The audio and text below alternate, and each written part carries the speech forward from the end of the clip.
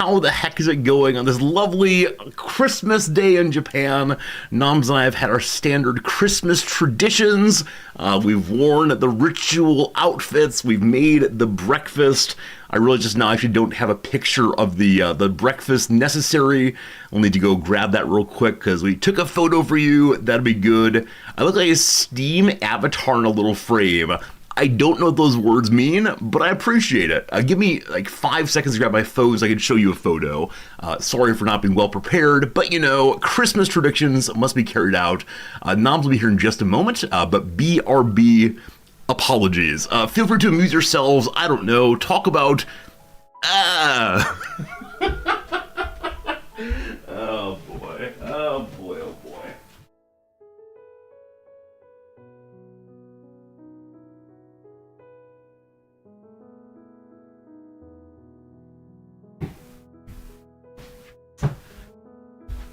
All right, I hope you enjoyed talking about while it's gone. Today I did the most shameful of shameful things, which is I left my cell phone in the shower. You can figure out why that's a shameful thing. It's shameful in multiple ways, but I should select the photo to send to you. If you've been here in prior years, you will know exactly what this is.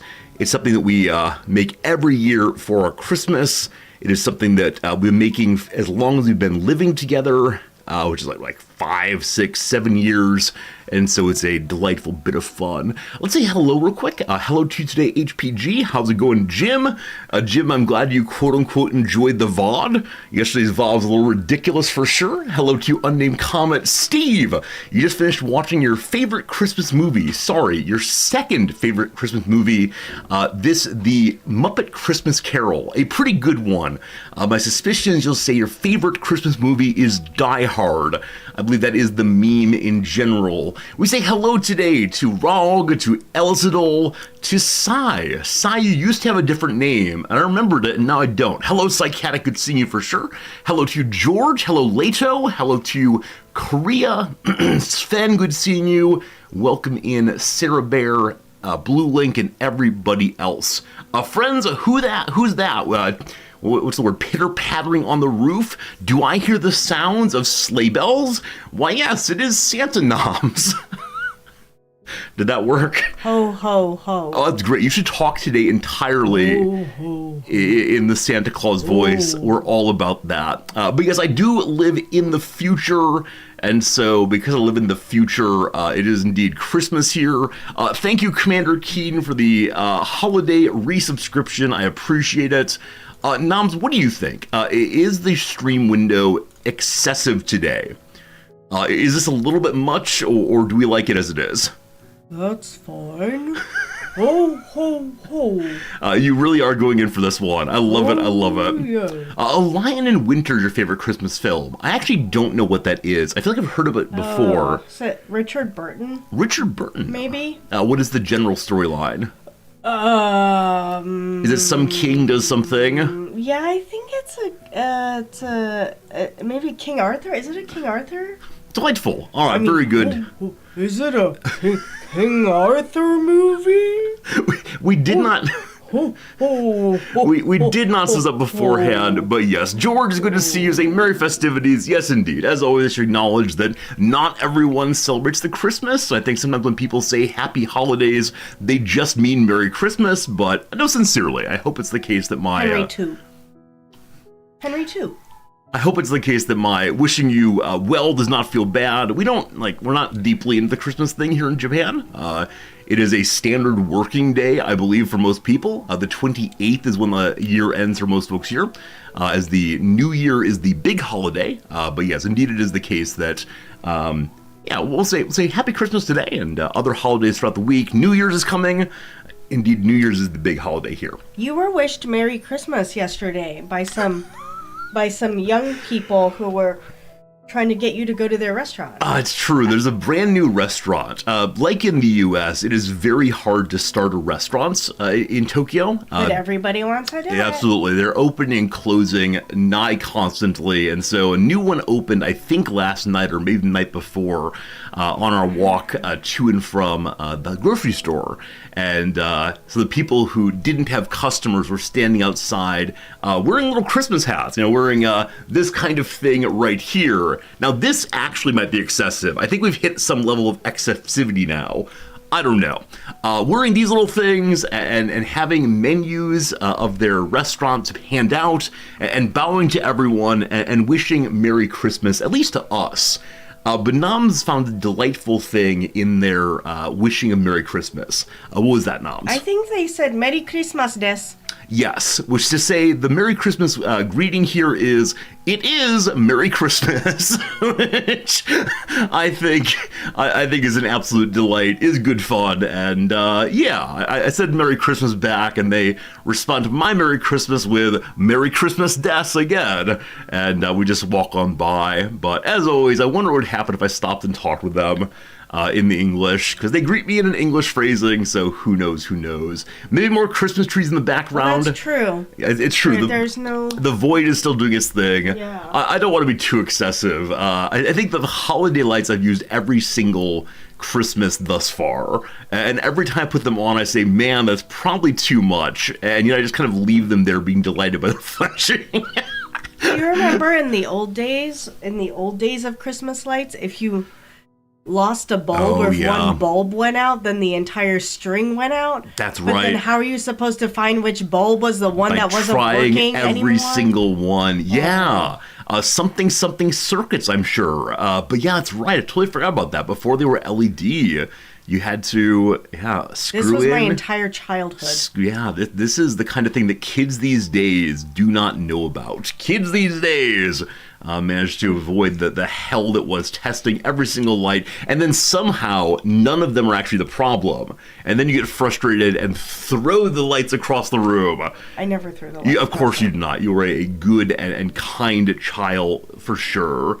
That untangling them, every year, no matter how they went into the box at the end of last year, they were somehow tangled into the new year. So I think I had who was it? There's someone in my life, I don't remember which person it was, who was incredibly careful with putting away the Christmas lights and wrapped them so carefully, and then had a tie wrap around them to keep them just in place. And I could imagine someone using, you know how they have those reels that you put extension cords on? I could imagine that too. I could imagine somebody putting their Christmas lights on that. Makes a lot of sense. Especially if they have whole house Christmas lights. Yeah. On the outside. Yeah, we haven't seen too many of the giant decorations here in which people cover every inch of their property and buildings with all kinds of lights and Santas and so on. That are synchronized to the Trans-Siberian Orchestra. It's true. It's true. And speaking of which, I took some photos the other day I meant to show on stream and totally forgot. So let me go and grab those now. I thought you were just going to show them. Here's my camera. Here. No, I've actually never done that. But now that you mention it, why do I bother sending photos to my email and then uploading them onto the old computer here, or downloading the computer rather, instead of just holding up pictures? We did yesterday. Was it yesterday? No, a few days ago we saw an inflatable. We saw some inflatables. This actually does work. Why don't I just do this? We did see some inflatables. Would you like to describe a particular inflatable? Yeah, it was the Santa popping up and down from a chimney repeatedly. It was. It seemed to be going 24/7, just absolutely constantly going. Tired. Yeah, you can show photos here. Isn't that great? Foo Heart, thank you for the resubscription. Says Merry Christmas. I say Merry Christmas. Foo Heart, thank you for your kindness in being with us throughout the whole year.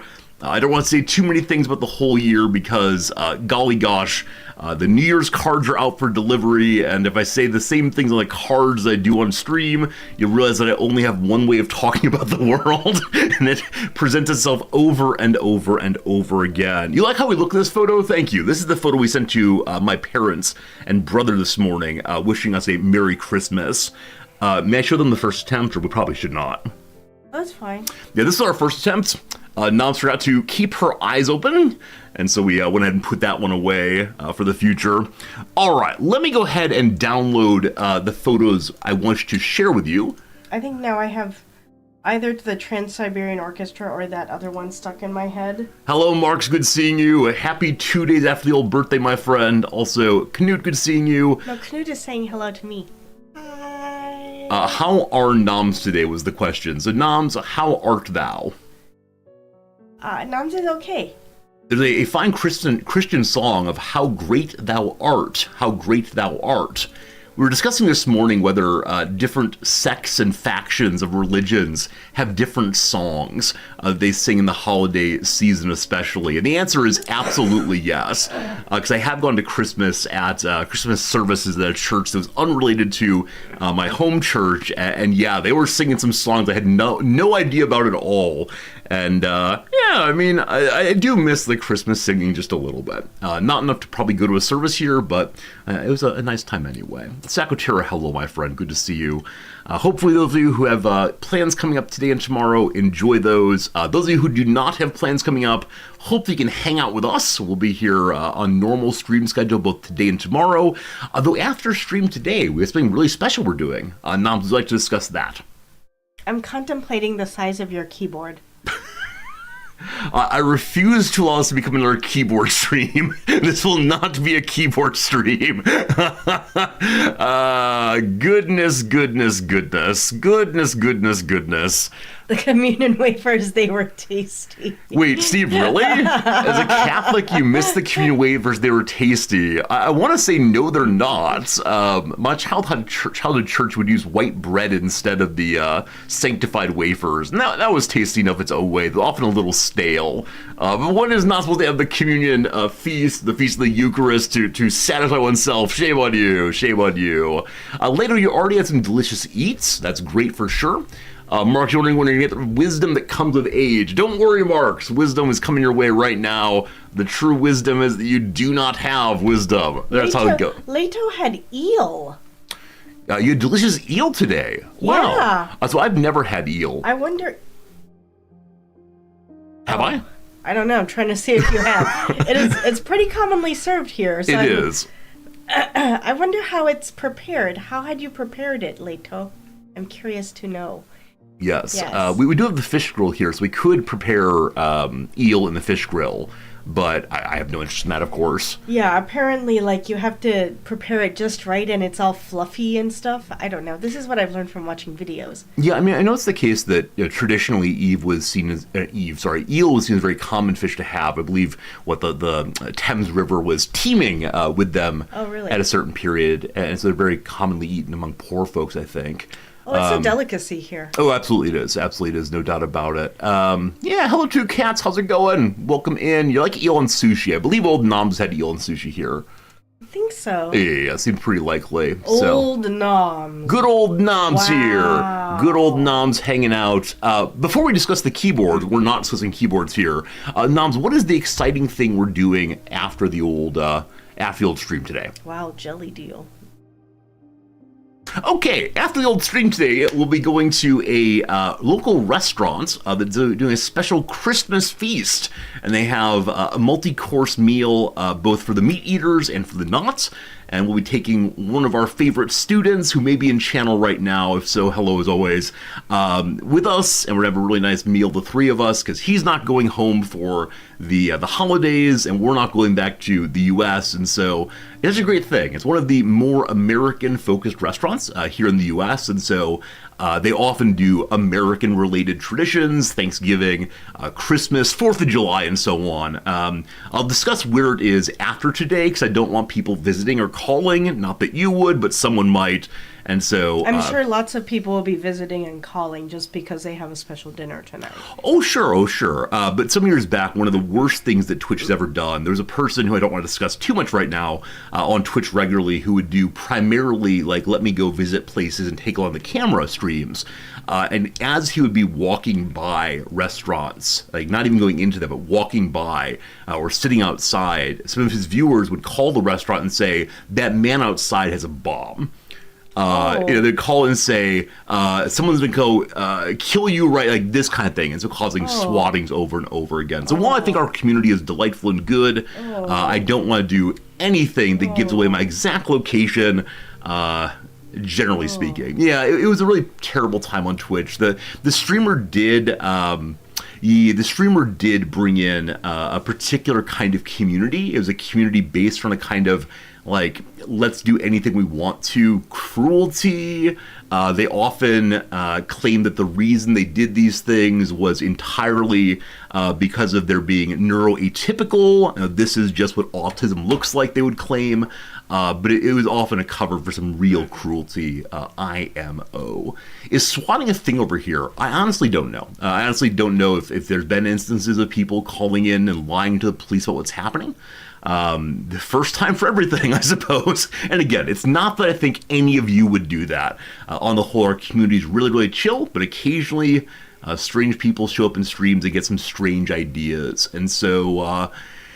Yeah, it's pretty sad. Also, unfortunately, because I'm a big white guy, I bet the police would believe it. Drag me into the station house and keep me for, 28 days without charges. It'd be terrible. We watched The Holdovers. That was fun. We liked that movie.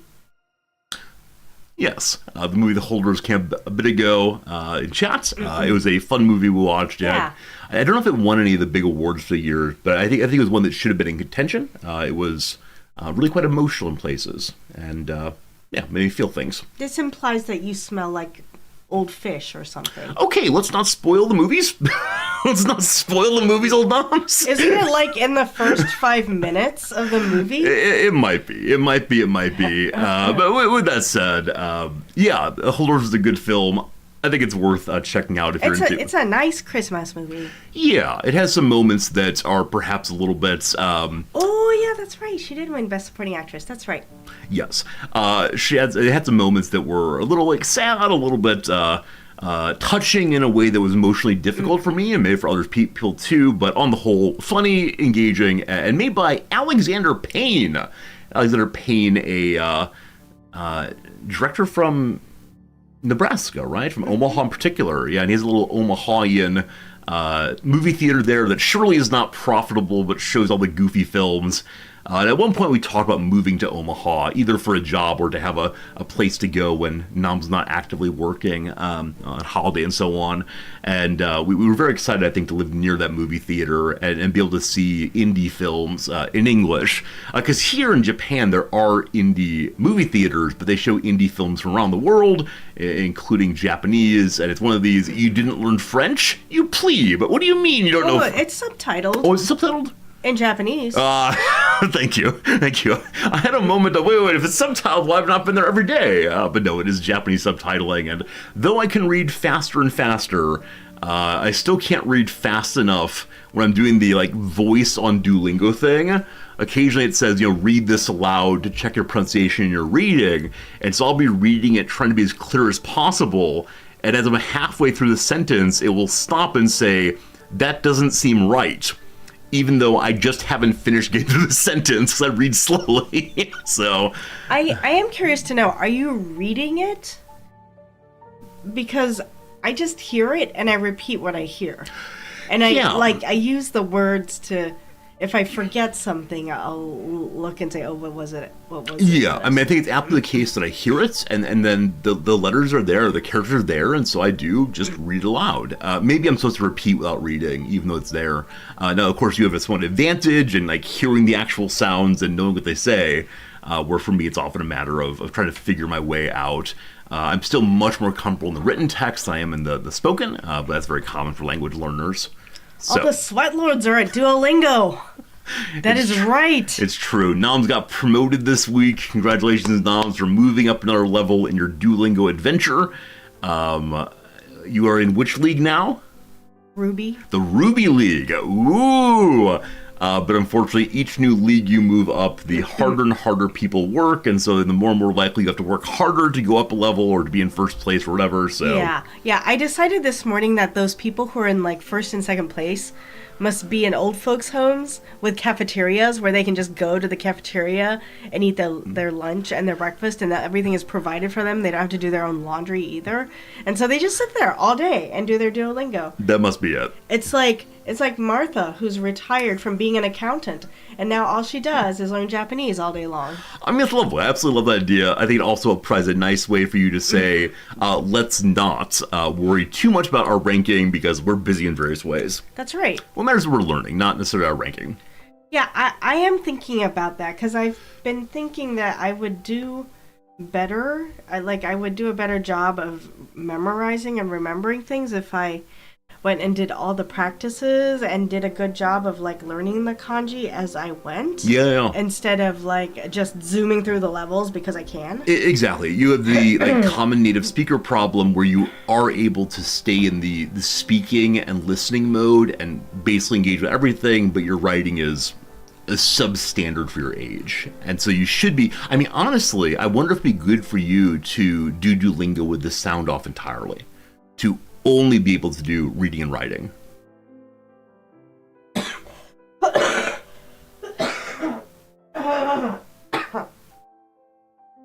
Noms apparently does not want to engage on that topic. That's all well and good. Also, we'll have our once a stream 10 seconds of Noms advice. Noms, you should probably go to the doctor. Nom senses, you should go to the doctor. You've been coughing a lot over the past few days, and perhaps worse and worse. It is time to go to the doctor. Cool. Is this what they call the silent treatment? I need a therapist at once. Is this the silent treatment? I was just reading chat. That's good. That's good. What Mr. Mittens was saying. The first place in my league is already in the thousands. And this is why I think it's actually Martha. I think Martha's actually in France, based on her name. Right, and so also because you're competing with people who are, awake at different times, you can never quite know how well you're doing versus them because you go to sleep and they catch on up. Okay, in the spirit of just reading chat, a message from a random viewer. Yeah, I just thought it would be nice to engage with the people who are saying nice things. Oh yeah, we should read the people who are saying nice things. Here's a very affirming message from Jim to you. Noms, how do you think you should handle your persistent cough? Like I always have, which is, it just gets better on its own over time. Yeah.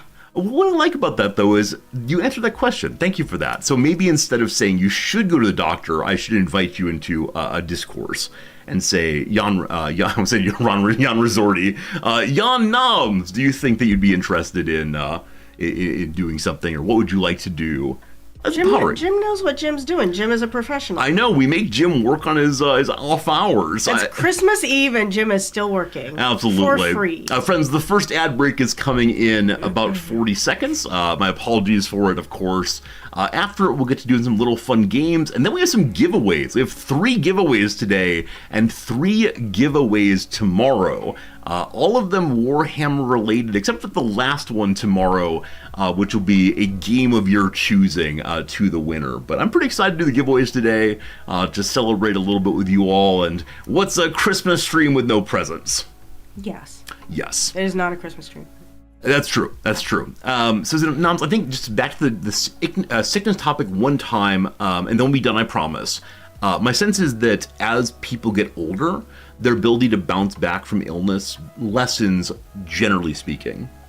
And so when you say you're just going to ignore it and it'll go away on its own, I worry eventually will not do that. And so I think I would prefer you to lean in the direction of caution.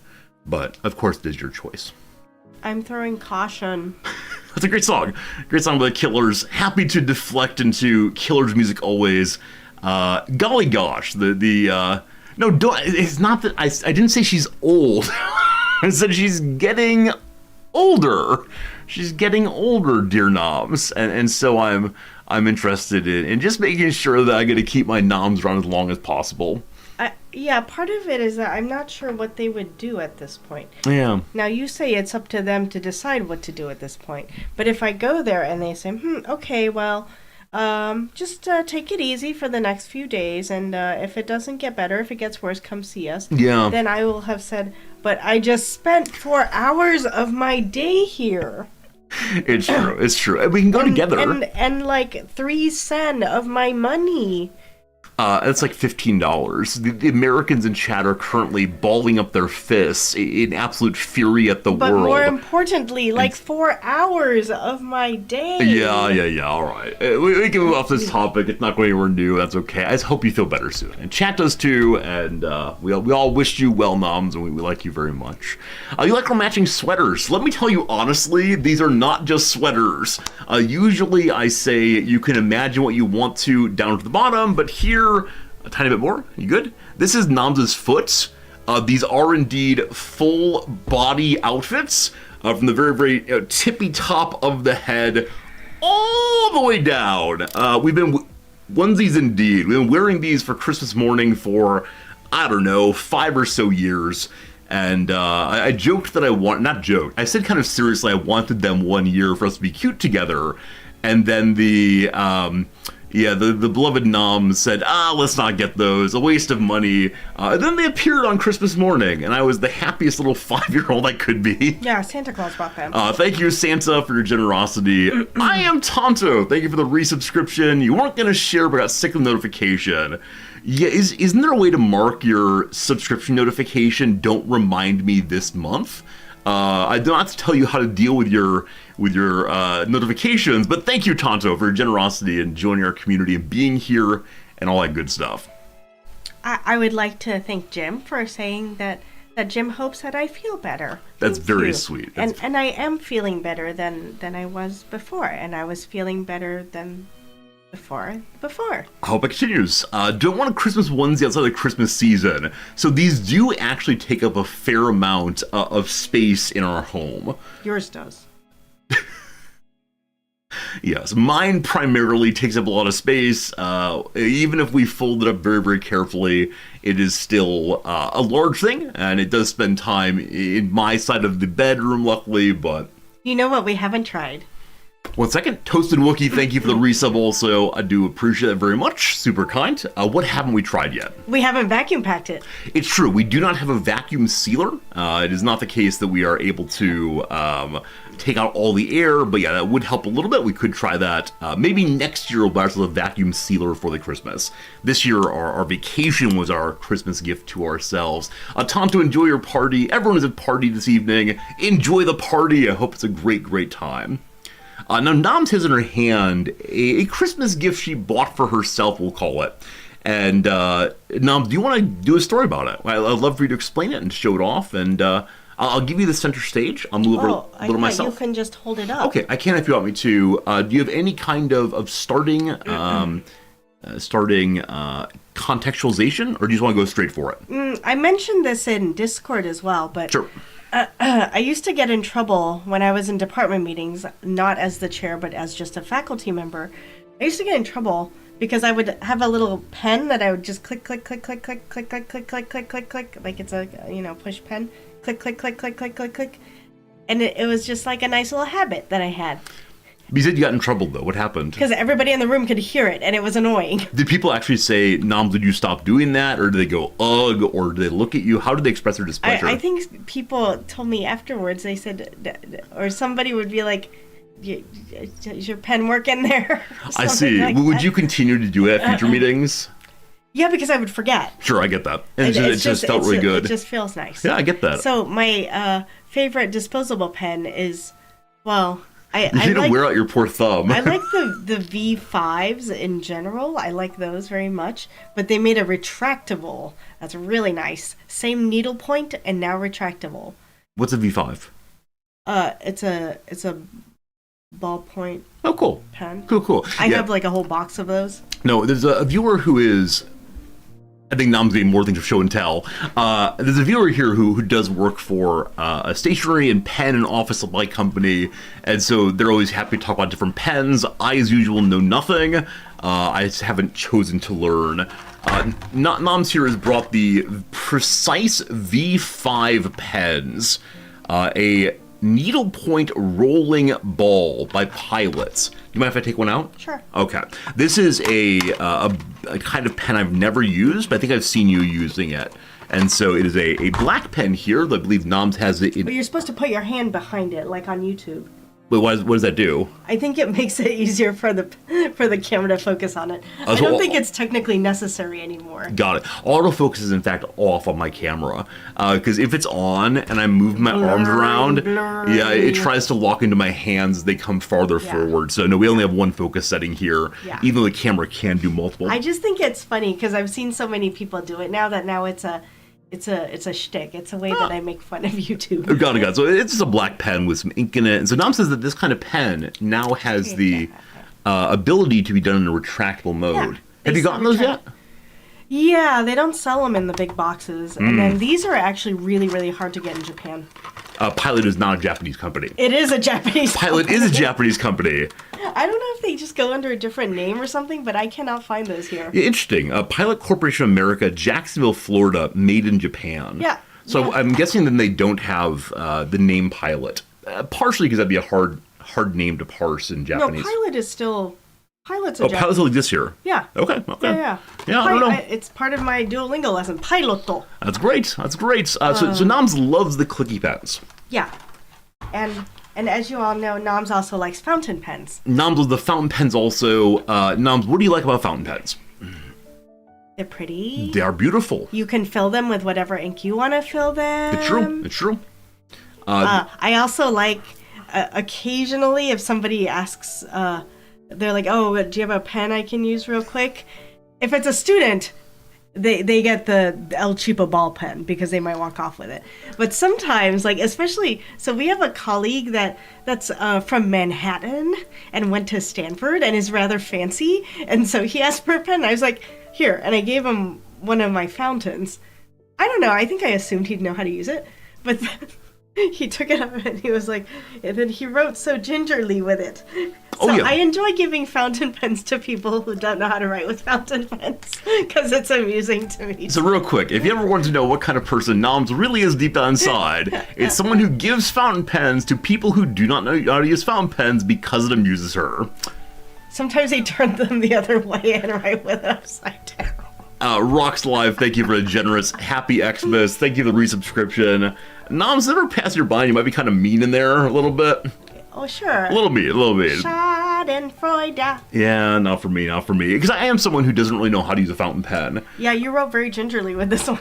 Yeah, absolutely. I'm someone who is, interested in making things easier for others, but that's how it goes.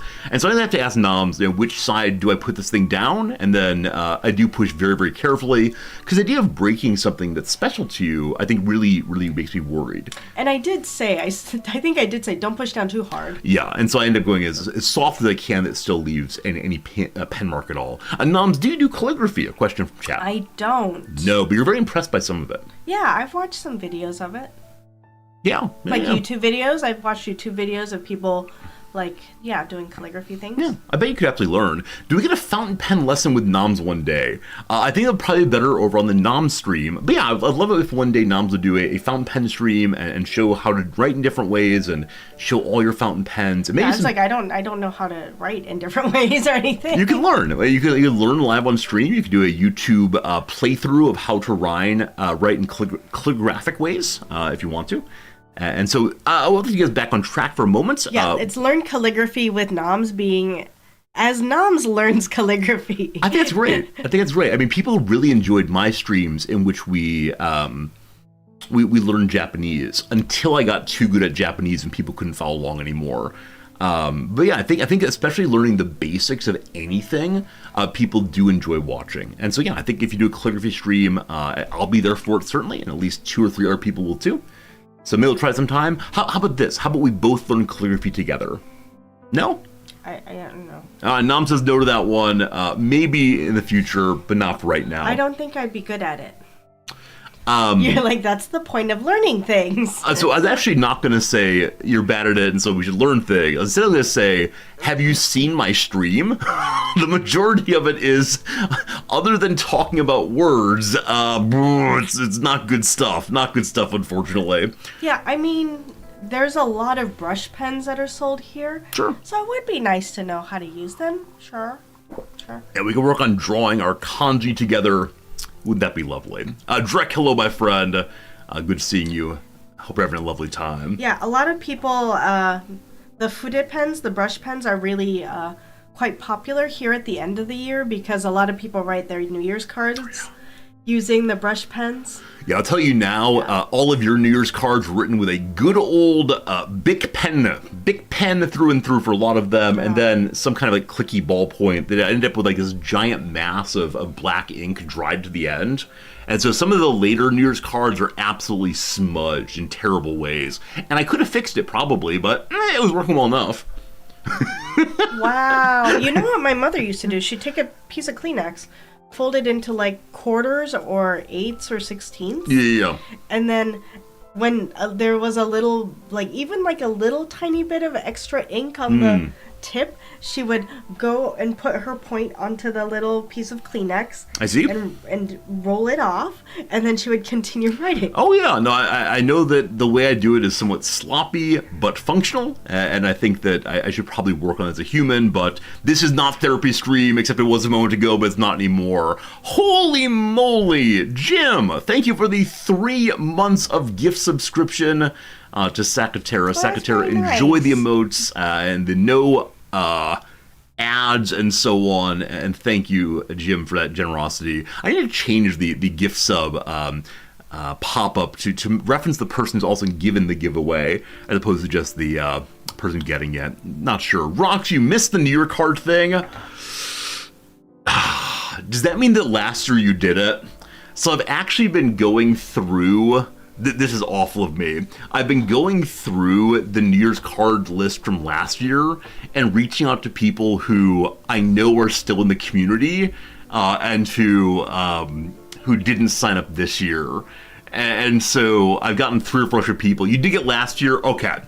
Anyone who did not sign up for the New Year's card thing, I'm feeling generous with being the holidays. I think this will still work, yeah? Okay, anyone who is not yet signed up for the New Year's card thing and happens to be here, the link is in channel. It does still work, so feel free to sign up, and I'll get you a couple extra cards sent out. Yeah, because I haven't closed that down entirely. I have some extra cards, so please do sign up in the waning moments, and we'll get you a card for sure. But after today, or tomorrow, or maybe the 1st, I don't know. Managed to do year-round New Year's card. Hey, welcome to the community. You want a New Year's card? Slivers, what's up? I'm sorry, Noms, we're in the middle of a story from you. What's up, my friend? My Noms. My wife, my beloved, what's up? Oh, so I finally found a pen that brought the best of both worlds together. Yeah, do you want to take the spot of long-time viewers? Abernathy, wait, 1 second. We'll get back to the topic. Do you mind if I cut in 1 second? Yeah. Okay. So Abernathy, it's not a long-time viewer thing, the New Year's card. It's an anybody thing. If you've been on the channel even once, you're part of the community. Last year I had people sign up who said like, hi, I joined the community last month.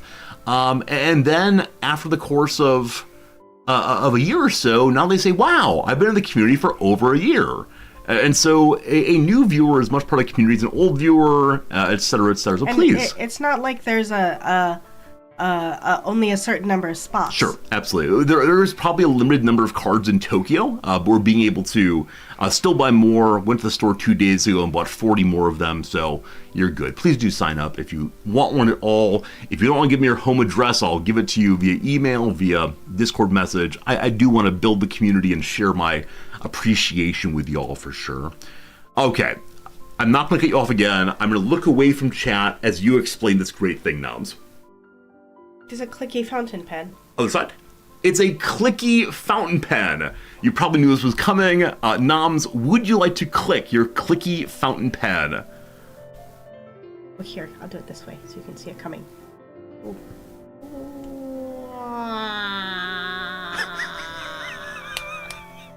That was wonderful. Yeah. There you go. I'll go and hold it up now, if you don't mind.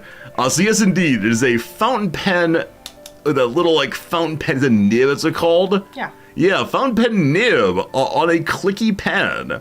And this is something I've never, ever seen before. And had you seen it before? Like before you saw the store a couple days ago? It's been a thing. Like the standard has been, I think, the Pilot Vanishing Point has been the standard retractable. Okay. But I didn't really like how those looked, and usually they cost a lot more. So Okay. this is probably the most affordable, solidly made retractable. So on the side it says Curidas, Curidas. Is that the brand name, the That's model the name? model. Okay, the model is made by what company? It's made by Platinum. Platinum, Curidas, if you're interested in it. Platinum also makes my favorite,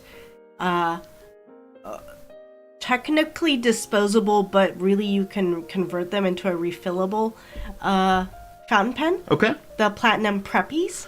So one thing I really like, and this is amazing to me, is that you have different favorite pens in different styles of pen. I mean, as usual, I'm amazed that you know what different pen types are, but you have a favorite disposable This is like pen. your father in cars. It's like my It's father the in same cars, way. absolutely. I said that before, that I realized some years back that my father's a big old nerd just about things other than me, and he's all in on many cars and can describe the details of the car from 1972, etc., etc., for Noms with his pens. And so yeah, Noms, I would like to do something together. So I'm going to hand you back the clicky pen. Friends, welcome to Resorty's Christmas 8. Noms, Yeah. would you like to reveal to the class what you've just done? I was wiping it off because I thought your hands might be greasy.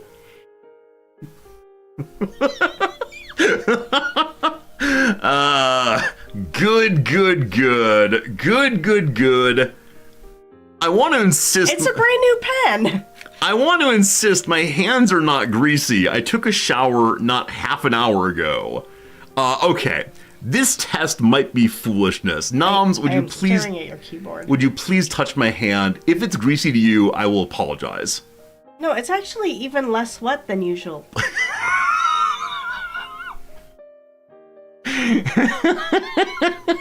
Noms, I love you. All right, so there you go. What Merry is it Christmas. that you wanted to do? 10 seconds of that. Merry Christmas, the greasy and non-greasy alike. Thank you indeed. Oh, what a world. What I did want to show them is, someone asked if it's a cartridge. It is. It's cartridge based. So you could do cartridge or you can do a converter. This is how you refill the cartridge though. Oh, so you say, oh, here we go. Oh, so I unscrew that part off. Okay. And then take, oh, wait, where'd it go? Oh yeah, and now I'm left with this part. And then I have to take this out. Oh, okay, now I'm left with this part. And then I have to... Up a tiny bit if you wouldn't mind. And then I have to... where did it go? Oh, then I have to do this to take this shank off. And there's the cartridge. Oh, it's called a shank. Oh, wow, it's pretty Or cool. a sheath. I think it's this is all called good. a sheath. Yeah. And there's the cartridge. And then you have to, like, screw that off, Yeah. or? No, this is, you just push it in. Just push it, okay. Most cartridges, it's a push in. That's pretty cool. That's No, amazing. it is not cool because it's a retractable. There's so many steps. That's what I know was pretty cool, that you're able To- to like have the retractable. It needs a lot of different mechanics, but that it works that way is fascinating to me. Yeah. It's Yeah, but you said it is also convertible. I think you've bought the conversion kit for it so you Yep. can refill. Oh, Yep. that's fantastic. Yep, That's I absolutely fantastic. did get the converter, but yeah, unlike as compared to a standard fountain pen, that's a lot of steps to Sure. refill. Okay. Usually you just take off the end and then refill it, or no. You don't need to show us. Don't need to show. I appreciate you want to, but Yeah. we gotta keep this thing moving. I mean, it depends. On some of them, you just take off the cap, you stick the nib into the ink, and then you twist. Oh, and right, the no, it whole sucks it body up, right? is the thing. as a plunger, is that the word for it? No, I don't know. Yeah, maybe. I was a plunger yeah. inside. I went Yeah, it's a like a syringe. yeah, or a piston. We use car parts for this. May I make a large pen in Satisfactory? I think we can get a piston going. Possibly, I have no idea. Yeah. There's also so there's that brand, but there's another brand where like you take off the butt, like I just did, and then there's just a cartridge that you pull off, and then the cartridge has a little piston. That's amazing. And you fill that and you push it back in. You don't go through like taking 5 million sheaths off of it. Yeah, I think this is partially why it'd be really fun to have a nom stream. 'Cause I think that part just there. Looks like a vape pen. That part right there would have been so good had we had like a camera on your hands. And so you could like draw onto a sheet of paper and take it apart and say, I do this, and here's how and you get many different kinds. I would like to propose at some point in the next year, we might try a Nom's pen stream, just for fun. Non stationary stream. If you want to. Because, yeah, it seems like you really like describing this. It's a very cool topic that I think many of us know very little about. And, yeah, I mean, I love sharing information with our community, and this is your knowledge and your thing. That's really cool. As well as going to do, but we won't do it now, I was going to jokingly say it's time for a Christmas ASMR stream. And I was going to ask Noms to try to click out the melody or theme of some Christmas carol. Is that doable? I will sing along if you're able to click it out. It might be, but I don't want to break it. Oh. Can't we do it with like a cheaper clicky pen? This is a good point. Maybe not today, maybe tomorrow. But yes, my mother would always remind me, Jan Resorti, that thing you're flipping back and forth only has so many uses. And yeah, it is the case. I would always forget that because I really like moving things back and forth repeatedly. And so I do it with like the light switch, with pens. I don't remember what else. Switch. I like that it clicks. Yeah, I like that when you pull down it goes click. And so I enjoyed. I don't know. And yet you have linear switches in your keyboard. Oh boy.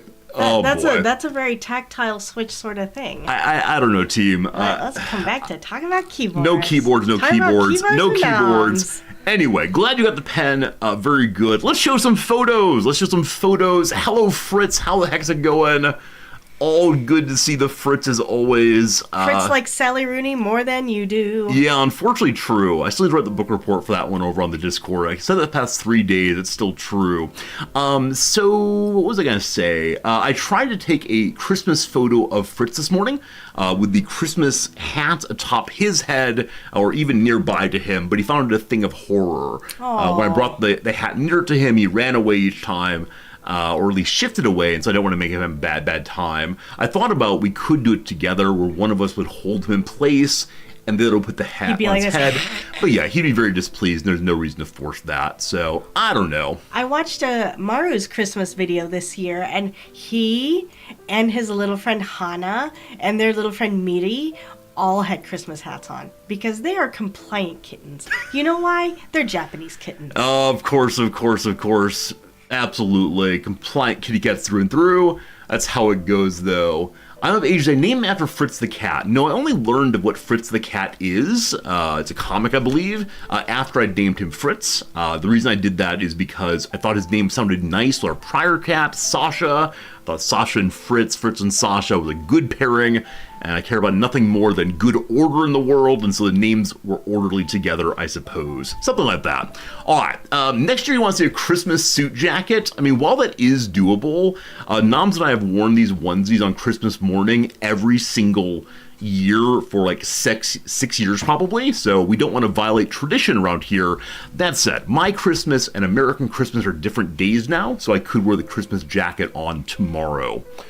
Speaking of traditions, I used to work with a clarinetist who would wear this like light. It was a Christmas jacket that was light up. It had like a little battery pack, and you would switch it on, and it would light up. Wait, this is actually a thing? Oh, yeah. And you know this clarinetist. He's like a really quiet person. Yeah, I haven't heard of that particular outfit. I bet it's on like Amazon or something. Yeah, he's a musician, so he's a music teacher. So he would wear it also. The end of the semester also coincided in music with like juries or final performances, or like when students would be super nervous because they would have to come up and stand on stage and play like something, and that would and it was their final, or it was their thing that allowed them to pass to the next year. Absolutely. So they were really nervous about that, and he would I think all the music teachers would try to, like, they would bring cookies and stuff Yeah. to try to make them feel better. And he had this insane jacket That's that he amazing. would wear. Yeah, I do wonder if I should find ways to make my students less worried. I should bring them things on test day and say, don't worry, kids, this is only worth 30% of your grade. Haha, here's a cookie. Team, speaking of traditions, Noms and I have been doing this particular thing every single year for probably 5 years also. It is our Christmas morning breakfast nachos, which we recognize as one of the least Christmassy foods of all time.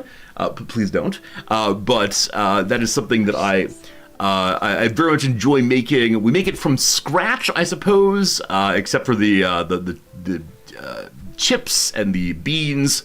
But there you go.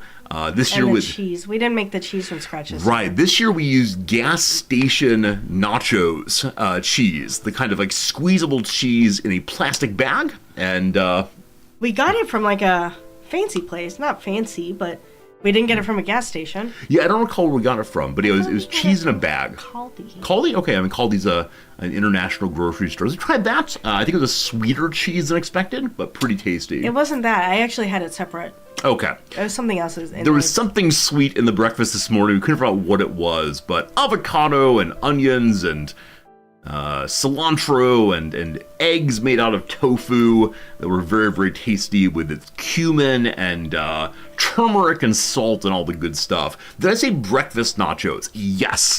They're nachos eaten for breakfast, and they're made with a number of traditional American breakfast inclusions.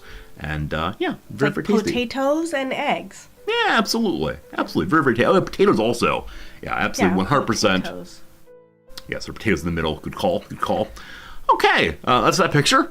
Unless you have anything more to say about it, because it's kind of a stream standard every year. I guess not. Okay. Oh, I thought you meant unless you have something, like, I am moving on unless you have something more to say, and I do not have anything. That's fine. I just expected to know. I wasn't sure if you heard me. All good. The other day, we were walking through a mall area. We were there to get some more New Year's cards for you fine folks, and we saw some illuminations. Japan is really quite big on illuminations. And so here is one of the areas we saw, and there were probably 10 or so of these lit up tree areas. The lights they tend to use are bluish ones. There also are occasionally other colors too, but lots of blue for sure. And so I thought it was lovely and took a photo there. Things are not really dressed up that much for Christmas here usually, except for the commercial areas. Yeah, and illuminations are a big deal. Yeah, why do you think illuminations are such a big deal here? I don't know. Okay. I don't know, but it's become like a thing, right? Sure. So every mall has like illuminations, but remember where we used to live? There was somebody who lived on the corner who used to have this tree, and they put blue lights all over it, and it always looked so nice. It did, absolutely. And I guess I wonder, is that the Japanese in you? It's crying out, I want to see illuminations. And so we were in small town Nebraska. We saw the illuminations, and you said, golly gosh, it's amazing. Okay. Probably not. Anyway. There we also saw the big old Christmas tree. Big old Christmas tree here is lovely in its way. Definitely decorated in a way different than the standard American tree. With those giant flowers, which do light up, as you see there. And Noms, do you want to describe how this tree works? Yeah, it has their Christmas tree lights all along the base of the tree. It's usually what? Is there usually a tree there at all? No, this is an area that they constantly remake based on the season. Okay. So the tree there actually is an artificial tree. Okay. Which I appreciate for environmentalist reasons, etc. And also because I think Japan's gotten kind of big on not cutting down the traditional old trees up north. Because in the Meiji period, they cut down basically all the big trees and replanted much less beautiful ones. And then now everyone has allergies. It's true. It actually is a non what's the word for it? Like a plastic tree, I guess. Yeah. So I don't know. They put lights all over it, and then those are big flowers, like that are made of pliable plastic. Sure. Vinyl, I guess. And then they play this soundtrack that is very loud. And that's sounds loud. Like, it's also like atmospheric, dramatic music, like you're in a soundtrack for a movie. Absolutely. And then the lights are kind of go along with it. Yeah, I mean, I think that the mode or mood of the lights matches the music. Like, it isn't exactly rhythmically connected. Yeah. But when the music swells, the lights get brighter, and the lights will chase themselves around the tree. I can't imagine how hard it was to program that, but here's another moment of the same thing as the music goes along. Chad is so kindly trying to figure out how we might get nice cheese. I think we should tell them that it is by our choice that we decided to have gas station liquid cheese on our nachos, because that's what we like on our nachos. Yeah, we were very lucky to live within, I don't know, a 20-minute walk of one of the fanciest cheese shops in all of Tokyo. And we used to go there every single week and buy really, really nice cheese. And then we realized that we were spending way too much money on just cheese, and we were probably not eating healthfully with all the cheese. There was a lot of cheese consumption in this family for a while there. But yes, in standard Japanese grocery stores, they're not great cheeses. They tend to have some camembert and a little bit of... Brie? Yeah, brie often, and then maybe a chunk of cheddar, but past that, that's not too bad. This is Stay Space on Not Judge Gas Station Food. Yeah, I've mentioned these before. When people ask me, Resorty, what's the thing that you miss from the U.S.? I will often say, man, I miss gas station nachos. And people have absolutely no idea what I mean with this. And what I mean is, there's a tree, hooray tree. What I mean with this is these right here, which if you're European, you may have never seen before. But gas station nachos. Yeah, exactly these. With the jalapeno. Exactly these. Right. These other ones are way too fancy. Wait. Man dies from eating gas station nachos. 9 other people hospitalized. Is The Eater a serious website, or is this a bit of satire? I think it's real. Oh, it's just food poisoning botulism. These things happen. Anyway, I like these very, very much. I believe that I purchased them regularly, and my father purchased them from me, regularly when I was a kid, and so it has like happy relationships with childhood memories, I suppose. And yeah, they're really basic nachos, often kind of stale tortilla chips all the way. And then if you've not seen this part, I'll say gas station cheese dispenser. Yep, it's that kind of thing right there. You put your tray of, this is not going well, too small. Anyway, you put your tray of chips underneath. Where's the button? There should be a button also. Yeah. I don't see the button. Maybe this one's motion sensitive. I'm not quite sure. But yes, you can load up as much cheese as you want to. You pay the price, you push the button. Like that man is doing. Yeah, it's gonna be good. Good. The carnival, oh gosh, I'm a human, I swear. I swear I'm a human. Oh, you can buy one of those. Uh-oh, this might be one of those, you're Japanese. Okay, there we go. You can buy one. Oh my gosh. It's only $3.59.99 each? I mean, I used to work at a snack bar, so I know how low tech those things are. Wow. Thank you very much, Dirk, for the resubscription, my friend. Dr. Redacted, it's so good to see you. Thanks for being redacted. It's been a while. I appreciate you every time. Yeah, you see him in 7-Eleven. It's all good. You know, I bet Costco has gas station nachos. They may have gas station nachos. I don't want to go to Costco though. If you want to know how to refill one of these things, you see there's a large bag there. You put the large bag into the top portion and then bend it down into here. I think that's a warming tray. Oh, there's 2 separate bags. So you can have one in the... Oh, I see. One in holding, because see, there's the nozzle. Oh, there's nozzle at top. You're absolutely right. Yeah. So they're kept warm by the electricity of the machine, and when you push the button, it lets it spill forth. Spill forth. Isn't that delicious? Yeah, when I worked snack bar, they used to be like aluminum-ish bags, They weren't interesting. like that. They weren't clear. They were aluminum-ish so that they would stay hotter. even Okay, longer. that makes sense. Makes sense. You got hired at a startup clinic and worked quite a bit this year. You broke even. Dr. Dashley, congratulations on doing well when it comes to, helping people out and doing the clinic thing. And always good to see you. Congratulations on breaking even. That's a step in the right direction. That's how it goes. That's how it goes. All right. What do you mean this is more horrifying with every picture? There's even little videos that show you how to use works. it. Yeah, but like I said, absolutely love these. All very good. And again, when people ask me, Jordy, what do you miss from the U.S., I will always say this. Because back in the day, when I was living in a very small town and not yet married and very, very sad, occasionally people would tip $5 and say, Resorty, cheer yourself up, go buy some gas station nachos. And often at like 11 p.m., I would walk down the street of this tiny town to the one gas station open all night and go squirt, squirt, squirt, yum, yum, yum. I don't feel better, but at least my stomach is warm.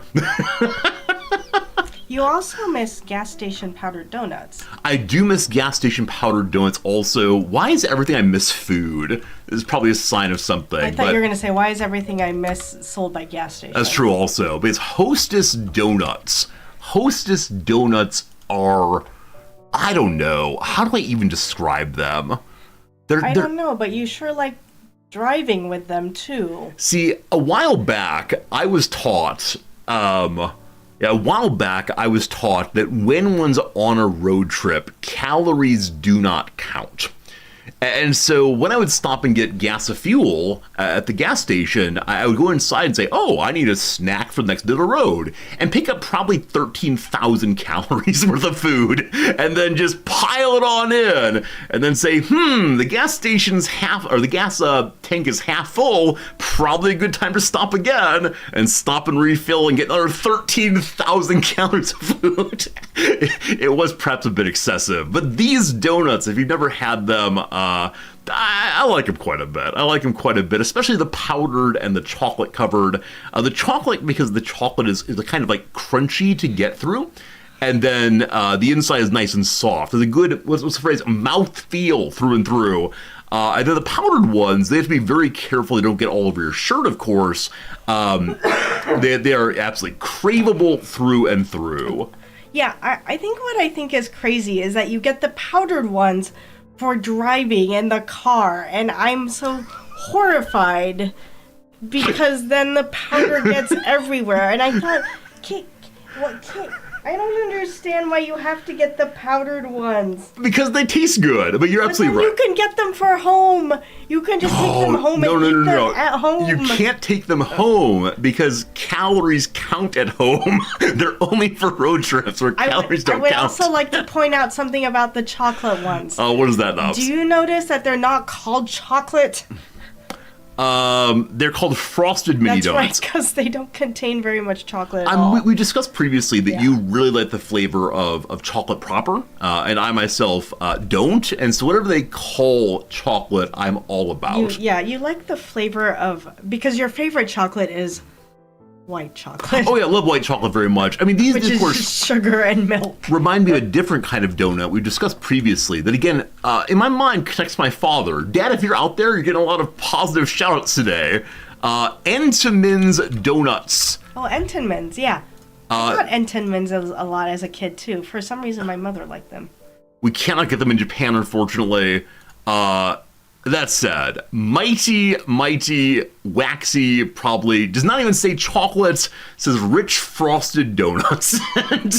Yeah, see, nobody actually calls them chocolate. Yeah, I guess so. I never noticed that before. Oh, look at that. So, my mother often got the Entenmann's peach Danish or the cream cheese Danish. Oh, wow, okay. It's not donuts, but Danishes instead. Well, yeah, I think because it was like my mother is Japanese, so she's fancy. Wow.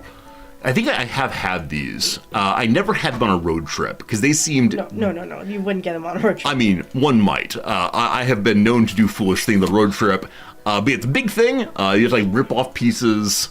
No, you cut them with a knife. No, I mean, if you're road tripping, you have to, like, pull off pieces or hold it in your hands like a pizza and try to get it in there. Yeah, this was definitely a staple of my home.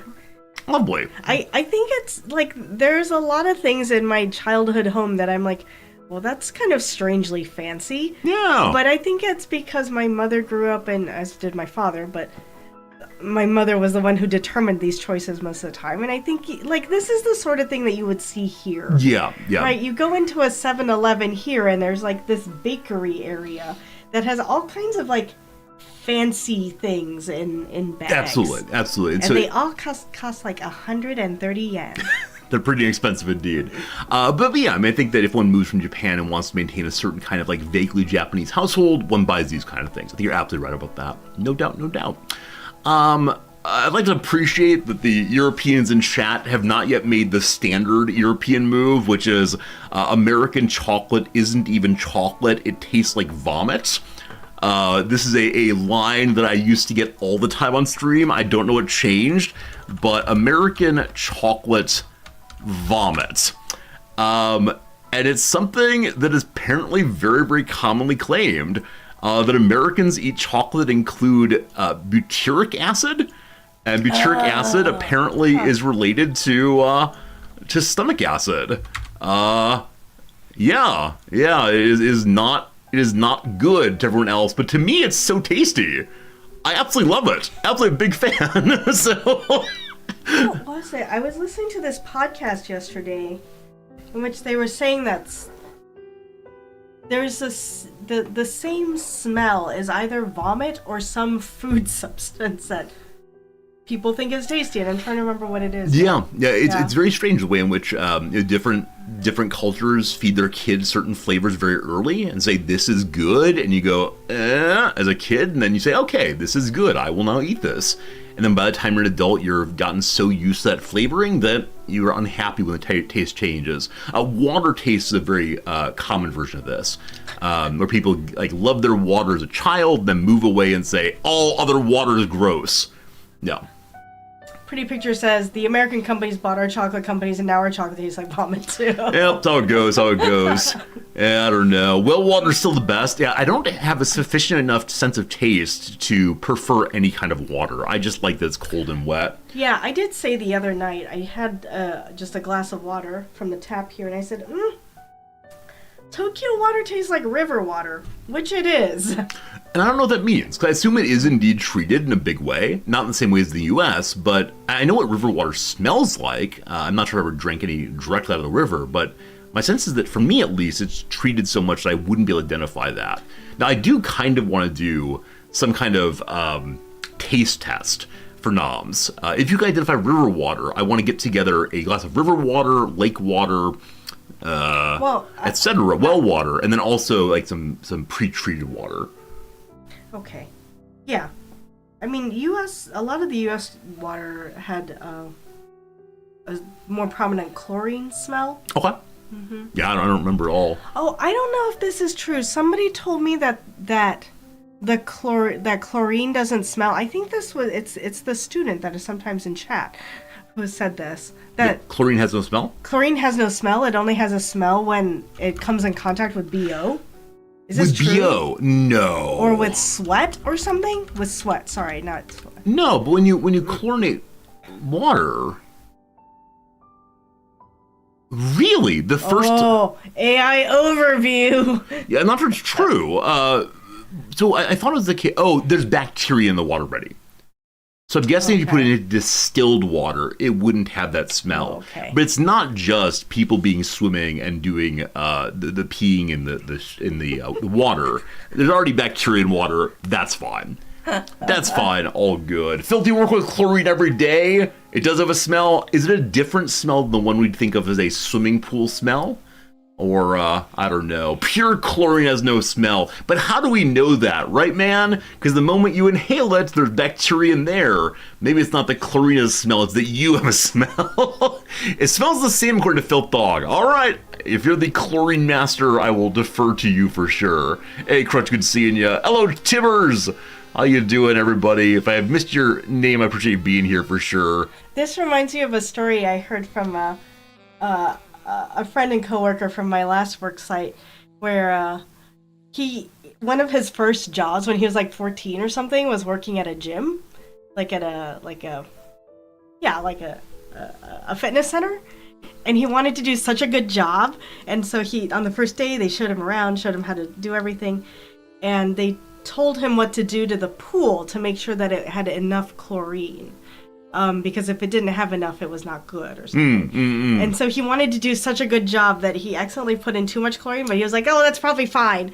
And then all these ladies started coming in complaining because their hair dye job was getting ruined. Oh, wow. So I didn't assume it would be hair, but it said like skin problems. It wasn't. Well, I don't know if it was chlorine or something else. That's amazing. It has to be in the right balance, but he thought that he was doing a good job by putting a little bit extra in, and it was a very bad job. I see. That's amazing. Now that I've read about this chlorine allegation, it makes you like one of these well actually moments. You know, you go to the pool and you say, wow, it sure does smell chloriney in here. And the person next to you says, well, actually, that's chloramine, not chlorine. And then you push them into the water because we don't tolerate nerds in this channel. I don't know. I think when people say it smells like chlorine, like they're close enough to right that there's no point in change or in claiming otherwise outside of a science lab, most likely. Is that your view also, or do you think we should begin correcting people? No, it's fine. It's like when people say that they feel nauseous as opposed to nauseated. Yes. I don't think it's... or that the platypus is poisonous instead of venomous. Yeah. We had that one yesterday. I misspoke, and it was very upsetting to some of us. Anyway, team, we gotta move on to the little games. Gotta do that. Gotta show off what we're doing for giveaways in a bit here. Let me talk through those real quick. I learned about a new podcast. It's called The Puzzler, and it's A.J. Jacobs. A.J. Jacobs is the man who wrote a book about reading the entire encyclopedia rather, a number of other The Year of Living Biblically. Yeah, Year of Living Biblically. He's in a bunch of let's do weird gonzo journalism where we research something while doing it also. Yeah. Yeah, he runs a podcast now called The Puzzler, and it's a bunch of puzzles. Is it him completing puzzles or giving puzzles out, or he's giving puzzles out? I think I just heard about it last night as I was falling asleep, and I thought, I will have to look this up later. Oh, that's cool. I hope you'll get up and report back because we do like puzzles here of certain kinds, not ones that frustrate me in their creation, a la the cryptic crossword, which is a abomination before the Lord. But yeah, I mean, puzzles are great. All right, real quick, I wish to present the things we're doing for giveaways today. I know some of you can't stay the whole time, and I apologize for that. That's right. When someone was like, it's 2 a.m., go to sleep, it's because they're trying to get other people to leave so they can get the things. That's good. If you drive away everyone from the channel, then surely you'll win big. I like it. So today we're going to do 3 giveaways. We'll do one of them right after the redactyl is done. It's the bit here. And the other 2 will then happen during the rest of the show, probably after ad breaks. So the 3 things we're going to do, one, which we'll do towards the end, is a giveaway of Warhammer 3, the game I'm playing today. Because I know many of you have already played it, so it's not the best, most exciting giveaway for some folks, but it should be a good time. Because I know some people want to play this game. It is on Steam sale right now, so I'm saving a little bit of money that way. But we'll do one giveaway of the Warhammer 3. The giveaway we'll do immediately after the first ad break today, or no, the first redactyl today, is Witch Noms. Please grab one of the 2. Either one's fine. I just noticed that there's been a very long conversation going back and forth about whether Swiss German or British chocolate is better. That's fun. That's delightful. We get the Europeans worked up and they talk to themselves for a while. There are a number of topics one can bring up that leads to interesting conversations. They both taste quite lovely. That's nice. I'm glad. And they are superior to American chocolates. Yeah, I don't know. I don't like any of it, really. I like milk chocolate among the British chocolates, and it's just not for me. Yeah, you like white chocolate. I like white chocolate. It's true. So, friends, the first giveaway item, which we give away after Redactyl done, is this thing right here. It is it is shiny. It is a shiny item. It is a Joy Toy model. I believe that it is pre-painted. You just click it together. It's yours. It's scale 1/18 of this lady right here. It's from Warhammer 40k, Order of the Bloody Rose, Battle Sister, Sister Linnell of the Adepta Sororitas. You will recall, this is one that I received in the Warhammer puzzle box or Warhammer skull box earlier this year. I have no use for it. It's been sitting there. Now, the one request I'll make with respect to all of these things today is please only enter the giveaway if you're going to keep the item. I'll be very, very sad if you take it and then sell it, though it is worth money, of course. None of it's exclusives, no huge money, but still, please only enter the giveaway if you want this thing for yourself. Even if you don't know how to use it, it can still be yours. Wouldn't it be sad if nobody enters it, if they're like, well, no, I don't really want it for myself? If no one enters these giveaways, I will sell it for myself, and that will be fine. I'll use the money to improve the stream by keeping myself well fed. Again, this might need to be painted. If it does, I apologize, but there's nothing on it that says anything about paints or about being naked or anything. So we'll do this one after the redactyl. The giveaway we'll do after another hour or so, after the second ad break, will be this buddy right here. Again, Warhammer 40k, but it is a goblin something, a Spanna Grot, Grot Brickle. Grot Brickolo. He has his little spanner there. It's kind of hard to see through the plastic bag, but it's completely unopened. It's a little squishy buddy here. You can unpack it and love it at night. You can cuddle with it. And yeah, if you want this thing, we'll do a giveaway in probably an hour and a half, 2 hours maybe, on that one. And yeah, that's another possible win today. And then the third giveaway will be a copy of Warhammer III. Tomorrow we have a similar number of giveaways throughout the stream for our Christmas fun, so hopefully you're here to enter them. Unfortunately, there are no entries out being here because I don't know how to do that kind of thing, and we'll send these to you from wherever you are in the world. I'm not sure when they'll get there, but we will send them ASAPly. Okay, enough about that for right now. There's no point to discuss these things in order to... yeah, anymore until we're actually doing the giveaway. But there you go. If you unpack it, it's no longer mint condition, I will not unpack it. You do what you want to do with it. But I myself have not opened any of these items. They've been sitting in a box on the floor here for months and months and months. And I figure it's about time to empty out that kind of thing. So we'll see. Anyway, it is time to do the games. Unless Noms... Actually... our beloved pen and paper salesperson's here now. So I want to briefly show your new toy, Noms. What new toy? The one we showed off a moment ago. Oh, okay. So this is the combination of Noms' favorite things, the fountain pen and the clicky pen. It is a clicky fountain pen. Ooh, ah, ooh, ah. Here's a little ASMR for you. Being clicked directly into your ear. I will now wipe it off so that Noms does not need to wipe it off herself. There you are, Noms. Hopefully it's beautiful. Okay, time for the games. Noms, do you want to stay for the games today? Maybe, we'll see. All right, very good. I like some of them, I don't like others of them. We'll start with the one that I think you might enjoy. As always, friends, feel free to guess your way through all of these. No matter what you type in chat, I will not notice it. Oh, this is the one I hate the most. Oh, you hate this one? Wait, we'll change that, Noms. If you hate this one... Okay, Noms is gone. Have a good day, Noms. I'll see you around 2 o'clock. Love you a lot. Okay, Sorry, 1 second. Okay, we're going from 1975 on through 2015, 14, something like that.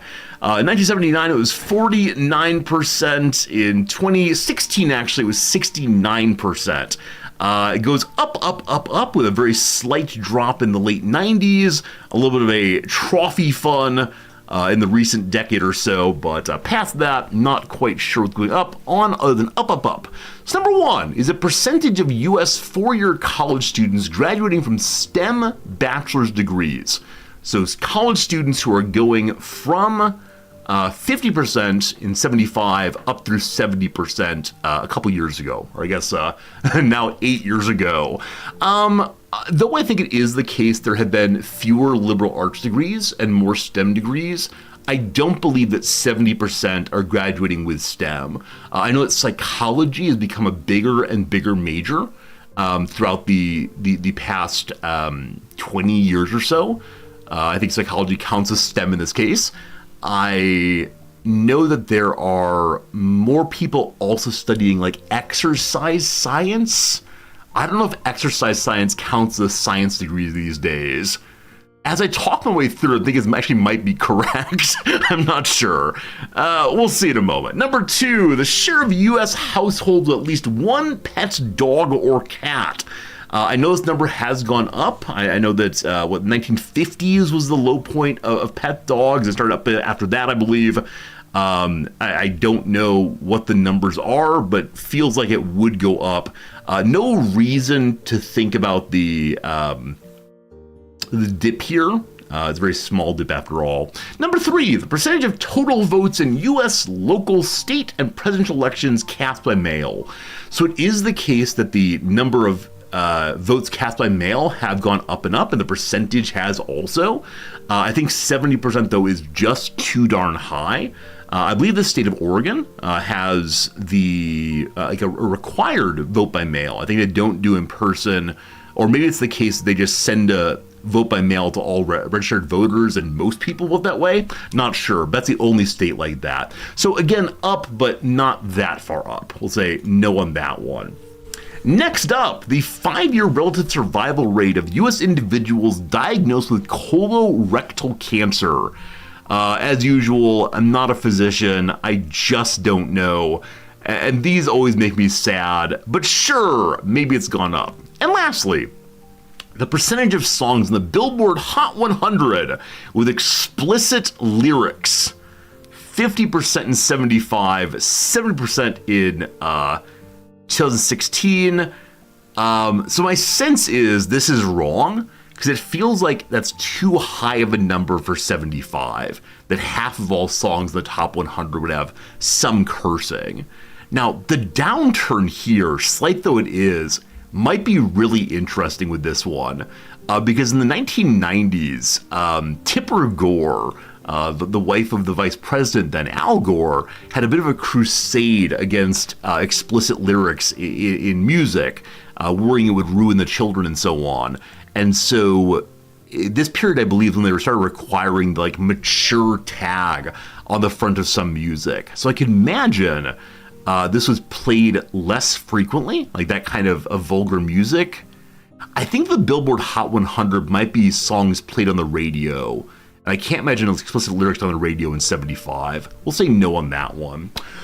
Okay, we have 3 remaining. 3 of these are still here. Like I said, I think number 1 is wrong, but I'm actually thinking it might be right, which is a strange position to be in, because there has been a proliferation of degrees that call themselves science-y. The question is just, what does the S of science in STEM mean in this context? I think I'm going to go with pet dog or cat. 70 feels really high though, doesn't it? I don't know. Every single family, is this true? It feels too high. I think while it's been going up, 70% is just too high for dog or cat. I think. All right. We're probably wrong, but I'm going to go with the one I just said was incorrect. Okay, STEM degrees have risen steadily since the 70s, but they do not match this trend. All right, we knew it was up. I do wonder what the numbers are, but right but wrong anyway. Friends, my peripheral vision, I see an ad break is coming. It'll be done before Dactyl, don't you worry. But thank you for being here with us and guessing. But resort to you, fool. I'm going to go and do dog or cat, though I think this is too high. All right, pet ownership has increased since the 1990s, but it followed a different pattern. So my guess is that in all of these, number has gone up, just by different amounts.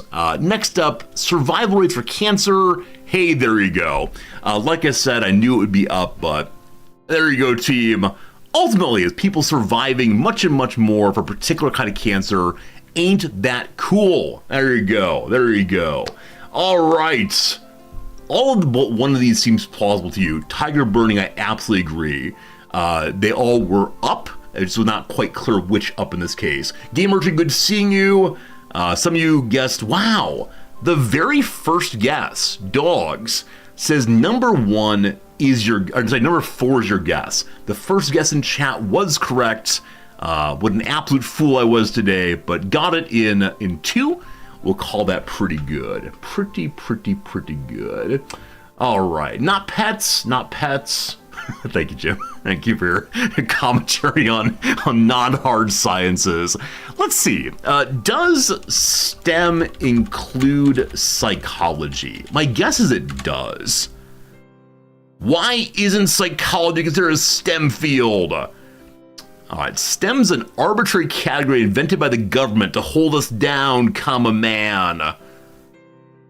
Okay, this one claims the APA, who might be biased possibly, psychology is a core STEM discipline. It probably depends on who you ask. I wish I knew for the sake of this data set which it's counted as.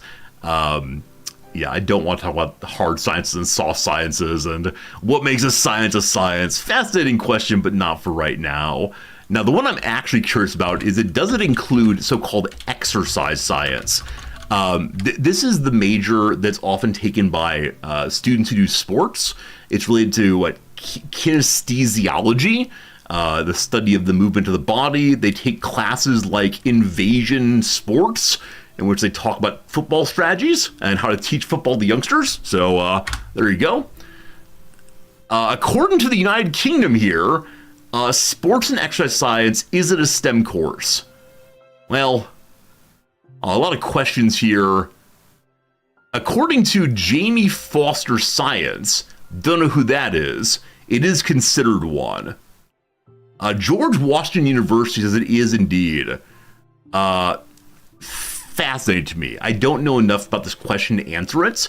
It's one of these majors that is part of like the traditional fields of college. I think is a strange major. It is definitely a newer major, and so hard to say. I've got to say that my exercise science students have traditionally been some of my least interested in school students, but I don't want to generalize too much off the few I know, unfortunately.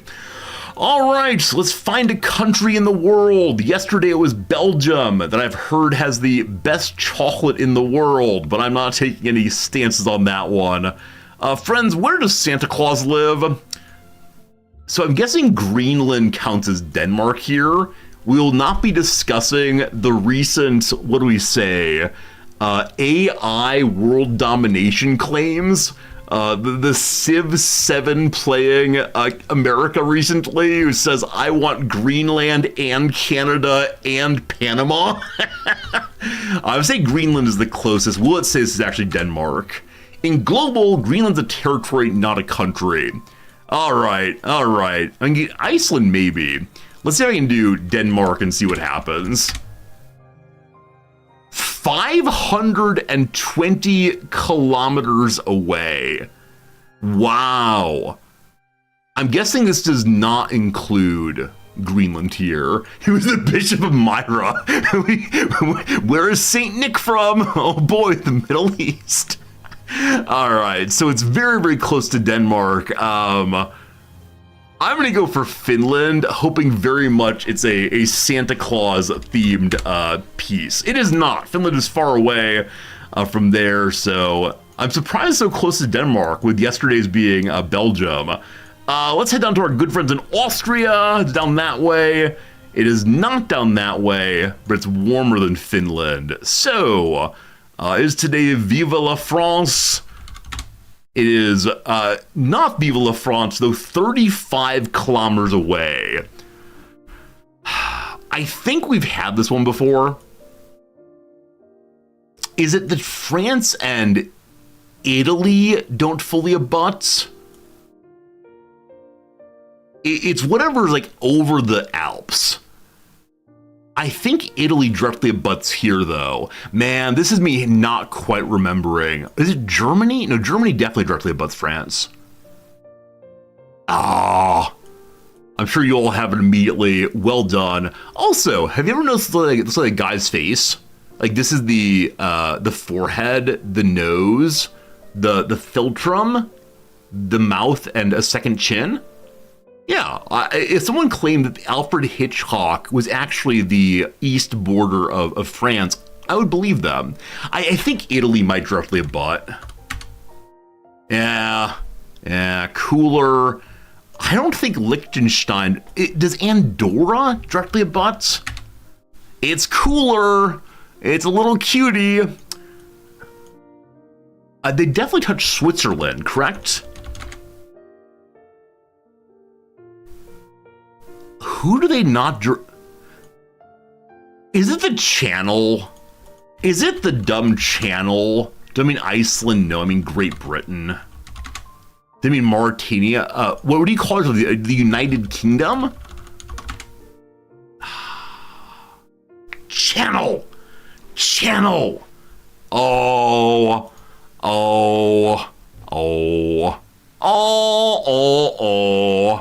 All right, team, there you go. It's the English Channel. Happy UK Day, my one Venus Island countries. I'm afraid you might be right about that. Hey, Mike, thanks for the resubscription. Merry Christmas to you also. So good seeing you. Pesky Islands indeed. And Mike, thanks for the resub. So many kind subscriptions today. Thank you for the good fun throughout. Are these international waters in the channel? I don't know. I don't know how far out people's territorial claims go. I thought it might be like 7 nautical miles or something, but I'm not sure. Hey, Marks, welcome back. I hope Christmas was a good time for you. Oh, goodness. The other day I was reading about all of the, American Academy of Engineers lists of the great wonders of the modern world. And one was the Panama Canal. Like I said, recently it's been, let's read all about the Panama Canal time. But they said that the channel, I'm sure many of you already know this, but the channel was a big deal in my youth. It's a so-called Channel Tunnel. Look at it go. It is a railway between France and England, and it goes underneath water. And that's pretty darn cool. Zipper, thank you for the resub also. So cool seeing you. Thank you for using your Prime with us. I do often wonder on days like today and tomorrow, how many people's normal streamers are offline, and so they flock to see us. And I do love that when people come by for the holidays. The Two Sides meeting is so cool. Absolutely. There's actually a picture of this. Channel meeting. There's actually a video. But there you go. Look at the little Frenchman sticking through the hole. What a moment of beautiful love between two historically antagonistic nations. That's so cool. That's so darn cool to me. We use a channel machine to put the subway under the river in Pittsburgh. Yeah, this is one thing I think about that makes me sad, but it really shouldn't make me sad. Where is the channel digger? Is there a picture? The tunnel boring machine they used. The answer is they left it under the ground. They left the tunnel boring machine under the ground because what else are you going to do with it? And this makes me so sad. It's the same thing as the rovers being abandoned on like the surface of Mars. And I think it's because we anthropomorphize these things. We say, oh, this is an amazing thing that did such great work for humanity. And now it just hides under the rock forever. Abandoned. Very, very sad. They should keep it under the ground, let it make new tunnels. Exactly. Just keep it turned on. Points it in a direction, maybe we'll finally dig to the core of the Earth. That'd be great. You believe we're going to get the robots on Mars?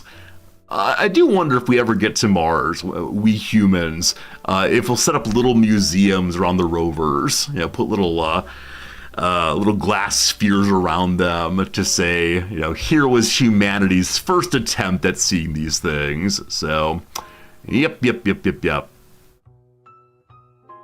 Wait. In 1863, in 1875, the French National Assembly and the British Parliament agreed to try to dig under the channel. Wow. Wow. It got almost 2,000 meters through. The cross-channel tunnel project was abandoned after the British military raised fears the tunnel might be used as an invasion route. 1883, we weren't sure about the French quite yet. Oh, goodness. I'm looking for the channel tunnel in particular. There's Bertha there.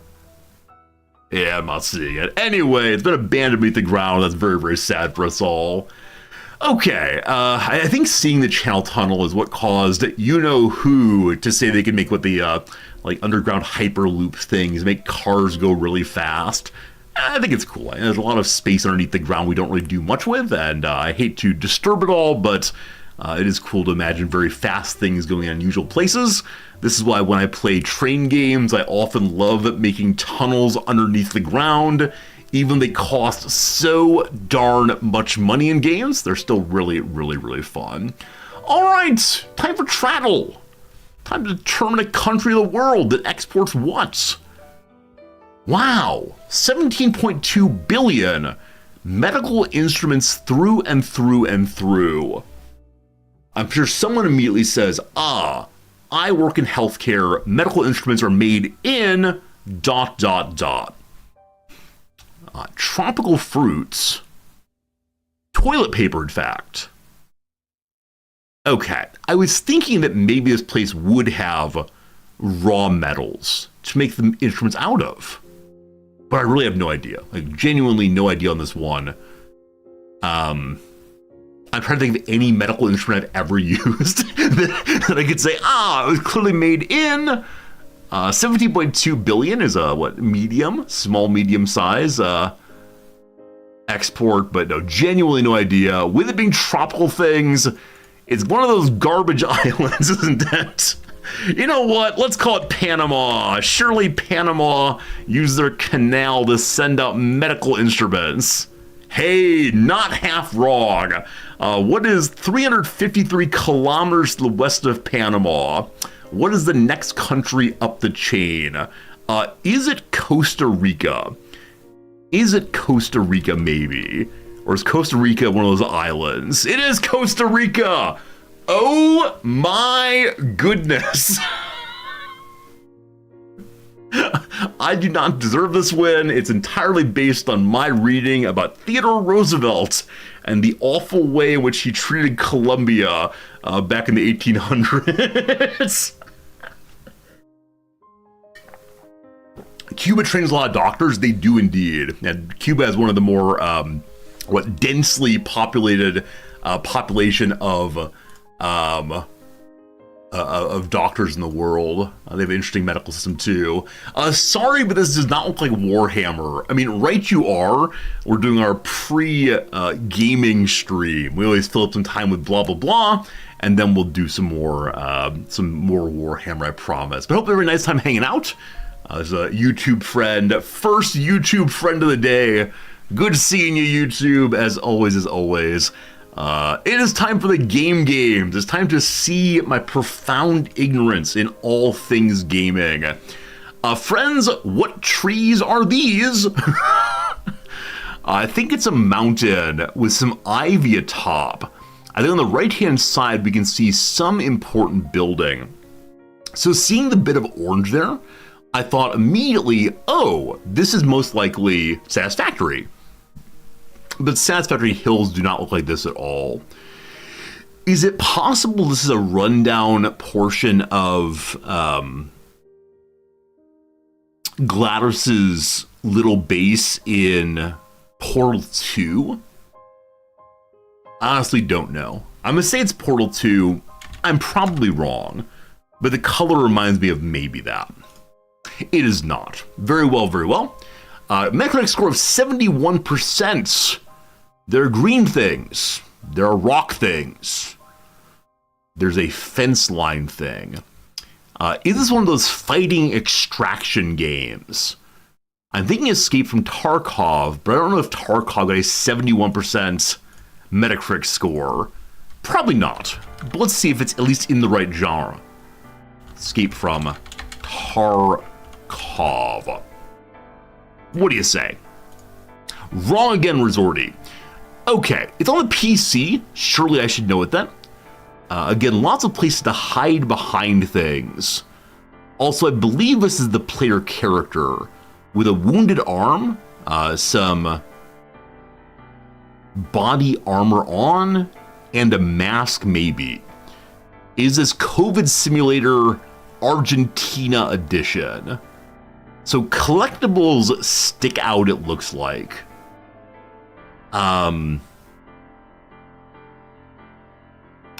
There was that game.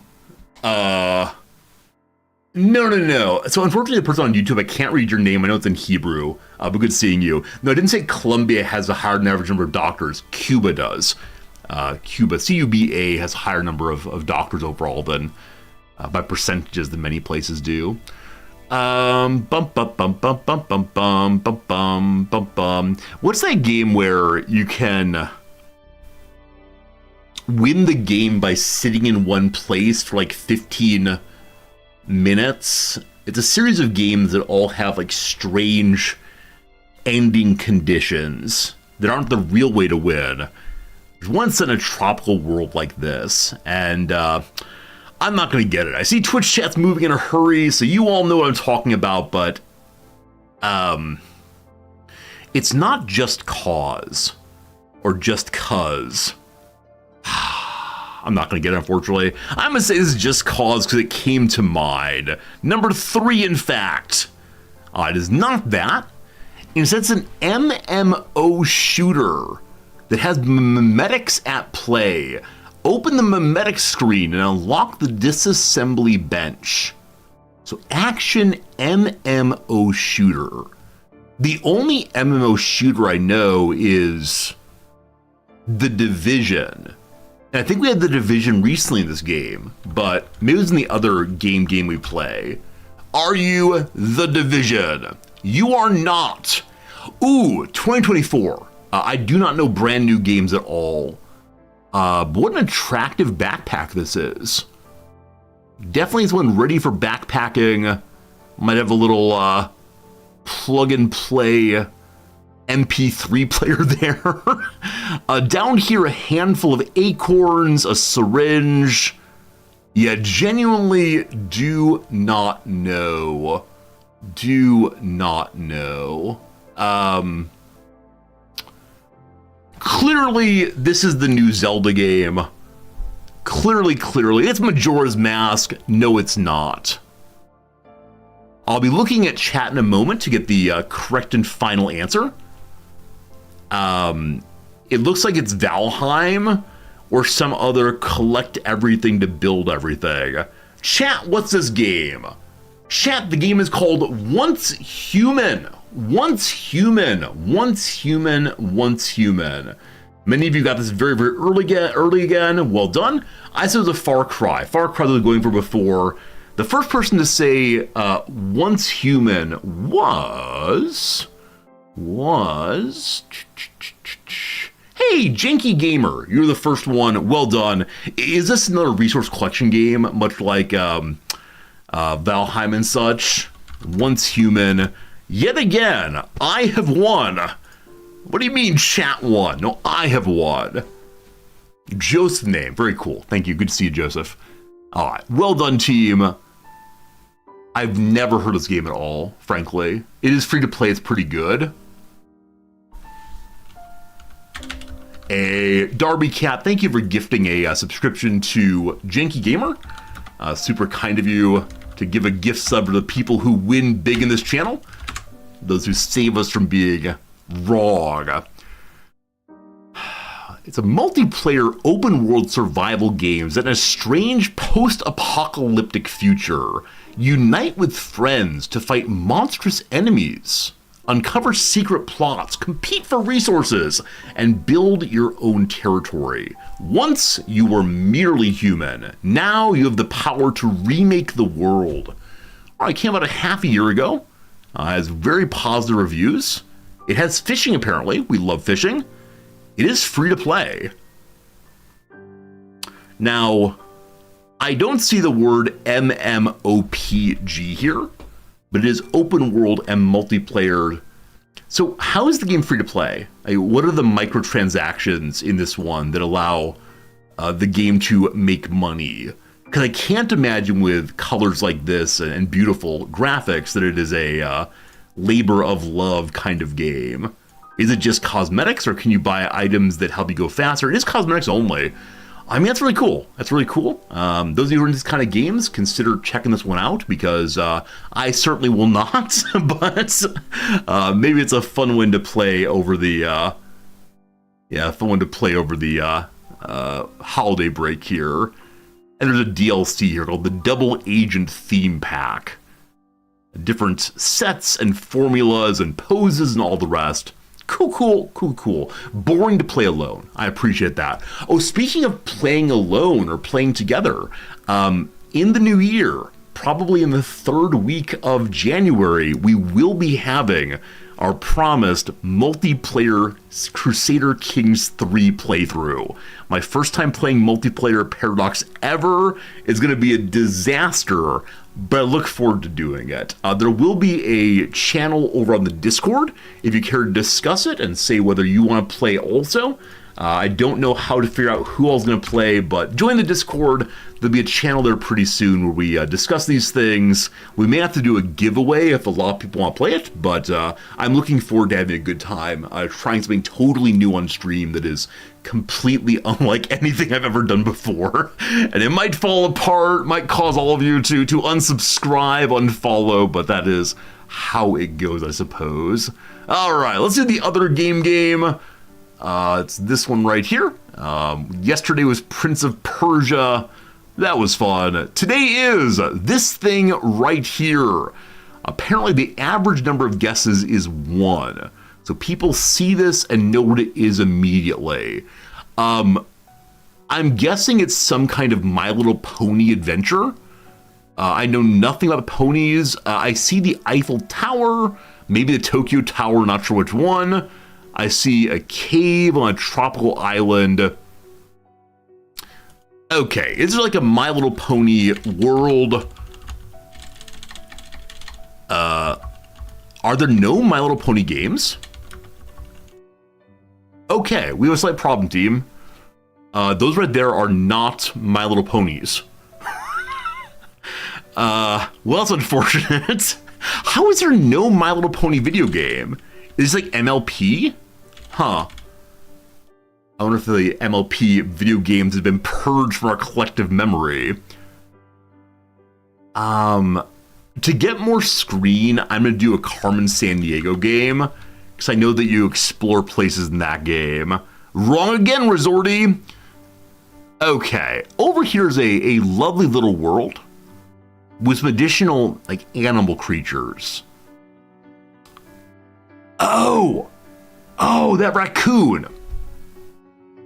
I've never played this game, but graduate school best friend Jay would sit up late at home sending me Teams messages about how much he hated this raccoon and how his entire life, which should have been spent reading Leibniz and writing about those things, would instead be spent collecting gems or bells or something for this this raccoon fellow, Tom Nook. His name is Tom Nook.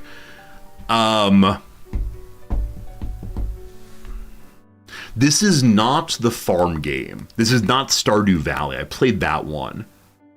Is this Harvest Moon?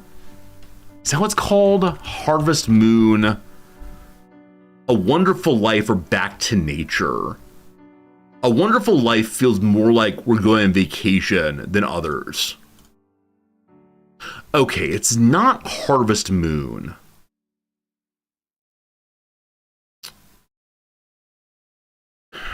they're alpacas, it looks like. Oh, Animal Crossing. Is it Animal Crossing? All right, I think I got it. Animal Crossing City Folk, maybe? Okay, correct franchise and saga. Very, very, very good. Very good. Animal Crossing City Folk. I just did that one twice. You fool! I'll let you guess the same thing twice in a row. How about New Leaf? Hey! I got it on my own! I got it on my own! For the first time in a very long time, I somehow came up with Tom Nook. That's great. Read Leibniz? Yes, indeed. I'm a philosophy professor. We're not talking about that right now, but yeah, if at some point you want to talk about Leibniz, we can do that. All right. Who got Animal Crossing first? Citrus Mints! Citrus Mints, well done on getting Animal Crossing. Did anyone say which particular one it was? No. That's fine. That's fine. So today I can take a little bit of credit on that one. Good.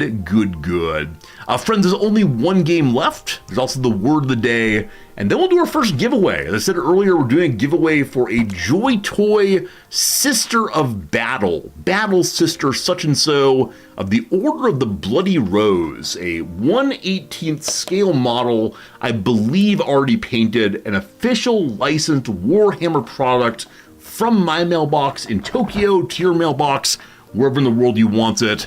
2 more games, and then we'll go to that, and then we'll play our actual factual video game of Warhammer today too. Darby Cat, thank you for giving a generous subscription to Citrus Mints today. Apparently the way to get a free gift subscription today on Twitch is to get the correct answer first in our games today. All right, word of the day. Yesterday, the word was it was delectation, rather. I think it was the case that very few of us knew that word. Yes, so very few people knew delectation yesterday, though we did know delectable. Today's word of the day is a dog good night.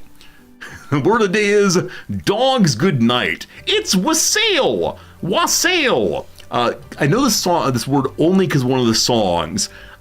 Here we come a wassailing across the field of green.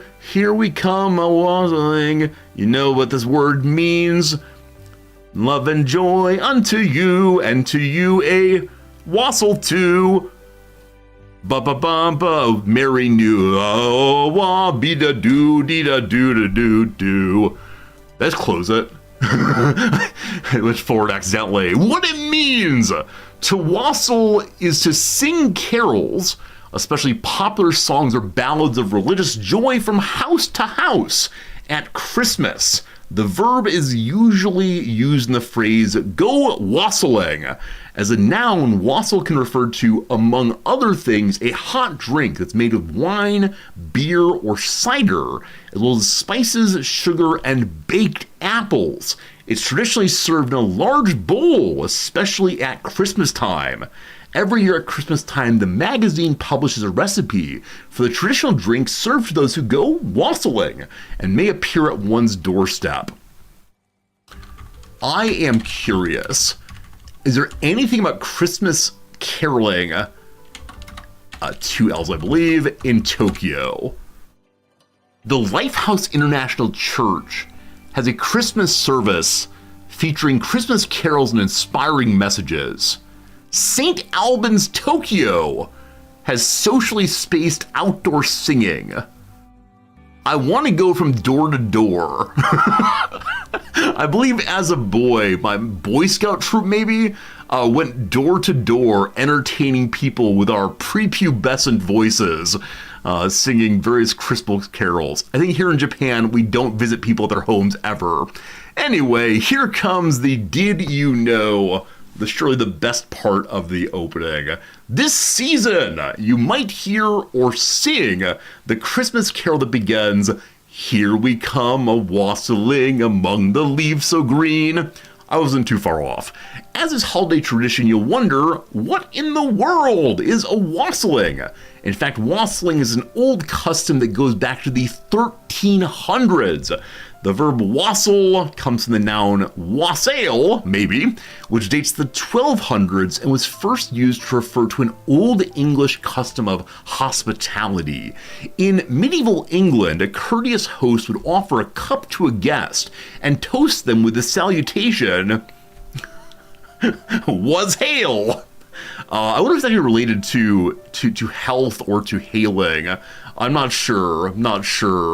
Be in good health. The guest would accept the cup and respond with, "Drink in good health." Soon wassailing was applied to the party at which it was offered, as well as the actual drink also passed around. By the 1400s, it was used to refer specifically to a drink served at Christmas time. As the drink became associated with Yuletide, wassailing itself changed. The meaning of the verb wassail that showed up in the carol refers to going around, caroling, and wishing those you visit good health and holiday cheer. Very cool, very cool, very cool. I'm delighted to learn a little bit more about it. I think I knew this in general. I see a number of you mentioning in the Twitch chat that yes, indeed, you did go caroling in retirement homes. Your social club did it this year. It happened earlier tonight. That's really cool. I hope you did enjoy the great joy that is entertaining other people with song. Yeah, like I said, it's not done here in Tokyo at all, or else I'd be delighted to go. Because even not particularly good singers still can sing well at Christmas time just by being with other people and smiling as they sing. Or at least that's my hope for the kind of ways I sing. I'm going to put the Discord link over on the YouTube real quick.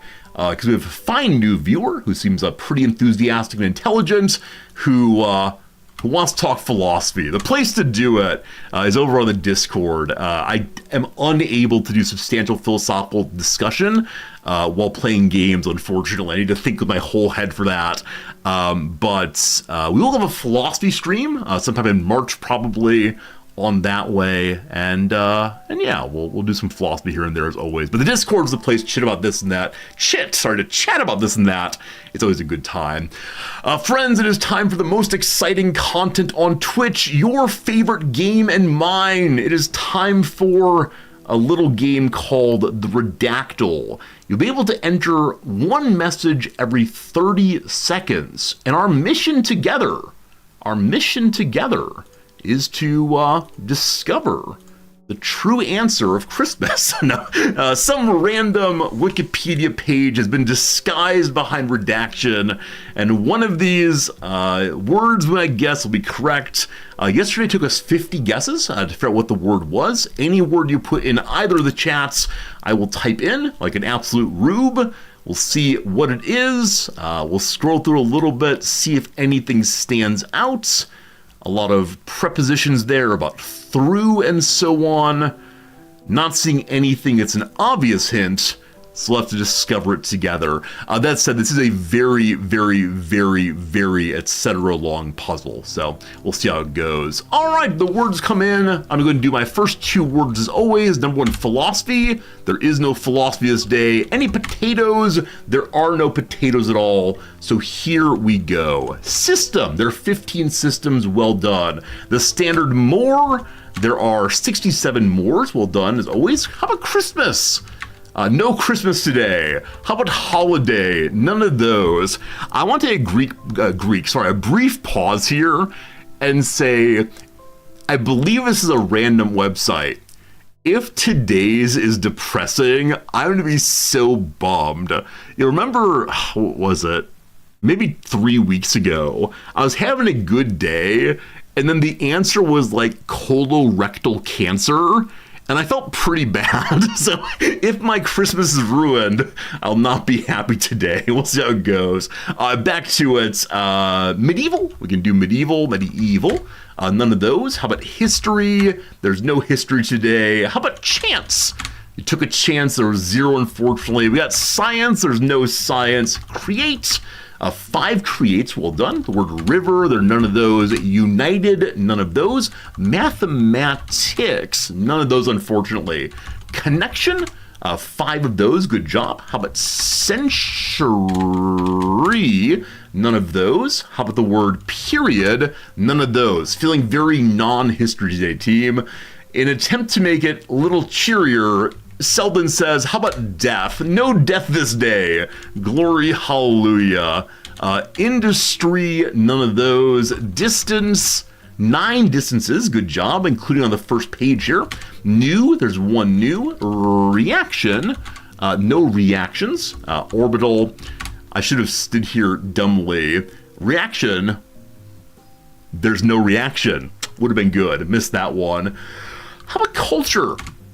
No culture at all. Planets, no planets. Orbital or orbital, none of those either. How about early? No earlies, unfortunately. Units, 5 units, well done. He, there are 5 he's today, good job on that one. Instruments, no instruments today. The word nipple, there are no nipples today. Mechanics, not a 1, unfortunately. Better, 46 betters. Better apparently also picks up the word good. In this version of Redactyl, there's always an attempt to have one discover not only the word you typed in, but those related. So mathematic and mathematics both show up. Apparently when you get better, you get good, better, and best. That is fascinating. We know that for the future ones now. How about partner? No partners, unfortunately. How about space? 8 spaces. How about station? There are 4 stations. The word river, we did earlier, none of those, unfortunately. How about less? There's 11 lesses and cognates, I assume. The word year, there are no years here. Agreement, none of those. Health, none of those. Area, 19 areas, well done. Award, no awards. Standing, 11 of those. Machine, none of those. Bridge, none of those. Elected, a very cool, Joseph.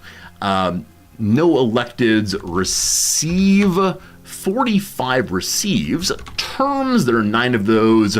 People, there are none of those. Time, 3 times. So, none of those. Help, there's no help, unfortunately. Lunar, there are none of those. So, I don't think so is allowed. So is allowed. It doesn't count as a conjunction in this case. So there's 11 sows. A needle, a needle pulling thread. How about the word lunar? None of those. Light, 3 of those. Outcome, none of those. Transmit, 28 transmits. This has been the big one to contribute so far to here. So something is involving transmitting and receiving. Something about that seems like a big deal. A number of his's here also. So I wonder if it's a person who is doing something involving transmitting signals or waves or something. We'll see, we'll see. Joseph, unfortunately, no conjunctions, no prepositions, and no articles. Those 3 are preloaded. All right, I missed a bunch here, unfortunately. We'll try whole. There are no holes. Nobel, 1 Nobel up the prize, and also good job on that one. The word water, there's 1 water. Connection, we did that one earlier, unfortunately. Metal, there's 0 metals. Electricity, none of those. How about physics? None of those. Antenna, good word. Holy moly! Ellisville, there are 390 antennas. That's amazing. That's amazing. I actually have a former student, back when I was teaching in grad school. One of my students in undergrad studied antennas as her main theme, and I believe ultimately went on to work for Raytheon with some kind of like moon-based antenna or something. That's amazing, well done. Back to it, how about the radio? There are 44 radios. That's an amazing back-to-back. Ellisville with antenna, Shadow Avatar with radio. Good job, team. Well done. 65 guesses. This is only 1 guess beyond the average for the world, and I mistyped at least twice. Also today, our fair friend who always forces us to do Mongolia isn't here. I don't want to say thank goodness, but thank goodness. So good job, team. Despite very low accuracy, you ended up with high precision. This does include all the big cheaters who guessed one or two guesses here. So looks like most people really struggled today, and most people were well beyond the 200 guess mark. I wonder how we got there. Actually. Let's go ahead and look back through the words. I think I said earlier it wasn't super sciencey, didn't I? Yeah, the word science is not in this article. Isn't that crazy? One of the first big ones was like distance and connection. Better shouldn't be super helpful. Area. Yeah, it really might be the word receive. Yeah, the word receive broke this thing open for us. And then when receive did well, someone said transmit. And once you have receive and transmit, it's not too far away from antenna and radio. So yeah, good job, team. Let's read the first paragraph and see how this goes. Antenna radio. In radio engineering, an antenna in American English, or aerial in British English, is the interface between radio waves propagating through space and electric currents moving in metal conductors, usually a transmitter or a receiver. In transmission, a radio transmitter supplies an electric current to the antenna's terminals, and the antenna radiates the energy from the current as electromagnetic waves. They are radio waves. In reception, an antenna intercepts some of the power of the radio wave to produce an electric current at its terminals that's applied to the receiver to be amplified. Antennas are essential components of all radio equipment. All right, the question for me as always is how on earth is that done? It must be magic, but if you want to learn more about how antennas move from currents to terminals to legibility, I suppose. It's an absolutely amazing process, no doubt. Now, who is the he? Okay. The German physicists like Clerk Maxwell and Hertz. When I was reading my big book on the current theories of quantum mechanics, Clerk Maxwell came up so many times. I think his early works. I don't remember at this point what exactly he did, but I was delighted every time that his name was spelled C-L-E-R-K. And I know that this is how the word Clark is spelled. Americans use an A instead, but every time I read, it should be an A, obviously. Also, I remember when I was first reading George Orwell and some of his books that were commentaries on middle class British life, he would reference the aerial, and I had no idea what he was talking about. He was talking about watching television, listening to the radio, and I thought, wow, British middle-class people have airplanes. That's amazing. Or, aviator caps, maybe. I'm not sure, but absolutely amazing nonetheless. All right, good job on the Redactyl team. We're done with all of the small games. It is time for us to do a giveaway related to Warhammer, and then we're going to go ahead and do our playing of Warhammer. Should be good. I'm going to go Big Resorty. Don't be scared here. Hello, friends. Good old Big Resorty on the screen now. It's time for a giveaway. So we're giving away first. Our first giveaway today is this item right here, a Sister of Battle statue. You can also see my screen reflected. Apparently she has a particular name, but it comes with all of these little items on the backside also. She's actually kind of dressed like Santa Claus. That was not the plan, but fantastic. So Santa Claus, Warhammer 40k character. I can tell you absolutely nothing about this character because I don't know 40k at all. So we're going to do the giveaway. The way the giveaways work in this channel, as always. I should say here two things. Number one, if you want this giveaway, you're going to have to give me a mailing address. I cannot give it to you through the webcam, unfortunately. I can't send it on Discord, so it's got to be, if you're willing to give me your address. I won't be creepy, I promise.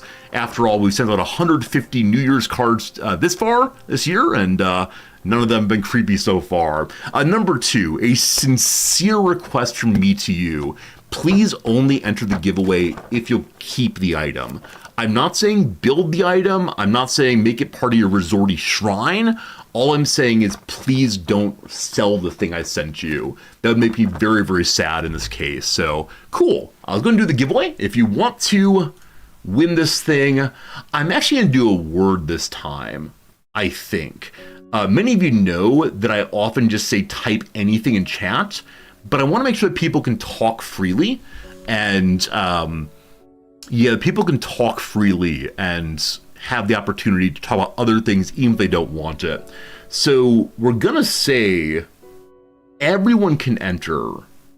And the word is going to be Warhammer. WARHAMMER.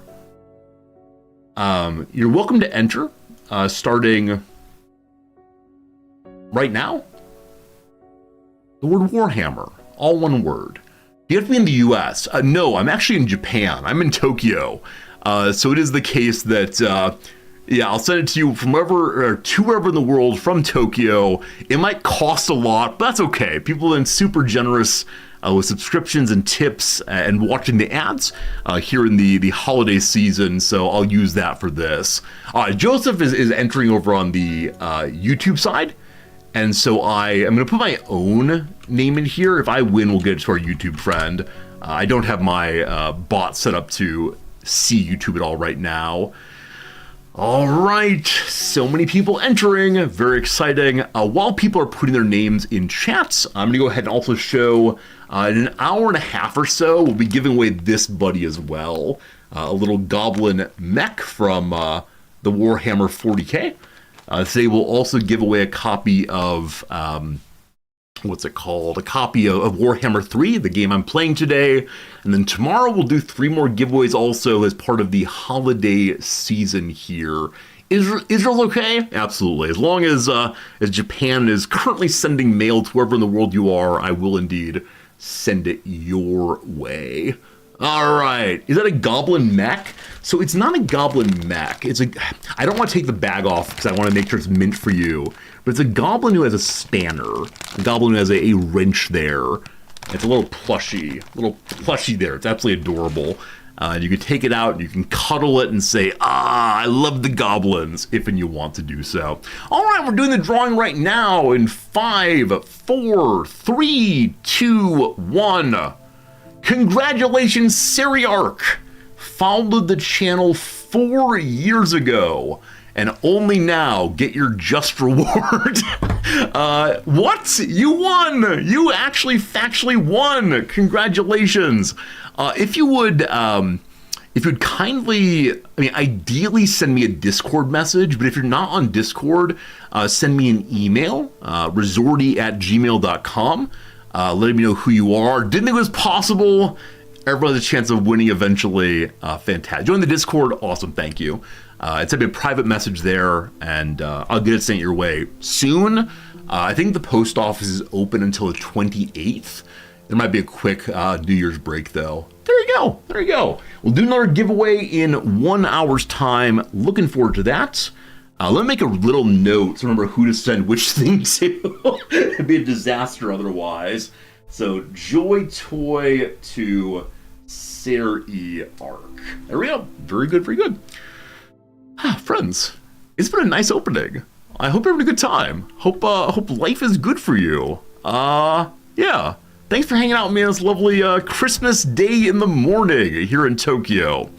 I need your help in deciding, because it is time to play the video game. I said I would, and now indeed will do so. And so what I want to know is, are the holiday lights a bit much while playing this game? Are they good for the intro, but not so good for the game itself? Because I kind of like them. I like them as a way of setting apart today's stream opposed all others. But it might be a bit much for game time. I think a standard rule is anything that blocks out game content is just not okay. Let's be Democrats here. Let's go and take a vote. We're going to do holiday fun. Yes, I like blinking. No, I am a Grinch. There you go. Please vote in the poll now. Whichever way it goes, we'll have a good time. You love the cheesy and the dumb. It's perfect. Commit to the bit. I mean, the full bit is to put my hood back on. You like my hood? I put the hood on and a Santa cap on top of that. Pure bit there. Change them all to green for our greenskin playthrough. We could do that, I suppose. The vote's running. We'll continue our campaign. We're in the midst of our very first war, our very first time of bringing all of the orc folks to fight under our banner, as we're trying to fight off some dwarves who dared attack us from the north while we were in the midst of unifying all of our green skinish tribes. And I think that'd be a good bit of fun. We'll see how it goes. Do I have any Christmas themed ties? I don't actually.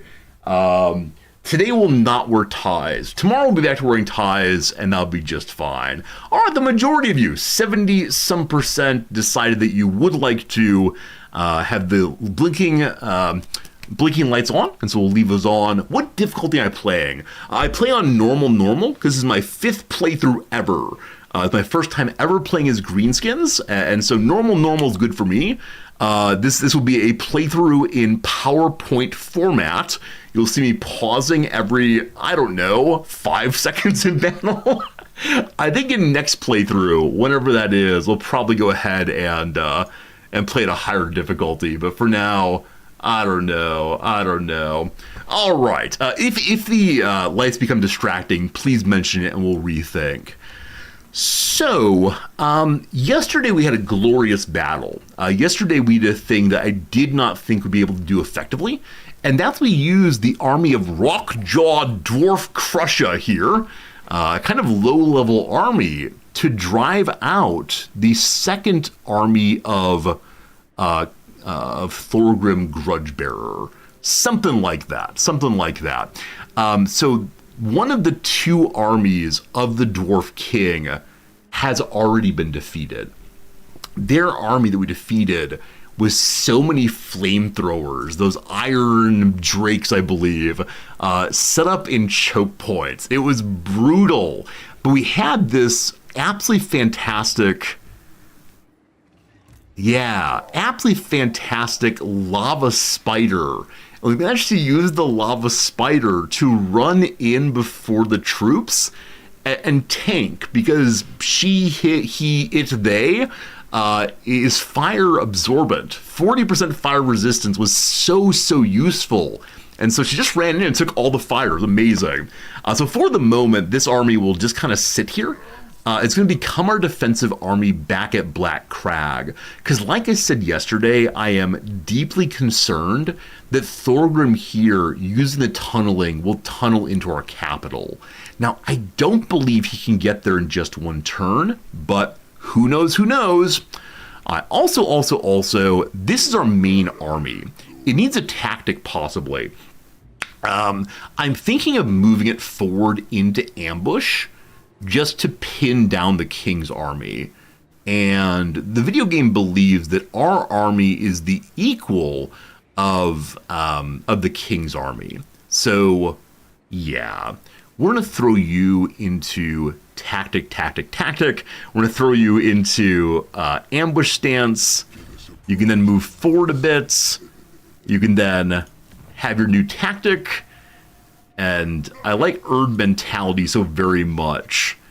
Also, we have shoot the runs. What's that? You're never gonna get a better killing than when the arrows are flying and the lobbers are lobbing. So more ammunition on all of our shooters, though it requires more archers and more artillery, and then net them up. This is a complete movement block on goblins.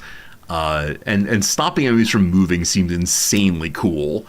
Though as of right now, I don't have the requirements for it. So Erd mentality it is, all good. Is Paul Vader still alive? Is the Goblin still alive? Yeah, we've yet to lose any of our hero units. Our Paul Vader, who is our main... Where is he? Paul Vader, who's our main Black Orc big boss, did lose a decent amount of life, but he fought fiercely, did well, and we're happy to have him still as part of our forces. It's very, very cool. Good old Phil Veda. Can Grit's Guts get to here? I would like for Gritsguts to be able to join Gorbad's army, but I don't want Gritsguts to be the first one into the battle. So I think I'm going to leave you hanging out here.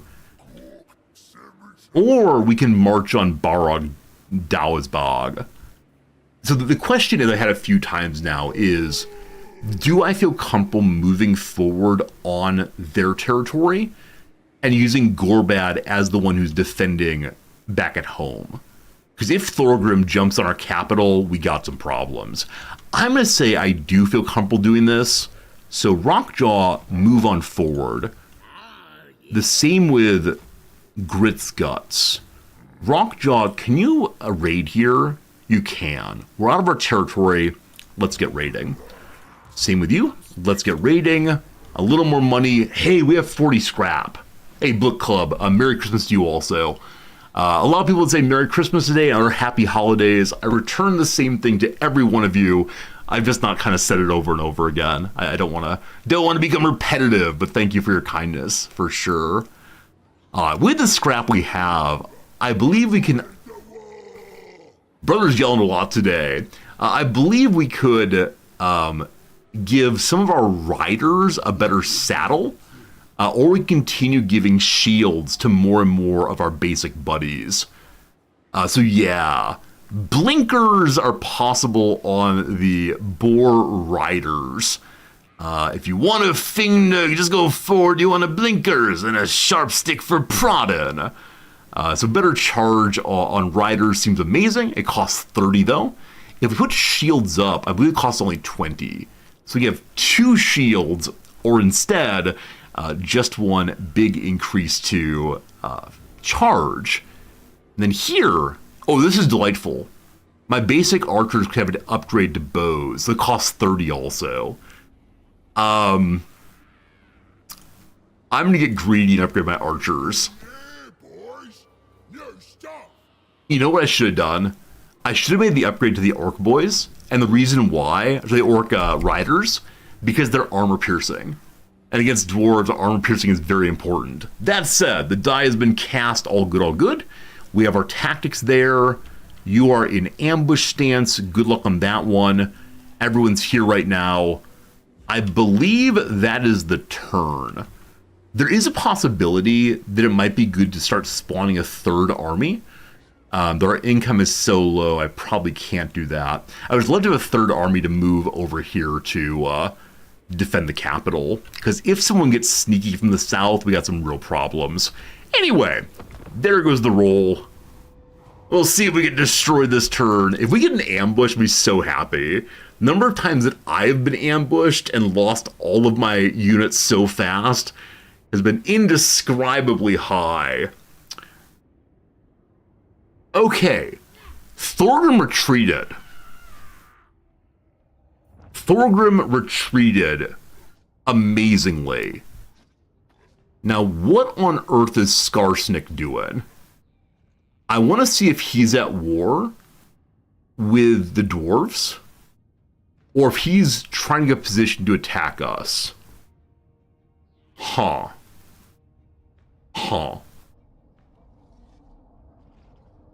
Interesting movement here. All right, we lost a tactic on the ruler. That's fine. Rank gain on Tim the Brainy Boy, though. Tim the Brainy Boy has leveled up. We think that Black Crag can protect itself. I don't know. Losing one's capital feels pretty bad, man. We'll see, we'll see. All right, number 1, though. Hello, Tim the Brainy Boy. What do we give you for your next upgrade? I gave him dodging so far, but upgrading his basic spells. He's been almost entirely embedded in the army, so the scouting stuff is less useful. I mean, when I say scouting, I actually do want scouting for more magic items, but the other item thing I need a little bit less so. The Fist of Gork lets us make one unit somewhat stronger in melee. Let's go ahead and take that one for right now and cast it onto our champion, possibly. Okay, like I said, I want to know what you're up to. Amazingly, surprisingly, they're also at war with the dwarves. Yeah, I mean, exact same business we're up to. Now, because of the WHIII, we are so much stronger. Because of the WHIII, we could fight him off also. Because of the WHIII, though, I absolutely positively need to take the capital myself to get my trophy. Unfortunately, we're going to have to think through that one in just a few minutes because, friends, it has been another hour of stream, so time for our once an hour, 3-minute ad break. When that's done, we'll get back to the game. Welcome to the ad break. Welcome to the crossword puzzle. By your fine suggestions, I turned off hardware processing thing on the crossword because yesterday the crossword was hanging terribly. And some of you suggested it was maybe because of the way that Firefox was trying to use the computer. Is that true? I don't know. We'll see if the crossword works better today or if it really is having RAM problems again. Feels like hanging, unfortunately. This has been happening while playing this game, unfortunately. Really bumming me out. So another day of typing very slowly on the crossword. We'll get it done, though, eventually. Hello, Brew! Merry Japanese Christmas to you also. I don't know if I need more RAM or what exactly. It's just hanging. Anyway, a 38 down. A one with a mobile home or a mobile home. That's been Alabaman. Sorry, non-Americans. I swear it is a good reference. Wait, Alabama. Mistyped there, apologies. YouTube friends, I will save you from the ad break this time. Next time it's coming, though.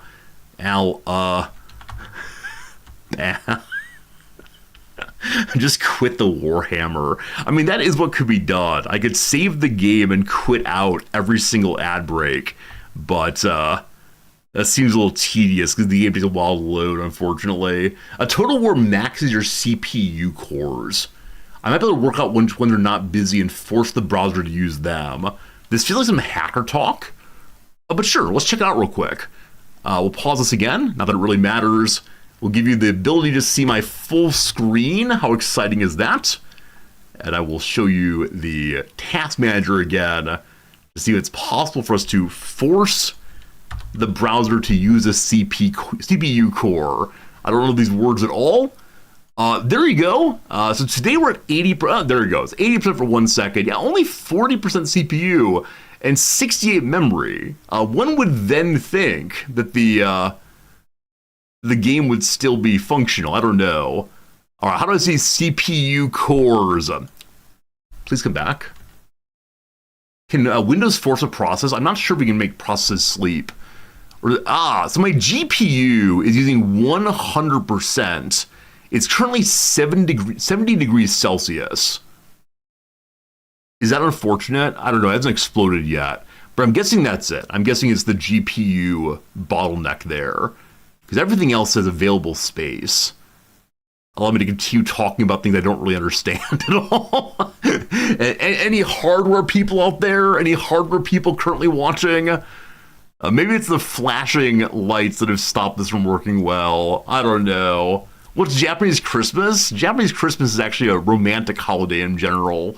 It's also a holiday where people have to get reservations to go to Kentucky Fried Chicken. And last night we went past, there were police officers directing traffic outside of Kentucky Fried Chicken. A heck of a thing.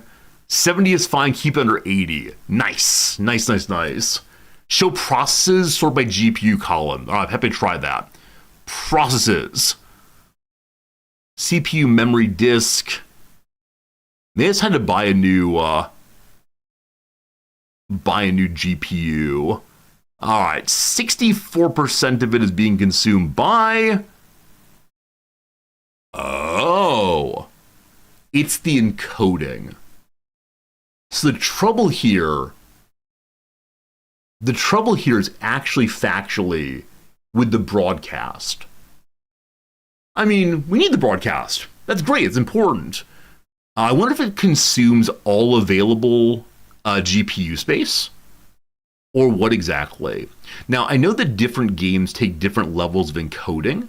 I know if I just put Solitaire out there, OBS wouldn't struggle quite so much. And task on OBS. Friends, I've decided that today's stream will be a local stream only. If you can find where I live in Tokyo, you may sit in chairs around this room and listen to me speak to the wall. But, alright, we've wasted the ad break blathering about this and that. That's fine. Let's go back to the old video game and have an hour of play before we try to stumble through the crossword puzzle one more time. Be right over. I'm relatively sure that only one viewer has my address here. A number of you know where I teach, which is fine, but yeah, you do not have my address, thank goodness. Ask Santa for a separate stream PC. So there's no other game. Is this true? There's no other game other than late game CK3 that causes the crossword to hang. So I don't know. Maybe one of these days we will get ourselves another better computer. But except for this game, we're good to go. I think you know, the idea of having yet another major computer purchase. Our last one was the better microphone. Another big computer purchase does not seem in the budget right now. Especially because I spent a decent amount of this year's stream profits as part of the Medicine Soft Frontier charity event. So no more profits here, and that's fine. Okay, so because Skarsnik is already fighting against Thorgrim, may I ask him to join my war? Help you. I don't want to declare war on him, certainly. Looking like no. I don't see a button for that, unfortunately. I think it might only be when the war is declared that you can have people choose sides. So we're just doing our independent thing. I'd like to take land before he can do so, certainly. This fellow's heading back and back. Like I said previously, I believe that Thorgrim can defeat this army. But if we're inside of a territory, maybe not. So we're going to take Barag Dawa's Bog next. Rawr! Decisive victory, not worth fighting out. No problems. No one died. Fantastic. The last one we took over, we did the loot and capture for big money. I think I'm not going to do that this time. Because I don't want instability while I'm fighting someone. Does that make sense? I don't know. It's something, though. Alright, Grizzguzgo stands right outside on the back end then. We got that. Good. And the question is, what do we do with Gorbat now?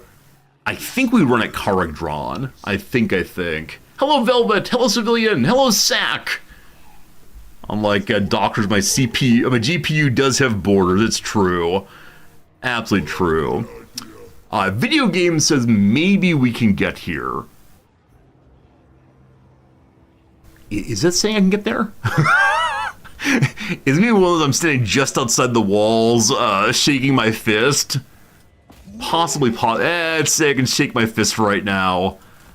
Alright. Well, very well. A decision's been made. We can ambush me. So I could force march. We would definitely win this. Is this a case where forced marching actually makes sense? Because Karagdran has a very, very small complement of defenders. I'm the Supreme Warboss. Oh, battle initiation disabled. So you can't march into battle. Never mind. Alright, we ambush here, we hang out, we wait for being jumped back on. I could have Gritsguts go ambush, but I worry about the lack of possible reinforcement then. Alright, the Dwarf Crusher leveled up, just hanging out. Good job, brother man. Alright, as of right now, he's a big shouter to his men. I've been using him more as a buffer than as an attacker so far, because he's only level 4. But wouldn't it be fun to have another giant Blade Master fighting? Let's go. Hanging out and healing. This army is totally full. With all 15 WOG units. Unfortunately, I don't have any unit requirements to do a tactic here, other than Erd Mentality, but it's on cooldown for one more turn. So you hang out there. We can build if we want to. We have only 600 money. This building is a repairing, actually. Let's definitely do that. Though, we gotta get more money coming in. Hopefully sacking Karazal Croc will help with that. All right, there's the turn. There's the turn. I might regret not attacking Thorgrim. I think we probably could have gone under the mountain to attack him with our main army. Hopefully next turn, we have the possibility of taking both of our armies onto him at once. But I think he's hiding somewhere. Who's being sneaky? All right, here's... Oh, there he is. He walked right past us. Of course he did. Good. Hey, delightful. We see a battle possibly happening between the king and the goblin. Unfortunately, the goblin couldn't chase him down. Also, unfortunately, the crooked, smiley, nosy chin guys have taken territory in the north. I will be fighting to take that from that at some point. We just need the capital. Operation Stop the King from attacking my capital possibly is on. We found an ambusher. It's Skarsnik. We're not fighting him, no problem. Phil Vader has found a follower, our first follower, called Idol Karva. Idol Karva there. Those idols of Gork and Mork that appear around greenskin camps, someone carves them. More control and more corruption where this character is. Thank you, Phil Vader. Good stuff. You guys should upgrade my second armies to missile units and infantry instead of cavalry. I've liked cavalry so much, though. Like, cavalry's been a really, really good time so far. Now, maybe against dwarves, they're less useful. I don't know. We'll trust the Wog army to do well for us here. They have lots of archers. They have a big old spider. They will do gloriously. Don't you worry. The heroes concern me, as always, because they're able to, like, stab us and such and cause problems. I believe, probably incorrectly, I believe that Thorgrim and Skarsnik will fight next turn. I believe that Skarsnik will lose. We do want to fight him, but later. We could have a hero leave these groups to try to stop Codrin here. He is a, I don't know, a Thane. What can they do? I don't know. So on the theory that these two are going to fight this turn, I'm going to have Gorbad take this location, obviously. Decisive victory, not even worth fighting, no one dies. We got Lichbone Pennant, what's that? Enables magical attacks and gives spell resistance. I know we don't like spell resistance that much, but magic attacks are probably pretty darn cool. I need money quite a bit.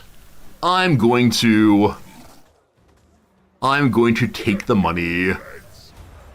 Alright, so Gorbad has this pennant on now. His basic attacks are magical, is very, very cool. Also, we have a full province. It is time for a bunch of money from mission, and also time to set up our commandments once more. So control is low, primarily because we attacked it this turn. We could go ahead and give the control growth corruption change. We'll do that for right now. And as usual, I want to go through all of my different territories and see what commandments are active. I usually forget to look at that, except when we have a chance to change some commandments. So at home, we have the growth and so on going. I'm glad to see growth is happening in our capital. I kind of want to continue that, no problem. And then we hold all of this also? Or is that part of it, maybe? Don't hold that one. Yeah, I think we're just on increased control and population everywhere. That's okay. Okay. So, the army here has done nothing. Though we could come down and attack Buddy here, I'm pretty sure we just lose. We could set up an ambush. We have 13 turns until we attack the capital. So, yeah. Let's set up an ambush in case Thorgrim comes this way. Because as of right now, there is no second Dwarven army. And so I can just use our main army to get around and to go attack the capital. Is smart? I don't know. Also, he's going to walk right past us? Probably so. So it keeps happening. All right, what else to do this turn? Hey, a level up. Phil Vader level up again. You absolute hero, you. Let's give him more charge, more good.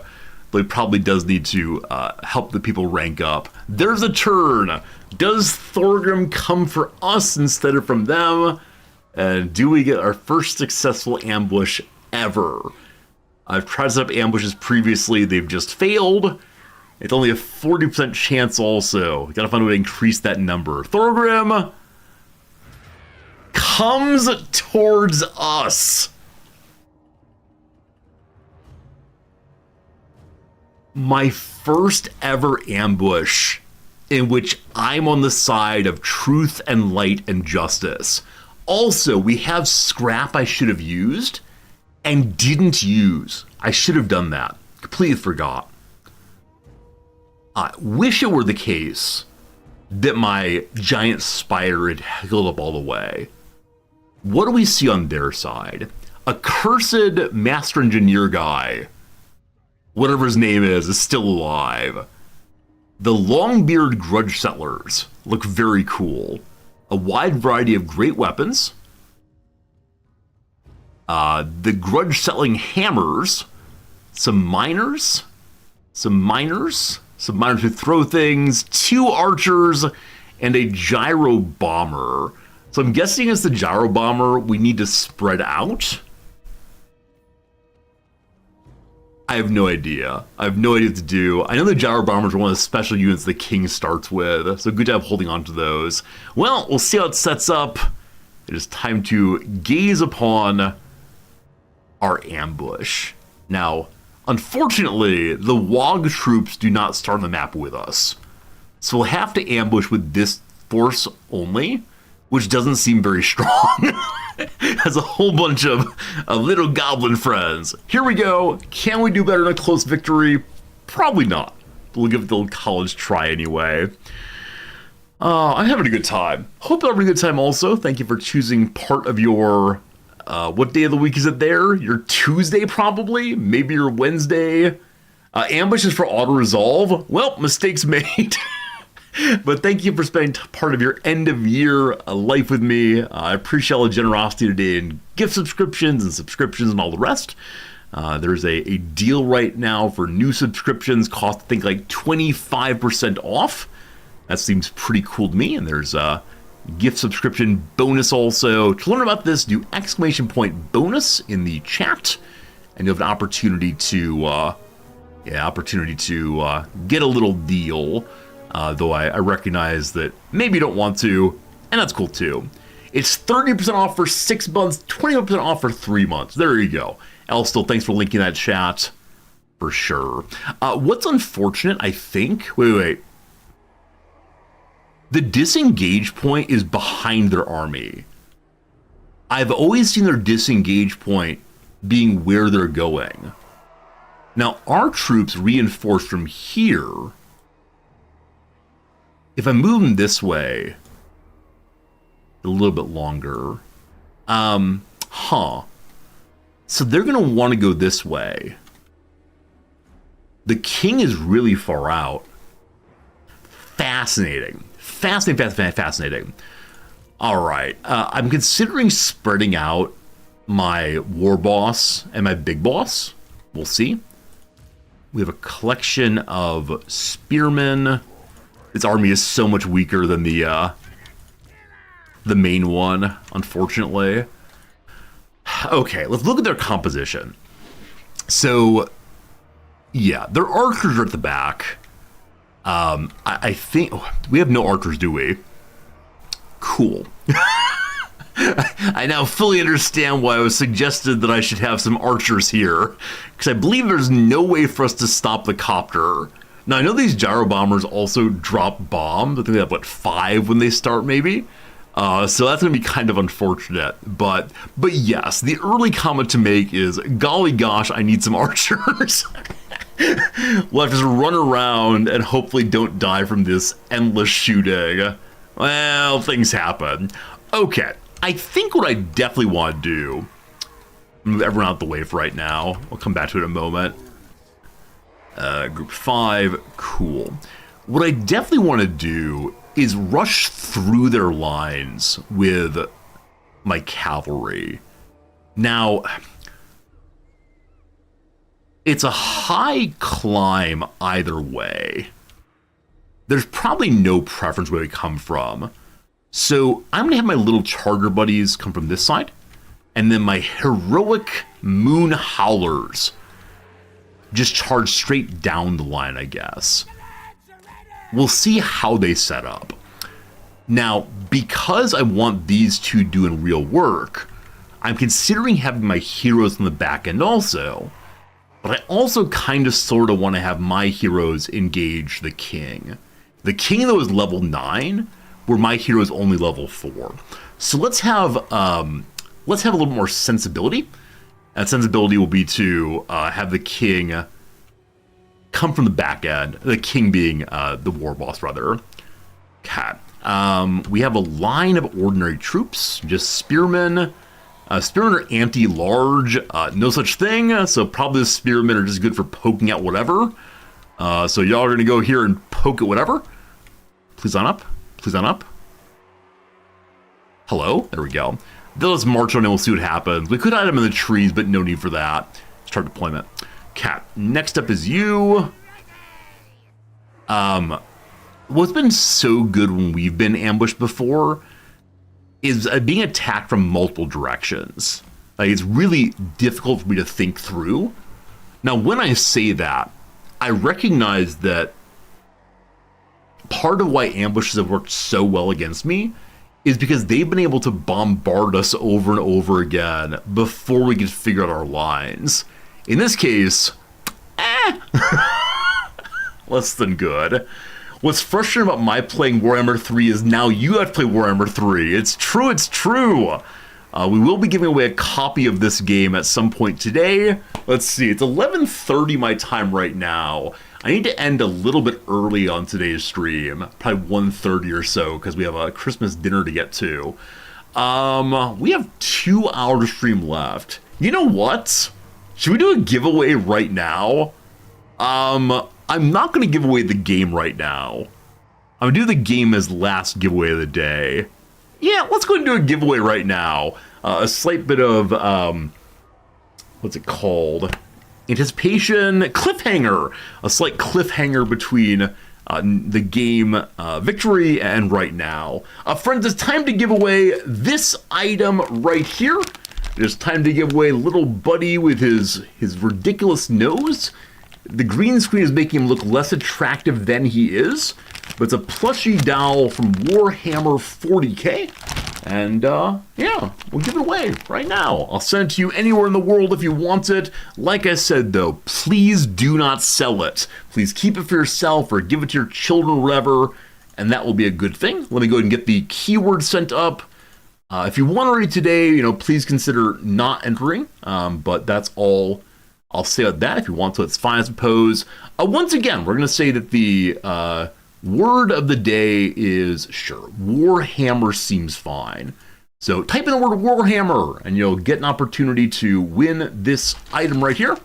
And yeah, go and type in Warhammer if you want it. For you, my friends.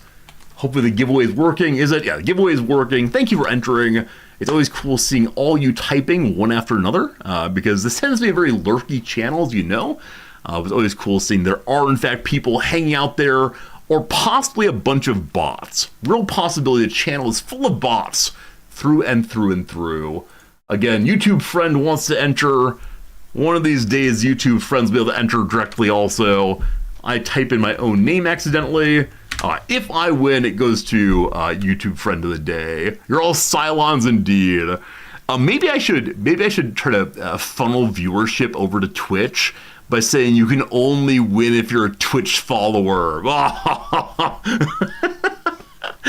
Might be a little ridiculous. We'll do it next time, though. We'll see. You all are, in fact, view bots. Possibility being view bots. It might happen. Yeah, I think a number of times people have come in and said, Resorty, you have hundreds of people watching you, but no one is talking. You're obviously view-botting. And then you all pop into existence and say, hello, we're here. I swear we're here. I like to imagine I have a button on my keyboard that makes you all talk simultaneously. It's great. All right, make sure you put Warhammer in chat if you want to win a little thing here. Let's do another 10 seconds or so until the big win. 10, 9, 8, 7, etc. Aaron Mithrin, we love you hanging out here. Thank you. No, never feel like you must talk in channel. Never feel like you must say anything or do anything. I am here to entertain. That's what we do. All right, we do the drawing now. The big winner this time is Black Wolf. Following for more than a year. I appreciate that so much. Please go ahead and give me a message over on the Discord, if you would. If you're not on the Discord, please join the Discord just for this at least. I'd appreciate that. And hey, thanks for all the lovely congrats to each other. I know in some channels there's the whole bunch of never lucky. I want to win. What's the point in giveaways if I'm not the winner? But thank you for the congrats, folks. I appreciate it. Please join the Discord, at least for today, and send me a little message saying that you want me to send it to whatever location. I'll get sent out very, very soon. Next giveaway, a civilian. My goodness, you've won not just one thing, but two things. Black Wolf, thank you for being here. Civilian, thank you for gift subbing to Black Wolf as part of our community. Such generosity happening. Thank you, Civilian, for that all the way. Next giveaway, 1 hour's time. Next giveaway. We'll go ahead and give away a copy of this game.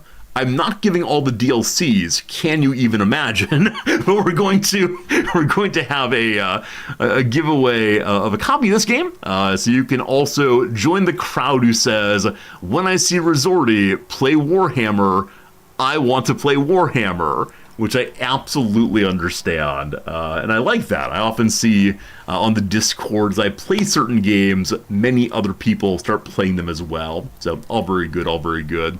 All right, we are partially set up. I suspect we're going to lose this, but we're going to give the old college try anyway. Has everyone been placed somewhere? The Wolf Riders have not. They're very fast. They're shielded. I guess that makes them good against the archers.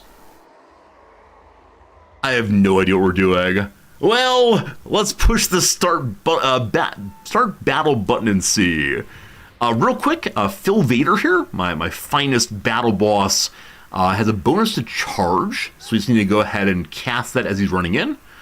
And then my Warlord has nothing, so the only magic spell in our entire battle this time is the Wog. That's all we got. Who needs magic? Not this guy. All right. We start the battle. We pause immediately.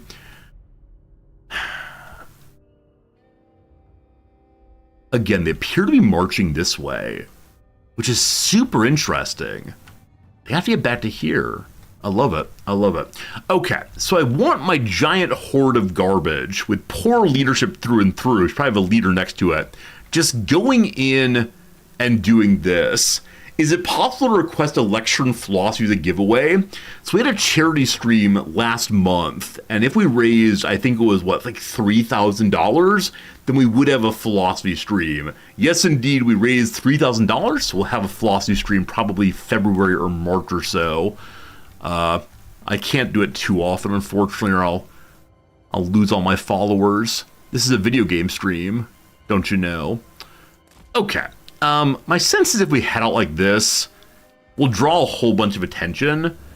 I suspect their heroes are going to cause such problems for us. We'll see, though. We'll see what happens. Next up, the Spear Dudes. Spear Dudes, I don't know what to do with you. Wait, is the king large? The king is not listed as large, but the fact he has this absolutely amazing litter upon which he's being carried. Hello, big boy. That's always good seeing you, but he's not a large man. I do love watching him fight. I love him giving orders to his carriers to charge forward or shield up or whatever. It's pretty cool. I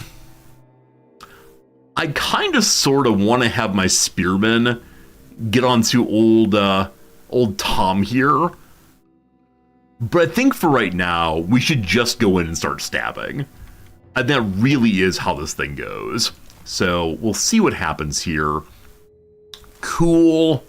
I wonder if they're going to brace as we head in. We'll see. All right, next up, how do we charge? So, the armor piercers are these ones. So I want to charge with these groups first. And I think we just click go. Though I worry they'll get in each other's ways. So I'm going to go here with 2 and here with 2. And then I'm going to hold back on my squigs until the lines have been set, as they're my anti-armor units. There's some small part of me that says Resorti use the anti-armor units against the king. But I'm not sure it's gonna go. This is a steep uphill? Oh, interesting. Interesting. So we could try to set up here and make them march uphill. Well, we'll see. Their little legs will carry them very slowly, and we'll have a good laugh about that. Okay, and very, very soon, namely 2 minutes, we get a big old army of archers and flaming spiders and so on, and gosh, I can't wait. 3, 2, 1! I need to make sure my rulers are moving also. Let's go, let's go. Okay, so for the moment, they're all moving on my spearmen. Cool. Cool, cool, cool, cool. Hey, thanks, Black Wolf. Thanks for the Discord message. I'll get back to you after stream's done. Which means they're exposing their backs. Possibly? Yeah, they're exposing their backs to my swordsmen. I don't know if that matters. What I know, though, is I'm going to have these 3 orc boys get onto Tom. He's going to all, like, dug in and start sniping. And that'll be ridiculously unfortunate. You all then just get into their backs. Sure. I should probably be a little bit more discerning than just clicking absolutely randomly. Yes, yes, yes. Everyone finds a friend. You all going for Tom? You're not. Cool. Okay. Again, the gyro bombers cause big problems. They're currently going after my squigs. We can't really have that. So I think we're going to use the squigs to run away for the moment and see what the bomber does in response. Okay. The charge! Oh, look at the dwarves go! Look at little buddies go flying! Oh, it's great. Here comes the second line of them into the archers! Ooh-wee! Ooh-wee, ooh-wee, ooh-wee! You gotta love seeing that. Gotta love seeing that for sure. Absolutely fantastic. As always with enemies like these, I don't know if I should disengage and charge, or just stay close in. What do you all think, team? Because I think against armored characters, the charging makes a good deal of sense. But when you disengage, of course, it leads to... when you disengage, it leads them being able to fight us more effectively. For right now, y'all stay there. Okay, what's happening over this way? Well, unfortunately, the orc boys are on fire. These unfortunate miners with blasting charge are causing problems. The cycle charge is useful morale damage. I'm gonna try that. All right. Tom knows he has people coming for him. That's fine. Against dwarves, worth disengaging. Okay, we'll try it then. Thank you for the good suggestion. I think that 2 of them are still in their initial charge. Are they? Looks like no. Y'all disengage. Rulerman's coming. Oh, Shoot. I missed the charge on Phil here. I should have Deadly Onslaught on so he charges better. That's it for right now. Is he still charging? He's charging from the middle of a mass. Should have planned that a little better. Charge! Charge! He's in there with some, a bit of a mess there with the cavalry. That's all good. This buddy's on fire but doing nothing. Unfortunately, arrows are raining down from somewhere. I thought miners didn't have arrows. Oh, those are the fire bombs. Well.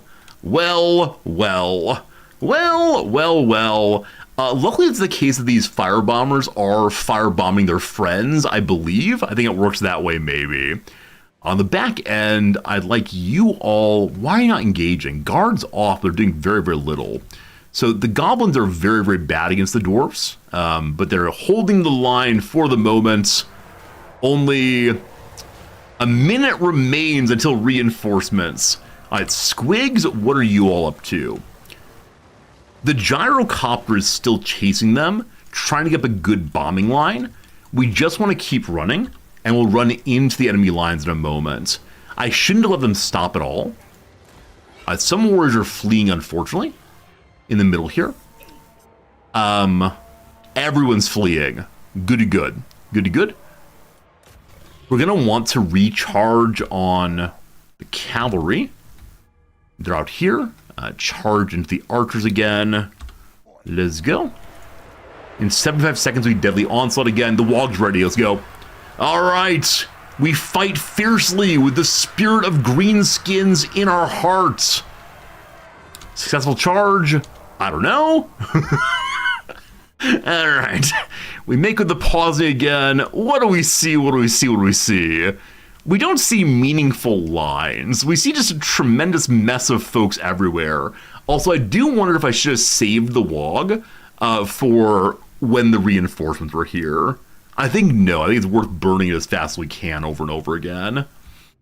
All right. So, unfortunately, the wog is going with a squig herd, not doing much. I should have saved it for them, probably. But we'll go ahead and leave it as it is here. The charge continues. Who are you currently fighting against? Rockjaw. I need you on archers. There's archers right here. Beat the dickens out of them. Rock Crusher also. The wog is ended. That said, a group of goblins have returned to battle. Get in there on old Phil. Tom, whatever your name is. Reinforcements have arrived. We survived, friends. We have new friends. Marching onto the battlefield was Humpa the Orc Boys. I don't know who that is. It's part of the Wog troops. And we have the Great Lord Guts Stampa. They have possible magic, including giving poison to one particular unit. So I just need you all, for right now, to get marching forward. We'll get there as fast as we can. We need to keep them away from the retreat point. We've done that so far. The king needs some damage against him. The king is actually mostly loose right now. So I have the group that just joined engage the king, even though they'll surely die doing so. That's okay.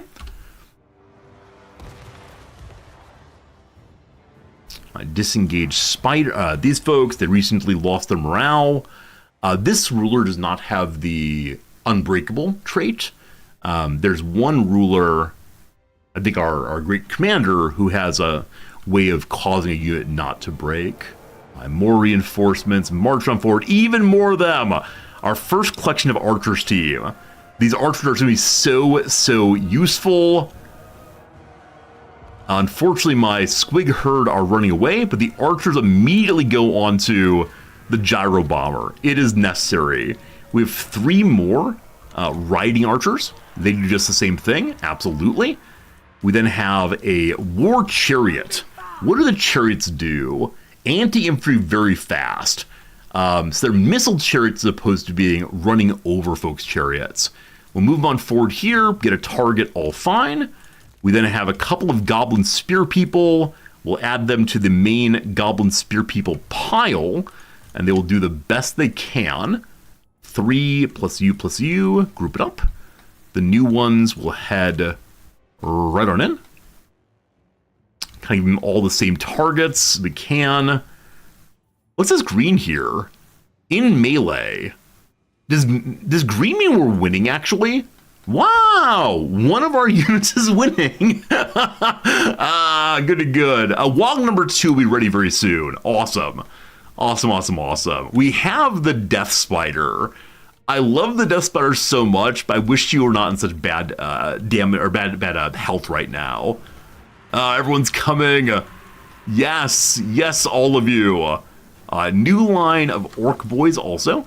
Grab all of them, put them together, have them just marching as well. Give me targets. All of you. I think we're gonna win suddenly. Yeah, the green bar swung our way nicely. Unfortunately, these troops are being bombarded. The squigs took a bunch of damage from the bomber. We can't really stop that right now. Unfortunately, the enemy archers have been defeated. I'm going to have the one remaining squig chase them down, if possible. So our ruler finished them off. We want him to engage against the next group of archers. Sorry, crossbow people. And then luckily, Phil can charge again. So does charge require disengagement? I don't know what charge actually does, but I'm going to claim it does require disengagement. I'm going to have it fire then, and just rush into, sure, the blasting charge miners. All good. Please stop shooting my people. The archers are coming, though, to deal with gyro bombers finally. Feeling good, team. Feeling good. Quite a bit of cowardice here, but it's worked out well. The gyrocopter is still just in place and firing, despite the fact it has weapons going its way. It's going down so fast. Fantastic. Oh, this is good. Gritsguts is on the field. Gritsguts, I want you to give poison to someone useful. The most useful poison would be on our hero here. But for the moment, like anyone nearby would be good. So congratulations, random orc boys, you get poison. These spearmen have returned to battle. Just go right in again. Excellent. GG, if we pulled it off. I think we have pulled it off. I think we're doing very, very well here. What's happening at this location? The charge continues. They've been fully dispirited.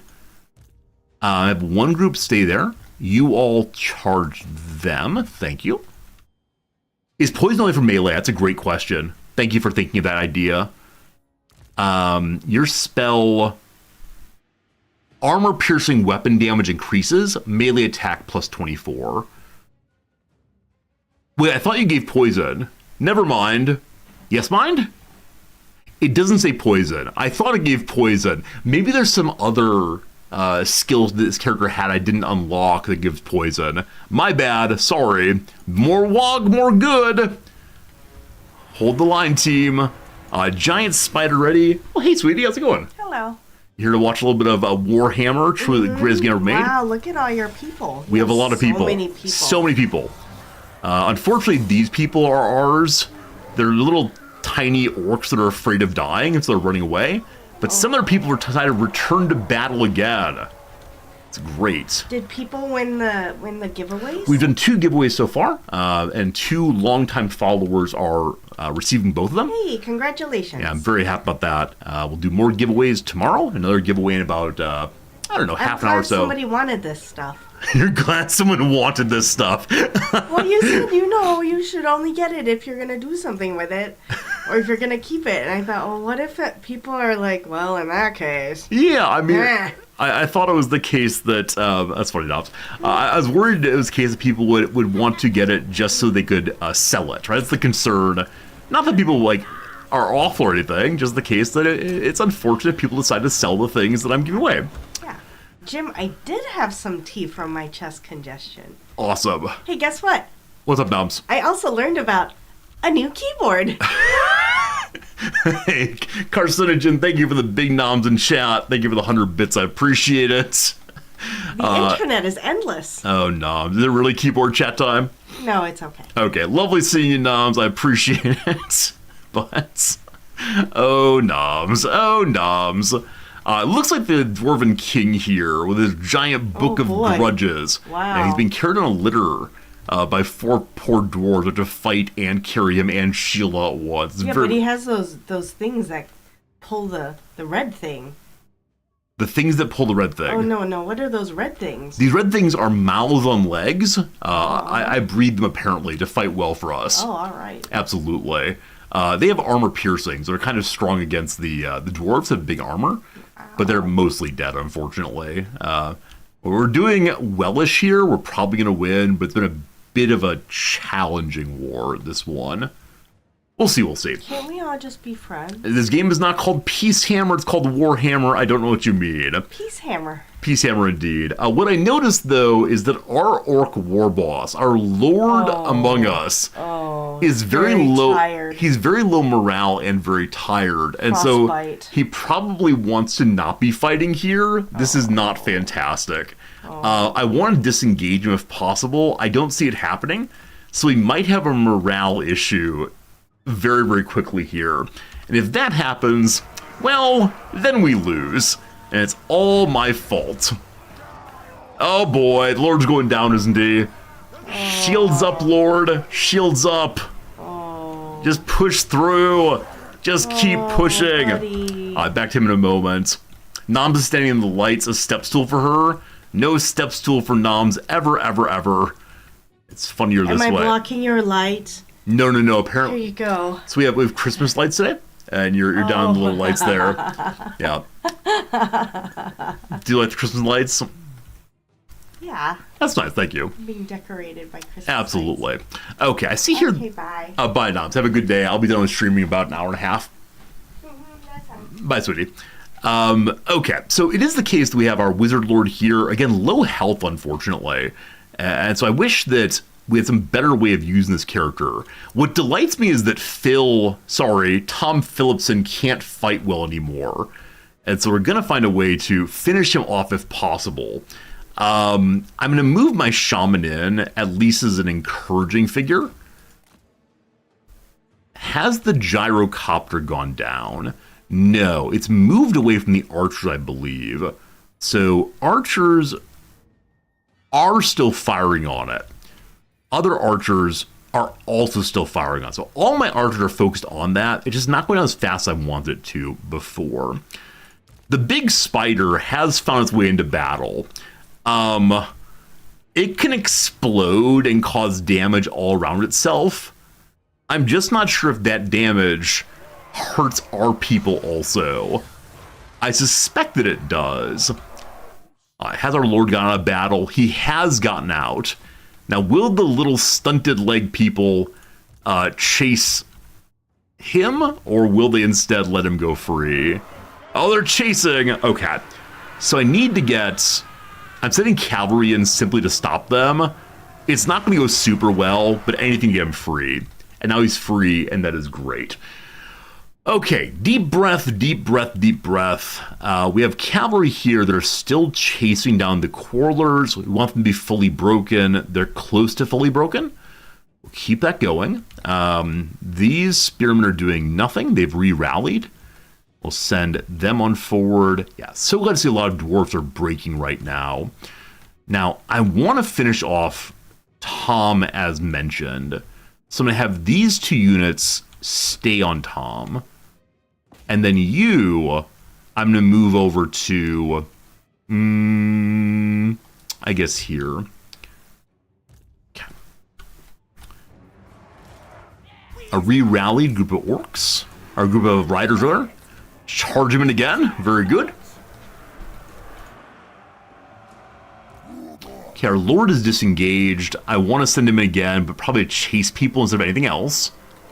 Yeah, chase the archers. Don't let them leave the map.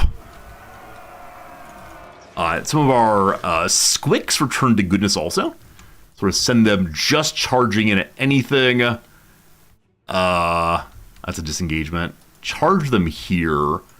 Have you two... Yeah, the reinforcement are doing great work here. Absolutely fantastic. This is a case where a king's going to survive probably forever. And we'll have to fight through him after absolutely everyone else. Probably I should focus on him. But I love seeing the great combination of everyone trying to protect their king. Abilities don't hurt my units. Wait, really? So the giant spider explosion won't hurt my units? It says bombards the area around the caster. And so I figured the bombardment would hurt my units. Does it not? In that case, Spider Queen. It does friendly fire. Okay. The YouTube War Master and the Twitch War Master are disagreeing. I look forward to you all fighting fiercely on the battlefield someday. For this day, though, I will not use it. I'll be conservative guy as always. Alright, Group 8 is doing nothing apparently. Part of Group 8. Peel off to here. You all to here. Where's little buddy? Where's Tom? Archers choosing the wrong targets. The gyrocopter's still up. They don't have hold on. I have no idea why they disengage like that. Okay, our caster, I'm gonna send into battle now. Warriors are rallying again. Just continuously charge, thank you. Okay, it looks like the enemies are... Oh, shoot. The king is fleeing. The king is fleeing, absolutely not. Ah, shoot. I should have thought of this, that instead of staying and fighting forever, he would retreat out. Okay, how do I stop him? I didn't see him disengaging. I saw the, some of them retreating. They're still, or Tom. No! Well, he may live to fight another day. We've done some serious work here. I'm not sure how many of their units we wiped out entirely, but we have done real damage anyway. Here are my chariots. I'm guessing they go the fastest of anything I have, except maybe the cavalry. Kill that king. I don't want to be foolish and send everyone on the king. He's getting away. He's getting away, unfortunately. Just stop him! Stop him! I don't remember how the retreat box works. We're going to see very, very soon here, unfortunately.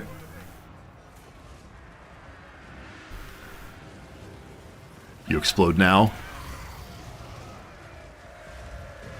A little bit of friendly fire incident there, but we did some good damage anyway. Keep going! Keep going! You coward! You call yourself a dwarf! Need to disengage my ruler again.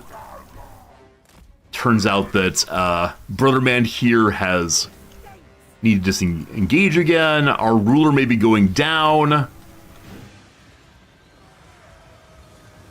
Okay, where is the gyrocopter? It's over top of the king. The spider has saved our ruler. All of you fire on the king. Can they not retreat for so long as one of my units is in it? Or are they holding off on retreating to avoid abandoning their troops? Does anyone know what's happening in the retreat box right now? And how can I continue it happening? Spider! Spider, go in! Okay, you all are chasing one unit, so you're all heading to the king. Okay, your charge is up. You're also gonna hit the king. You're gonna explode in 5 seconds. Let's hold off on attacking until then. Might be a bug. Oh no, we're taking advantage of a bug. Feels bad, man. Feels bad, man. Should I disengage and let them retreat then? I really don't want to take advantage of a bug. Well, he's getting away a different way now. Victory for us! Maybe I shouldn't kill him. We don't know it's a bug, but it seems strange he would just stand there. Okay, get our ruler in also. Maybe a timer? Okay. Yeah, Spider Brother is absolutely amazing. I need Spider Brother to have a name, probably. Currently called Lava Arcanrock Spider. What name do we give it? Should we do a giveaway for the name? The only problem with doing a giveaway for the name is that some of you will say, oh, we should call it Bitey McBiteface. We should call it very strange names. Whoops. Maybe I'll do a giveaway where you have to put your suggestion in chat, and then I choose from among the names. We'll see, we'll see, we'll see. Is he gonna get away? Just keep shooting, all of you. Can I stop him by getting in front of him, maybe? Oh, it's an ambush. You can't retreat from an ambush. Oh, I forgot. So I don't need to kill him. He dies automatically. Okay, it was worse than the auto resolve would have been. That said, that was really, really fun. Thank goodness for reinforcements. Thank goodness for a bunch of things. Awesome. Show me a dead king.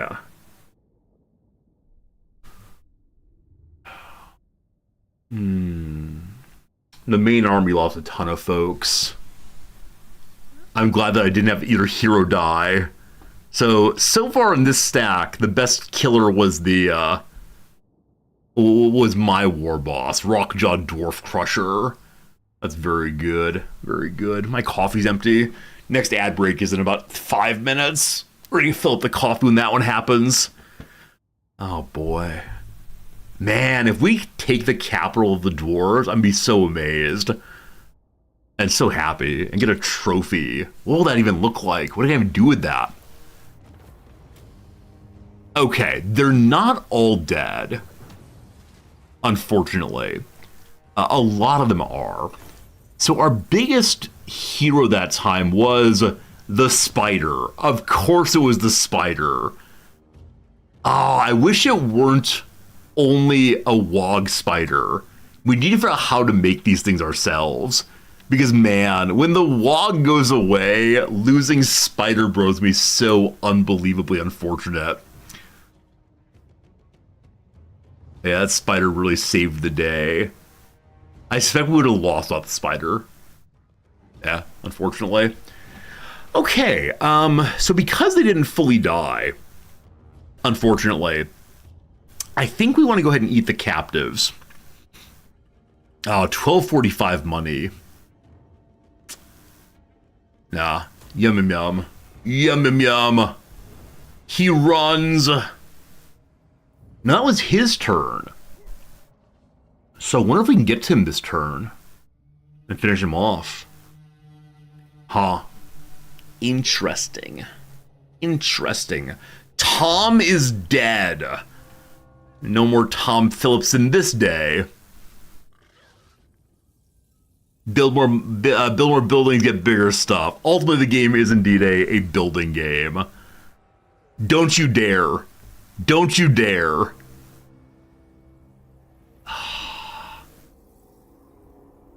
Are they gonna take... Are they gonna take the capital?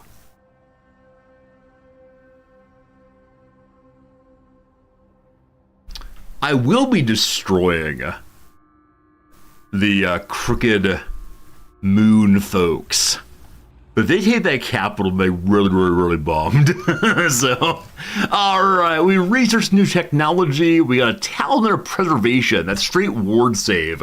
Amazing. An Armor of Fortune. A little armor, a little ward save, little physical resistance. Cool. More money. They want me to regain positive money. That's done also. We're at plus 348. Due to our people dying, I'm sure. I got a new ability called Stick 'em Like Pigs. What's that do? Can't see here. We'll look soon. Very cool. Got Got a Scroll of Blast item. Oh, we already had one of those, huh? A new War Boar for our War Master. The Clan Vern's been defeated. Cappy Gobo is back after being knocked out from trying to assassinate someone. We learn about Pointy Tusks and the Orc Boar units. Got some items, got some items, got some items. We need to capture more provinces, up to 3. There's a lot to do. That's it, friends. It is time for an ad break. We have 3 minutes of ads once an hour for 57 minutes of gameplay. As always, I am calling that a good trade all the way. So after the 3 minutes of ads, we'll come right back. Today, I'm not going to do crossword. I'm just going to do the ad break and get the coffee during it. So I'll be gone for 3 minutes. If you're willing to stay for this period, you'll get some exciting gameplay right ahead and other lies we tell ourselves. Thanks for hanging out. I appreciate it. After the ad break, I'll most certainly do another giveaway for a copy of this game.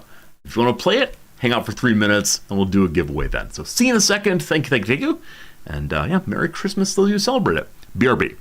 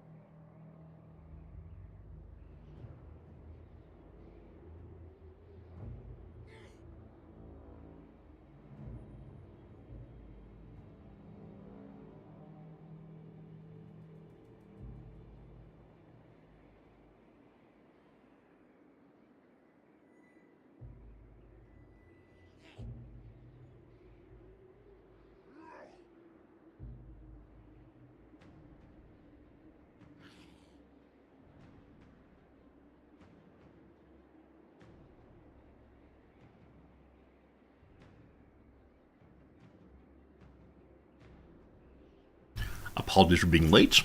As I said before, it's hard for me to do breaks effectively when my wife's home. I love just hanging out and talking with her and petting the cat, all that good stuff. But we're at work here, getting back to work, of course. It's time for our giveaway. Can you believe it? Our third giveaway today. It feels like they're happening boom, boom, boom. That's because this game just happens boom, boom, boom. I'm always amazed at how fast time goes by while playing this one. And we've talked before about how long should I play this game, right? Should I give it a week or so? I could easily say, okay, let's play this game for the rest of our lives because it is really, really, really fun. Okay, a quick giveaway for this game. If you already have it, please don't enter, obviously. It's just the base game of Warhammer 3, so you will not be getting... I don't know. You'll not be getting genuinely all the DLC. You can only play certain characters, but I think it's a fun thing anyway. Once again, the keyword is... Good. Once again, the keyword's Warhammer. Just type Warhammer in chats. If your Warhammer word is selected, then you'll be the big winner. And I'll get you a copy of this on Steam, probably. Something like that. I miss playing CK3 eventually. Yeah. It's partially that. It's partially that there are other games I want to play, but at the same time, I think also you all would eventually get bored of this game. There's a core of you all who will say, no, give me Warhammer or give me death. But for many of the rest of you, perhaps less so. A lot of people putting Warhammer there. It is not case sensitive, I believe. Just if you don't have this game, actually, all right, for last time today, I will allow a YouTuber to win and not move over to this channel. If it's case sensitive, I apologize, but I don't think I saw a setting for that on the giveaway bots. I think we're good either way. All right, 10 seconds to go. This has been fun. It's been a fun stream. I think giveaway streams are always a little bit more fun than non-giveaway streams. Maybe I'll become a giveaway streamer every day. And any random key I'm sent by a publisher that I myself don't want, I'll give away at once. All right, 10, 9, type in Warhammer if you want to win the game. 8, 7, 6, 5, 4, 3, 2, 1. The winner is... a Fat and Winded, or Fat and Winded. Probably Fat and Winded. Welcome to the world of Warhammer 3. If you would kindly send me a message over on the Discord, I'd appreciate it. Exclamation point Discord. Just go ahead and click that link. If you don't know about Discord, it's not that hard. But send me a message. Oh, this is not a mail one. Sorry, I was gonna say this is give me your address. No. It just sent me a message on Discord or on Twitch rather. Either's fine, and I'll get it to you. But thank you for winning it. Thank you for entering, and yeah, there ends the giveaways for today. More giveaways tomorrow of other Warhammer paraphernalia, as well as probably another game of some sort. But congrats indeed. Okay. What is the last thing we're talking about? Do we just end a turn? I think this might be a new turn, possibly. Yes, I was celebrating the death of Tom. That's right. Wait. I can give someone else the game. You already have it. Why'd you enter? You're like, there's any possible thing to win. Let me enter. Wouldn't it be fun? Oh, that's very kind of you, Fat and Winded, to have me give it away again. Also, you're not following, so I'm going to be honest, I was a little bummed when you won, not following. Shame. We're going to do one more giveaway winner then. It's Keeper's Fang. Big win for you. Thank you, Fat, for realizing you had the game already. Keeper's Fang, if you want to send me a message again, Discord or private message here, that is absolutely fine. You just want to see if you'll win? I get it. I get how it goes. Doesn't feel nice to win, but Keeper's Fang, thank you for your being part of the community here for such a long time. Okay, Mr. Beast 2. Good point. With Mr. Beast's recent scandals, maybe I could become the new Mr. Beast. Do fun giveaways all the time. The person who plays the most Warhammer this month gets $1,000. We're gonna do some leveling up. Good job on winning this battle, everybody. Big old rock jaw. There's a new items to talk through also. Goodness gracious. The Talisman of Preservation, a possibility of shrugging off damage regularly. He'd be giving up the Seed of Rebirth, which is a big old constant healer. All right. Phil Vader, your favorite and mine of the war bosses. I'm going to give you the Stay Alive thing. I'll give you the Armor of Fortune also. I should give these things to our Lord probably, but that's okay the way it is. Phil, it is time for more melee attack. Melee hit there. I love that. We then have our little healer. Oh my goodness! Oh my goodness! Some back-to-back gift subs. Oh my goodness! So Olafsson, number one Olafsson, thank you for the 10 gift subs. Big surprise, big fun. Thank you so darn much. All you got those, thank you. And then I also have to say thank you to Valorant, to a video game. Right now there's a special deal going on that if you gift, I believe, 5 subs, Valorant sends it a 6th one. So Valorant, thank you for your generosity, and Olafsson, thank you for yours also. Merry Christmas, buddy. Hey, Merry Christmas to you also. Thank you for the lovely Christmas gift, both to me and to the community. Now 10 of you will not have to see ads. 10 of you are getting emotes, and Olafsson, thank you for your generosity. That's very, very cool of you to do such a nice thing. Again, the Valorant thing is very strange, but I love it. Thank you, Valorant. I love you, Valorant. If you haven't played Valorant, you might consider doing so. I think a couple years ago, the giveaway, like the bonus giveaway, was funded by Mountain Dew, maybe? It's like, thanks, Mountain Dew. I love you. All right, so what can this shaman do effectively? Gork will fix it. Is this a heal, possibly? The shaman points a bony finger at a nearby enemy, cursing them in the name of Gork. It is not a heal by any means. Itchy Nuisance, by vigorously scratching his armpits, cackling maniacally done so. The shaman projects painful chafing onto a nearby foe. Feels a little bit voodoo doll here. Vindictive Glare is not a heal. Sneaky Stealin'. This is a constant ability that anyone near him has a lower chance of recharging power, so it can cast less frequently. Interesting. I don't know. Azrael is kind of just standing around. He just kind of joins our army for the fun of it. Sure. Let's go ahead and give you Sneaky Stealin' to weaken other casters. And then Rockjaw here, calling out his Loktar Ogar, his Kek, I believe. LOL becomes Kek in Horde speak. You are the commander of his armies, which will give you something to help the commanding. Bellowing for larger leadership aura. Yelling out there about defeating the stunties, etc. is going to be good. There's only very few heals in lore. Life, Vampire, Nurgle, and Ogres. Thank you, Assam. I don't know what life is exactly, but I'm guessing the healing we've had on elf mages may have been life, possibly. Not sure.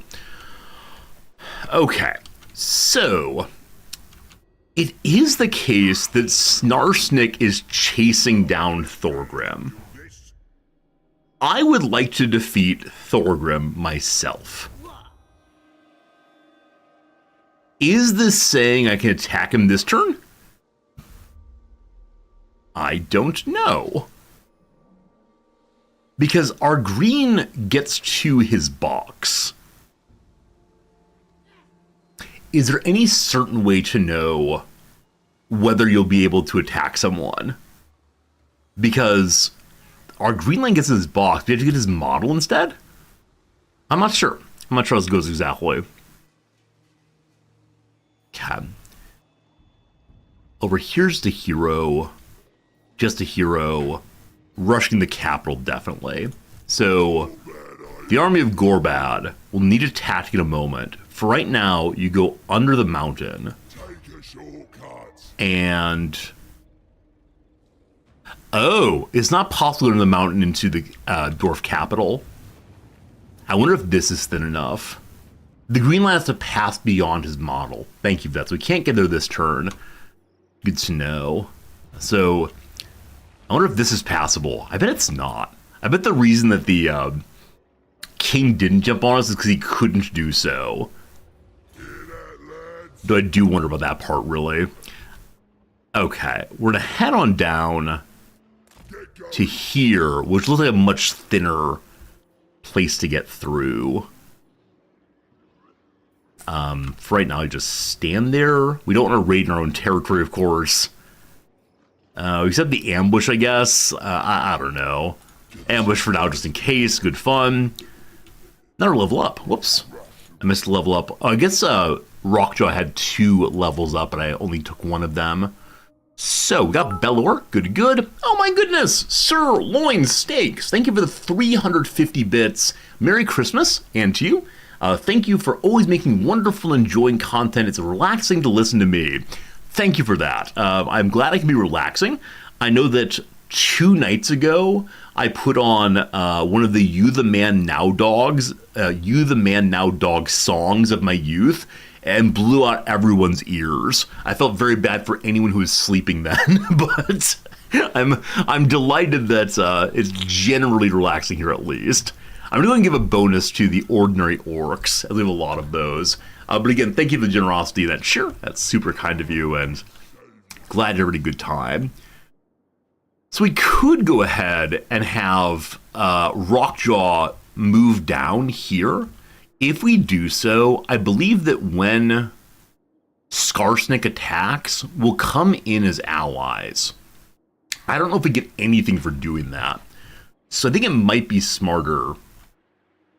Oh, wow. Does Thorgrim have only 1 territory left? I think he might. I am the High King. He's the High King. Where do we see his number of settlements? Yeah, he only has his capital left, team. Well, well, well. I do want to pivot to fight Skarsnik next. We have 12 turns left to take the capital. I need to make sure that we take it and they don't. So yeah, we're going to start moving north. And that is the call here. Ordinary walking. You can go so far. That's craziness. You come along. Also, very good. Oh, Napfire! What you doing, Napfire? Napfire, thank you for the 5 gift subs as well. That's super generous of you to share the love that way to me and to the community at large. Congratulations to Denny and Sundog and Nox and Science ID and Frisky Gato and Valorant. Thank you, Valorant. Thank you, Video Game Company, for generously giving another gift sub to the community. I hope you're having a really lovely day. Merry Christmas to you, Napfire. Thank you for the kindness. I hope any of you can't hit stream tomorrow because of your holiday plans. They're really, really good time. That's essential to me. I desire very much that you can have a good time. We're standing in the land of the dwarves, so we'll raid here on both characters, pull in some more money. It's also the case that we can build this turn or reinforce our armies. Rockjaw has no open space. Wounded, but not lost any troops. Gorbad is full also. So we could bring in more troops to another army, maybe Gritsguts's. For right now, let's build buildings instead. Okay. Next up, Cappy Gobo is back.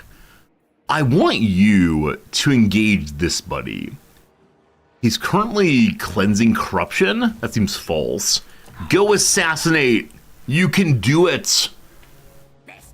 Success. Cappy Gobo, our goblin big boss, is wounded Kun Asgal. I was worried you're going to stop movement on Gorbad, but no.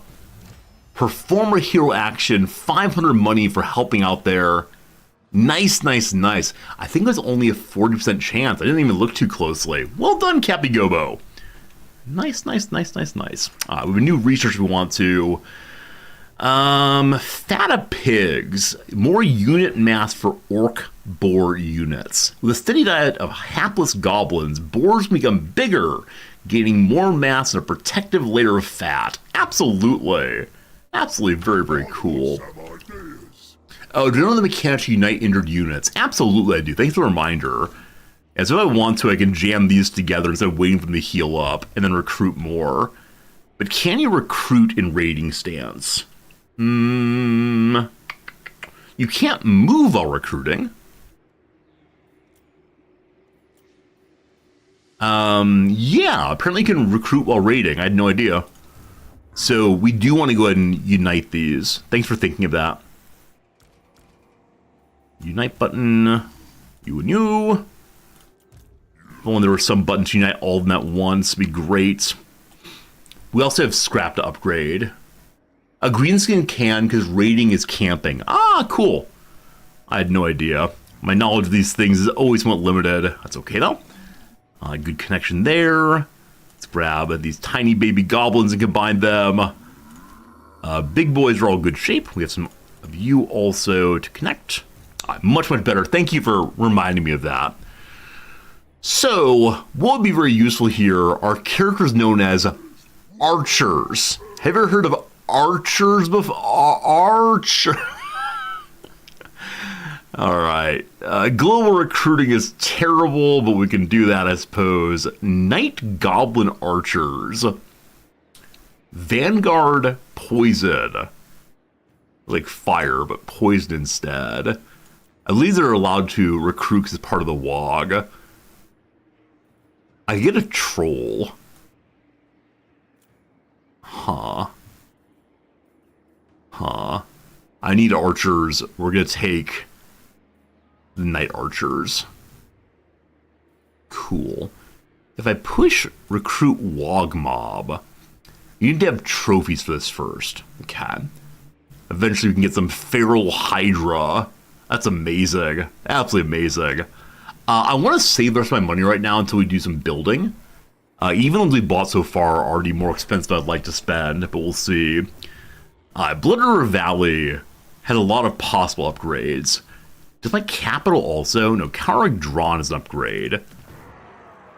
And Iron Rock is also. We're just going to upgrade the bits we can to get more income coming in. And better defenses also. Alright, there's a turn. Not the best turn, but turn nonetheless. I thank you all for hanging out with me on this lovely Christmas Eve.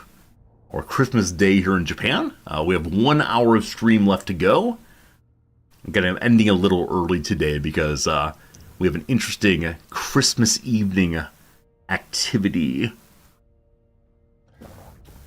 Alright, Skarsnik versus Thorgrim. He runs away. Skarsnik runs away. Oh, wait. Well, I have KFC. The standard line, I don't eat meat. I believe I mentioned this once a stream. But no KFC for me. Zelia, it's good seeing you, my friend. But no KFC this year. Maybe next year we'll do some KFC. But it is indeed everything you heard it was here in Japan. They are absolutely crazy for the KFC. What on earth? This is amazing. I think what happened there. What on earth happened there, team? The dwarf tunneled upstairs, and then Skarsnik had to go all the way around to catch him. Why could he not just walk forward and get him? Weird. Is it possible for Rockjaw to get back here? If we're in normal march, yes. Or Gruth's Gibba can do so.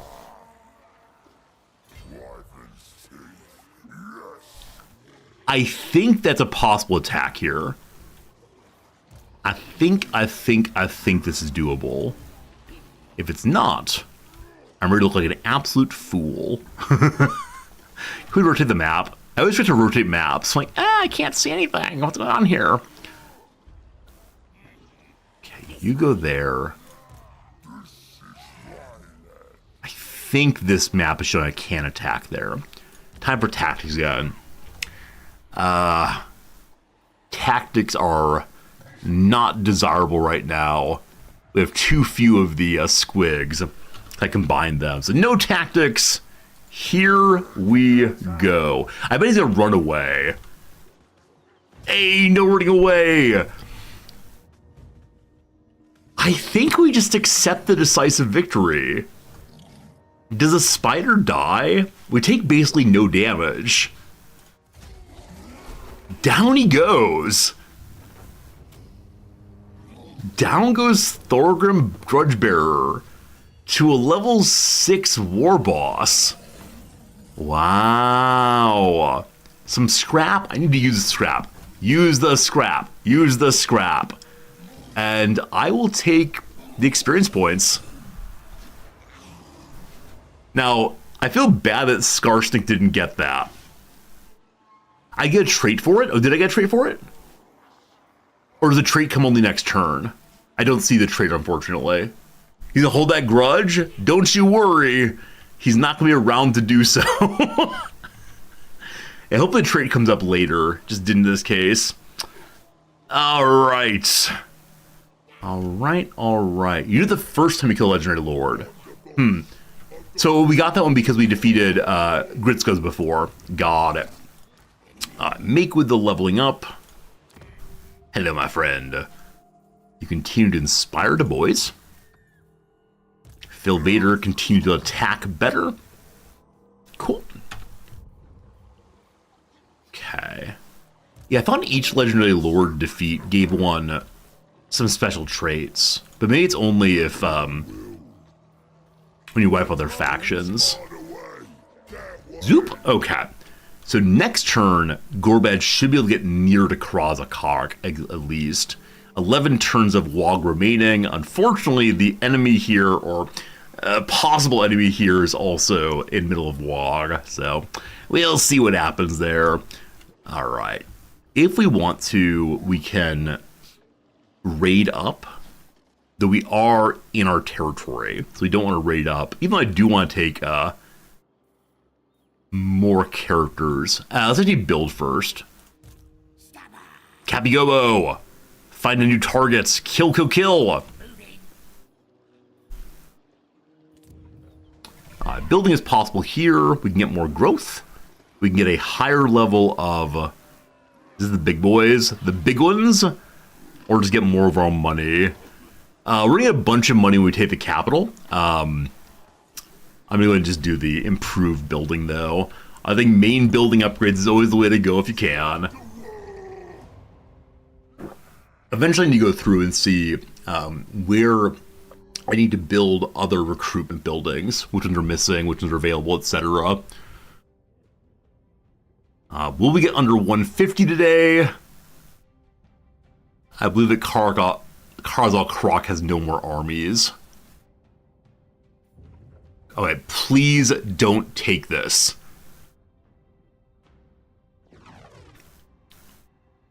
They're still sieging. Oh man. Are we gonna run right past the siege and take it all? In this west is Malagar the Dark Omen. Looks like some kind of a beast person, I believe. Oops, sorry. Surprised the other dwarfs haven't come in on us. I would have expected that the king of the dwarves would have had some relationships between the ourselves and the other, or sorry, a relationship between the king dwarf and the other dwarves. Maybe they're glad to have him out of the way. Maybe they've suggested that he no longer deserves to be the ruler. There'll be some other king. If a king cannot defend his land, what kind of king is he? Go read the Leviathan if you want to. The Nemesis crown whispers to me from somewhere in the Empire, promising great power should be taken into my stewardship. This is an elf thing, right? I've never tried to chase the Nemesis crown. It's in the coastline in the Empire, probably northwest of here. This turn, I don't think I can make it there. If we quick march, we can make it to this place, but I guess not. Please don't take it this turn or next turn. You know I'm coming though. Everyone's full up here. No tax next turn. Oh, scrap, scrap, scrap. Spend the scrap, please. I can improve my bolt thrower, faster reload time on my 1 artillery. Maybe. I can strengthen my my trolls. Don't just grab the weapons. Grab a couple legs for the trolls to smash around with too. Better attack on trolls. That seems pretty fun. And now we have 20 left for 1 more shield if we want to. Is that right? Yeah, we can do 1 more shield on somebody, so this highest rank orc boy, you get a shield. The scrap upgrades I'm enjoying. You might forget to use them regularly. It's a fun time to use battle items in that way. Okay, I guess we... What is this? Is this like a sign of a battle happened there? I don't think I can loot it or anything, but yeah, I think it's just doing the Battle of Barag Dazbag on turn 22. We had a victory over them. 2,500 folks died there. What a terrible experience that is. I think that you're just gonna like head home now, maybe. Eventually, we do want to head down into this territory here. Wait, is that their capital? Do they not own an actual castle? Oh, this is the actual castle, sorry. It doesn't look as grand as some of the other ones, but... Huh. That'll come post-WHIII. For right now, though... Yeah... Oh, we have a mission to go raid up this way, don't we? Yeah, I have a mission to go raid in this person's territory. Yeah? No. Sorry. What's our mission? Moderate income, hero, grow forces... A second front? More lords? No. Here we go. A raid Mount Squighorn area. That's up here, actually. Sure. You'll go try to do that. Okay. Maybe we can reinforce the battle in the north. Then I have Grit's Guts. Go ahead and just head into a city nearby. We'll probably raise an army at some point, but when I'm not quite sure. You hang out here. Good. And, yeah, we'll keep saving money for more building, possibly. Cappy Gobo, can you kill a second one of these? We have a 42% chance. What do you say? Never lucky. Never lucky. Maybe next time? That said, Cappy Gobo's level up now as a giant wolf. The larger wolves are bred by gobos to pull their ramshackle chariots and be mounts to their cruel bosses and their nasty shamans. Alright, so Cappy Gobo levels up. Now it can go a little faster on the world map, maybe, or at least look cooler. It's primarily for style, I think. Alright, so I think a higher chance of assassinating. That's how I've used them primarily. Next turn. Watch out, brother man. You can't do twice one turn, can you? You can? Oh, it's saying do it next turn. Okay, I've already spent the money. You're stuck doing so. Unfortunately. Turn 23. I really hope we can fight the crooked smile folks in order to incorporate their whole group faster. A message from Clan Rictus. We already have a non-aggression pact with them, I believe. They want military access. So I believe there was someone 2 games ago. I gave military access. They walked into our territory next to our capital and attacked us. So I think we're going to say no on this one. Though we appreciate the inquiry. You stay out or else. Goodness, goodness, goodness. That was a horrible moment, by the way. Absolutely terrible.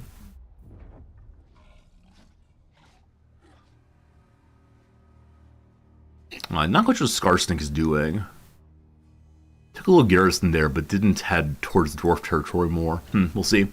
Fodar the Ruin Maker. What a great name. Man, I need better names of my characters. They're like Punchy McGee and Ruined. Like, who are the mothers that name these children? Like, actually, just a real question. Anyone know how orcs are named? Because I've been told a number of times now that the orcs do not reproduce sexually, and there may actually be no females at all. So, how on earth is there a naming ceremony, or do the spores fire out and spell out a name on the ground? Your spore name is Rockjaw. Gritskub gets a disciplinarian, spends multiple turns in a settlement with low control. It's gradually going to improve, +1 there. Awesome. Is it time? Is it time? We leave this stance. We click here. Oh, can you not attack somewhere that someone else is sieging? Oh. I thought you could skip past sieges, and you can't. Alright, one moment here. So, they have one army here that apparently I'm 50-50 against. Their main army here is again fully wogged. Has 20 hidden items also.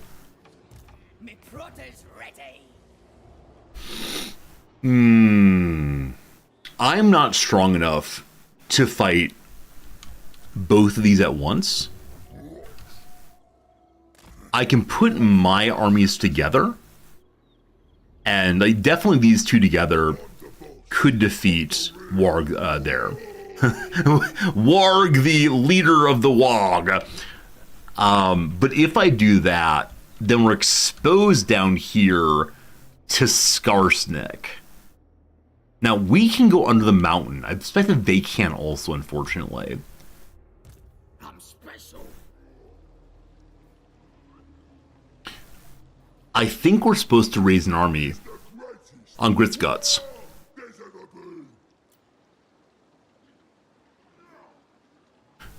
Yeah. Yeah. If you kill Skarsnik, you take his whole faction. Oh, right, Cypher. Greenskins work differently. Thank you. Well, now I wish I hadn't headed up here.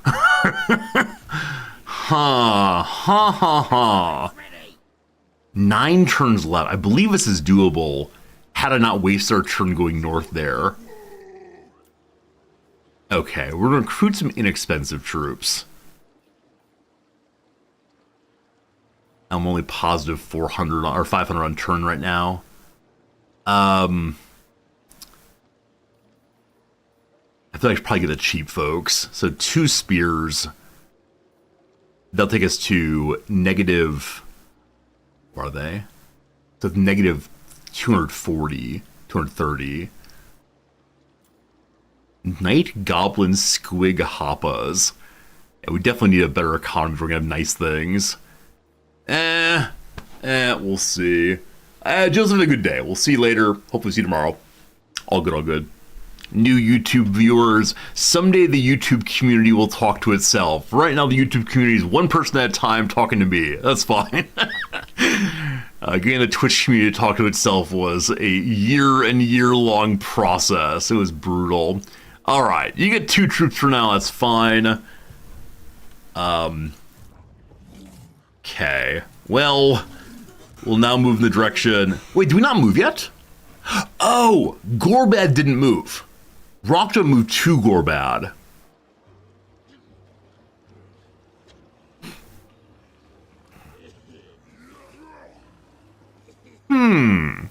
So Skarsnik's army is pretty darn strong right now. A whole bunch of levels up.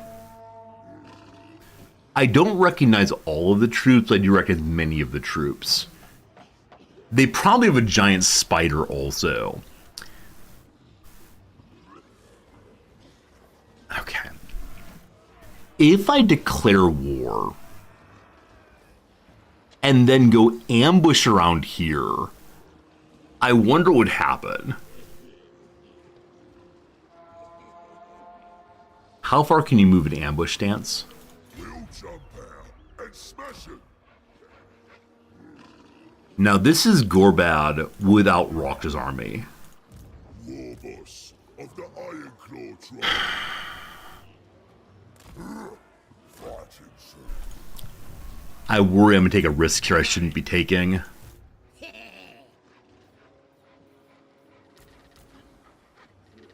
Dog wants me out Well, we're gonna go for it. We're gonna go for it, team.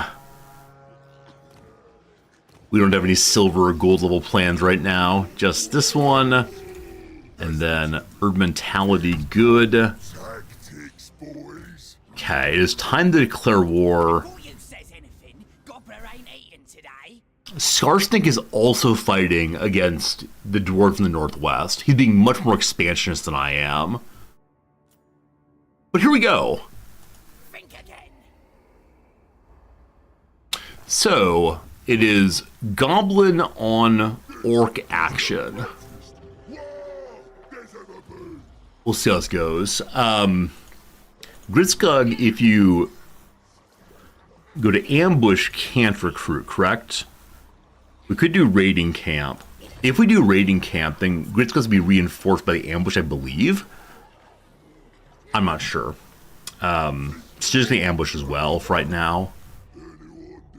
I think that's all we can do but build right now. I worry I'm going to lose this very quickly. I'm worried I'm going to lose all of it very quickly.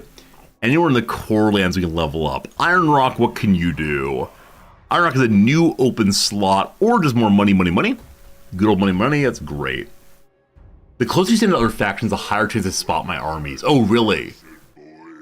Oh, really? So it's possible they're going to immediately spot the ambush. Ah! I was trying to set up an ambush at the river. I probably should have been a little bit farther back. Well, you live, you learn, and then you get what loves. Another assassination attempt. Ah, we have no money now. Never mind. Forget that. Fingers crossed on ambush team. Fingers crossed we don't get punished for our absolute foolishness. Poor gameplay.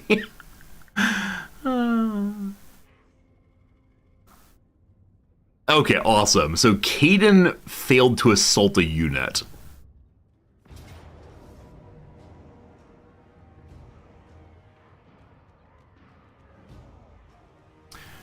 The enemy failed to spot the ambush by the single character. They did spot Gorbad's ambush, though.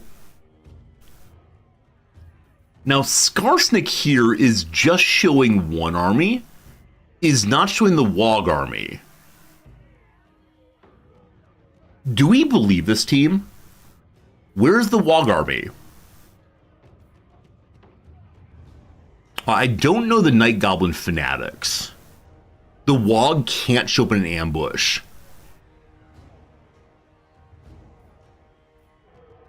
Oh, this is going to be ridiculous. I mean...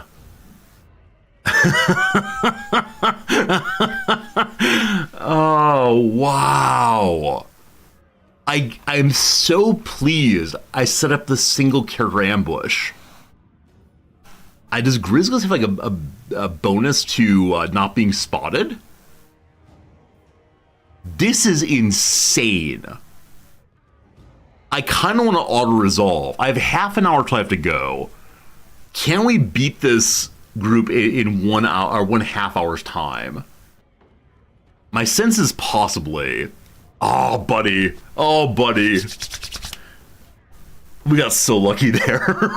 Because had they actually attacked our main stack, they probably would have defeated us. A close victory. I should auto-resolve, but I will not do so. Can't pause too much. We need to be absolutely certain that our one character does not die before reinforcements show up. Also, there is a possibility rather, because I only have the one character, that they just walk right off the map. I wonder if I should have auto-resolved.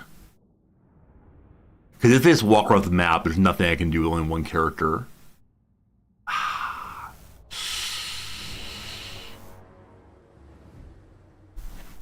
Do they know they're being ambushed? Oh, any win means they get confederated.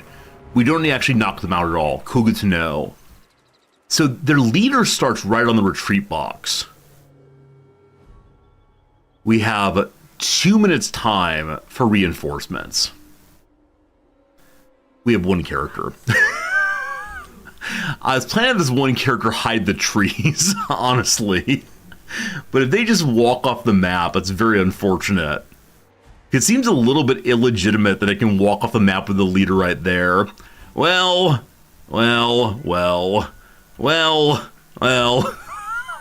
see how this goes. Bye. Have a beautiful day. Bye.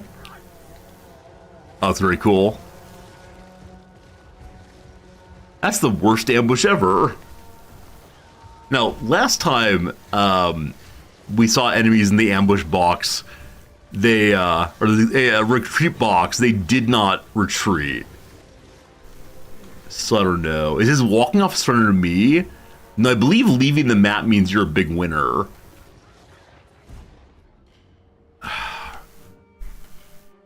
Yeah, I believe they're leaving the map now.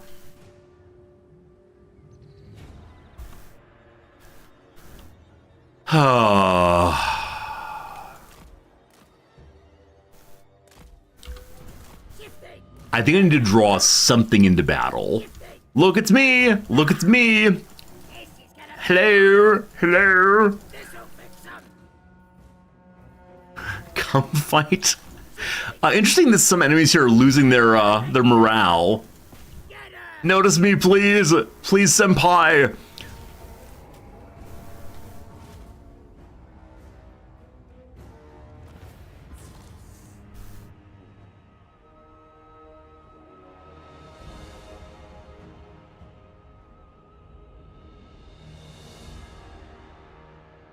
I have confused. It counts as his fleeing? Safely escaping the ambush counts as a flee. Now that's a bug, right? We're all gonna say this is a bug, yes? Or is the only way out of an ambush to actually fight it? So if the only way out of an ambush is to actually fight it out, then why is there the retreat box? I feel bad. I feel like I just cheated. So I don't know. It is clearly a bug. Okay. If you say it's a bug and I say the bug, that's a bit of silliness right now, but it's a win for the defense. He has a whole army. I agree. It should be a win for the defense, obviously. Not having anyone attack him and he loses feels very, very, very unkind. But we'll call it a win. We'll call it a perhaps cheesy win, but at the same time, sounds good, man. Sounds good. Why did we even load the battle? I'm sorry, Skarsnik. I'm sorry. Decisive victory. We get an item called the Shroom Gatherer. It's not just night goblins that like fungus. All greenskins do. Shroom gatherers, go and get them. Those survive squawk attacks, that is. So, someone ranked up while carrying a night goblin unit. A bunch of goblins receive some bonus. Cool.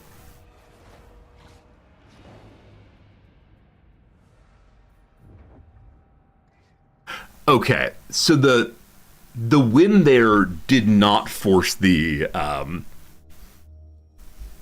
that's strange. The win there did not force the Confederation.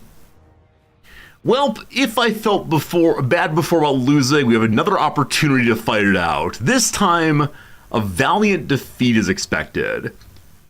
Now, valiant defeat means you've almost won, Or does dying defeat mean there's no possible way you will ever win? So they have both of their armies. And I don't have both of mine. Ah, poor unit movement feels bad, man. We're now the 25 minutes. Is it possible to save mid-combat? I could retreat and avoid the reinforcements. So saying if Grits Guts runs off the map, we might win? Or is it retreat in that prior page? I probably should have retreated there. I thought you can retreat when you're first engaged. Ah! Yeah, I could have retreated! Oh no! I won't crash the game. I won't crash the game. But yeah. Enemy reinforcements are coming in on top of our single reinforcements. Is there a retreat button I could use now? Or is retreat only on the main screen?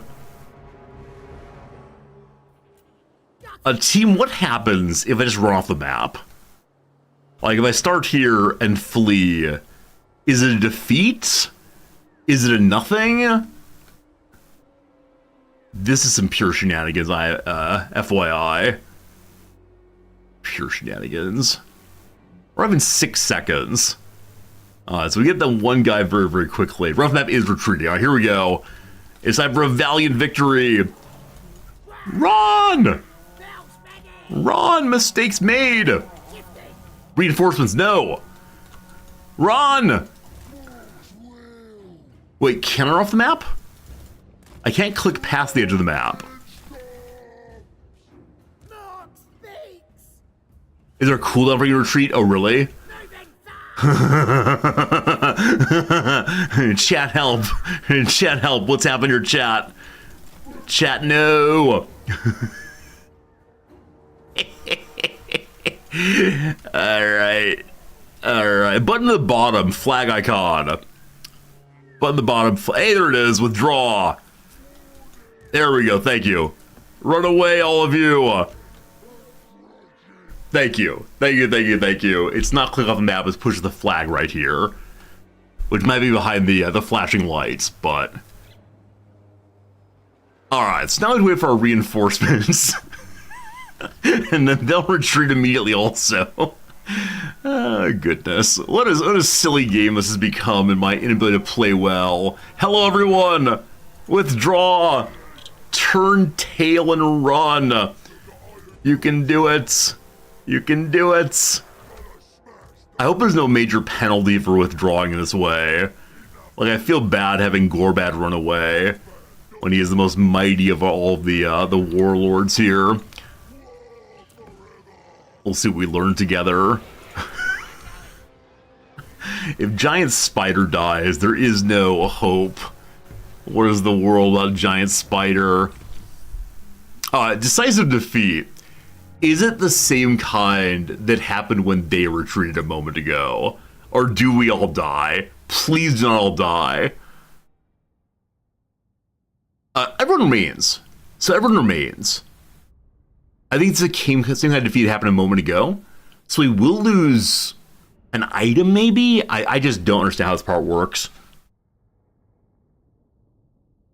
I need to find the Warhammer tabletop game manual on the internet and read it out to you all. Come around, children, it's time to learn about the intricate rules of a game on tabletop we'll never play.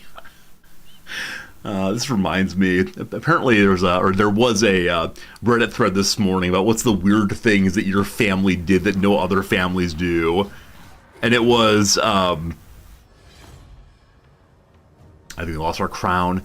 It was what one family said, instead of our family reading fairy tales for bedtime, my father would read us the instruction manual for the refrigerator and oven to help us fall asleep.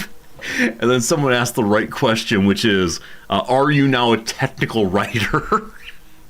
I can't even imagine. I mean, boring, obviously, but still. Their fights Okay, so we have run back to our fellows now.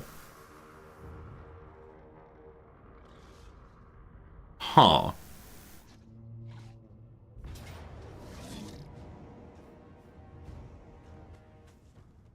So in this case, unfortunately, the armies are still too far apart. So if we retreat, please go towards the leader. You don't.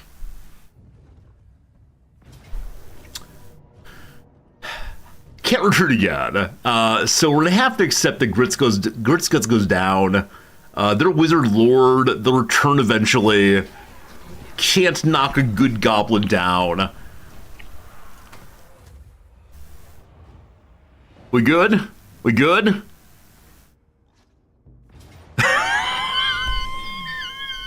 the constant running and fighting is really throwing me off. Hey, we have a banner. Hey, we have a banner. I didn't realize we had one of those. Cool. I mean, I've not been using it, obviously. All right. So this time, the armies have gotten separated enough that's one army on one army. Video game believes I will win this. We're getting dwarf reinforcements because the dwarves are at war against them. There are 3 dwarf guys that will show up, including a level 1 lord.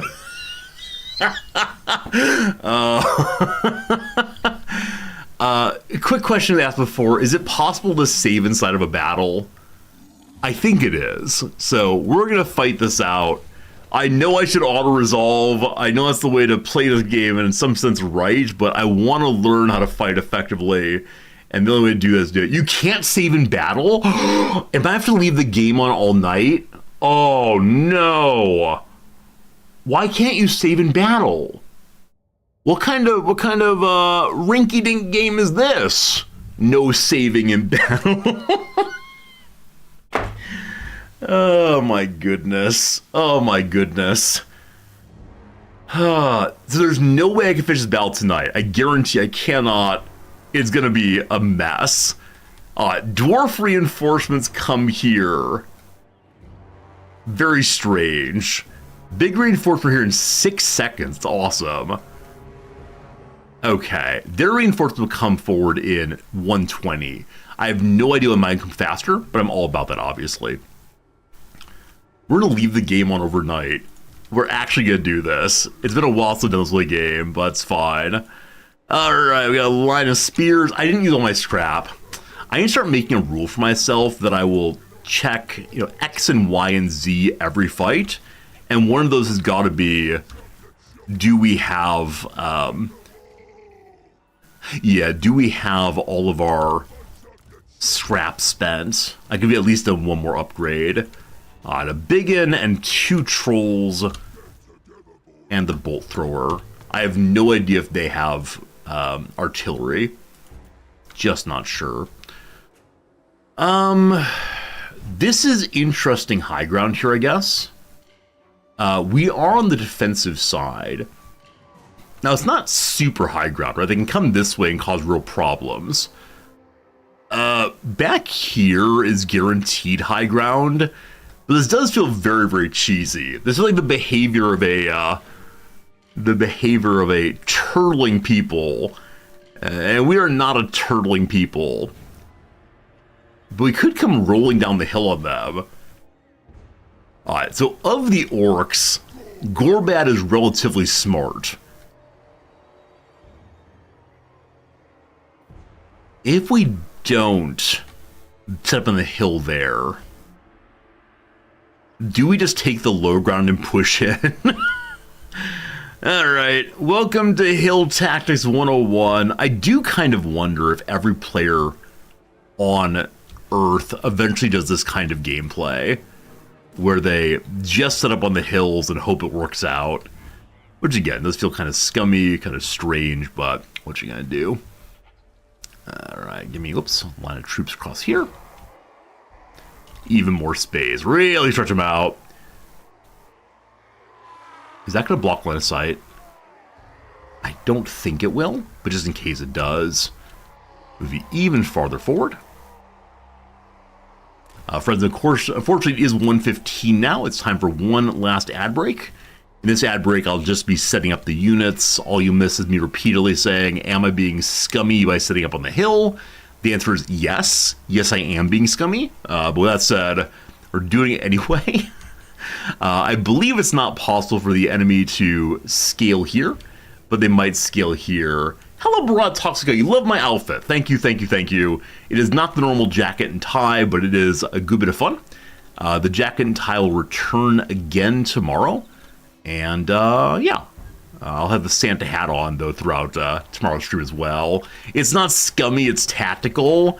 I mean, I think that's the kind of thing that scummy players, for example, me, say to feel better about themselves.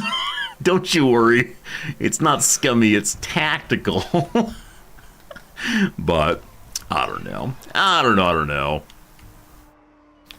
Okay, running folks are there. Smashing folks. Make sure you're all here. This is a good strategy. I think my fear is, and maybe it's not a real fear, but it's not worth worrying about.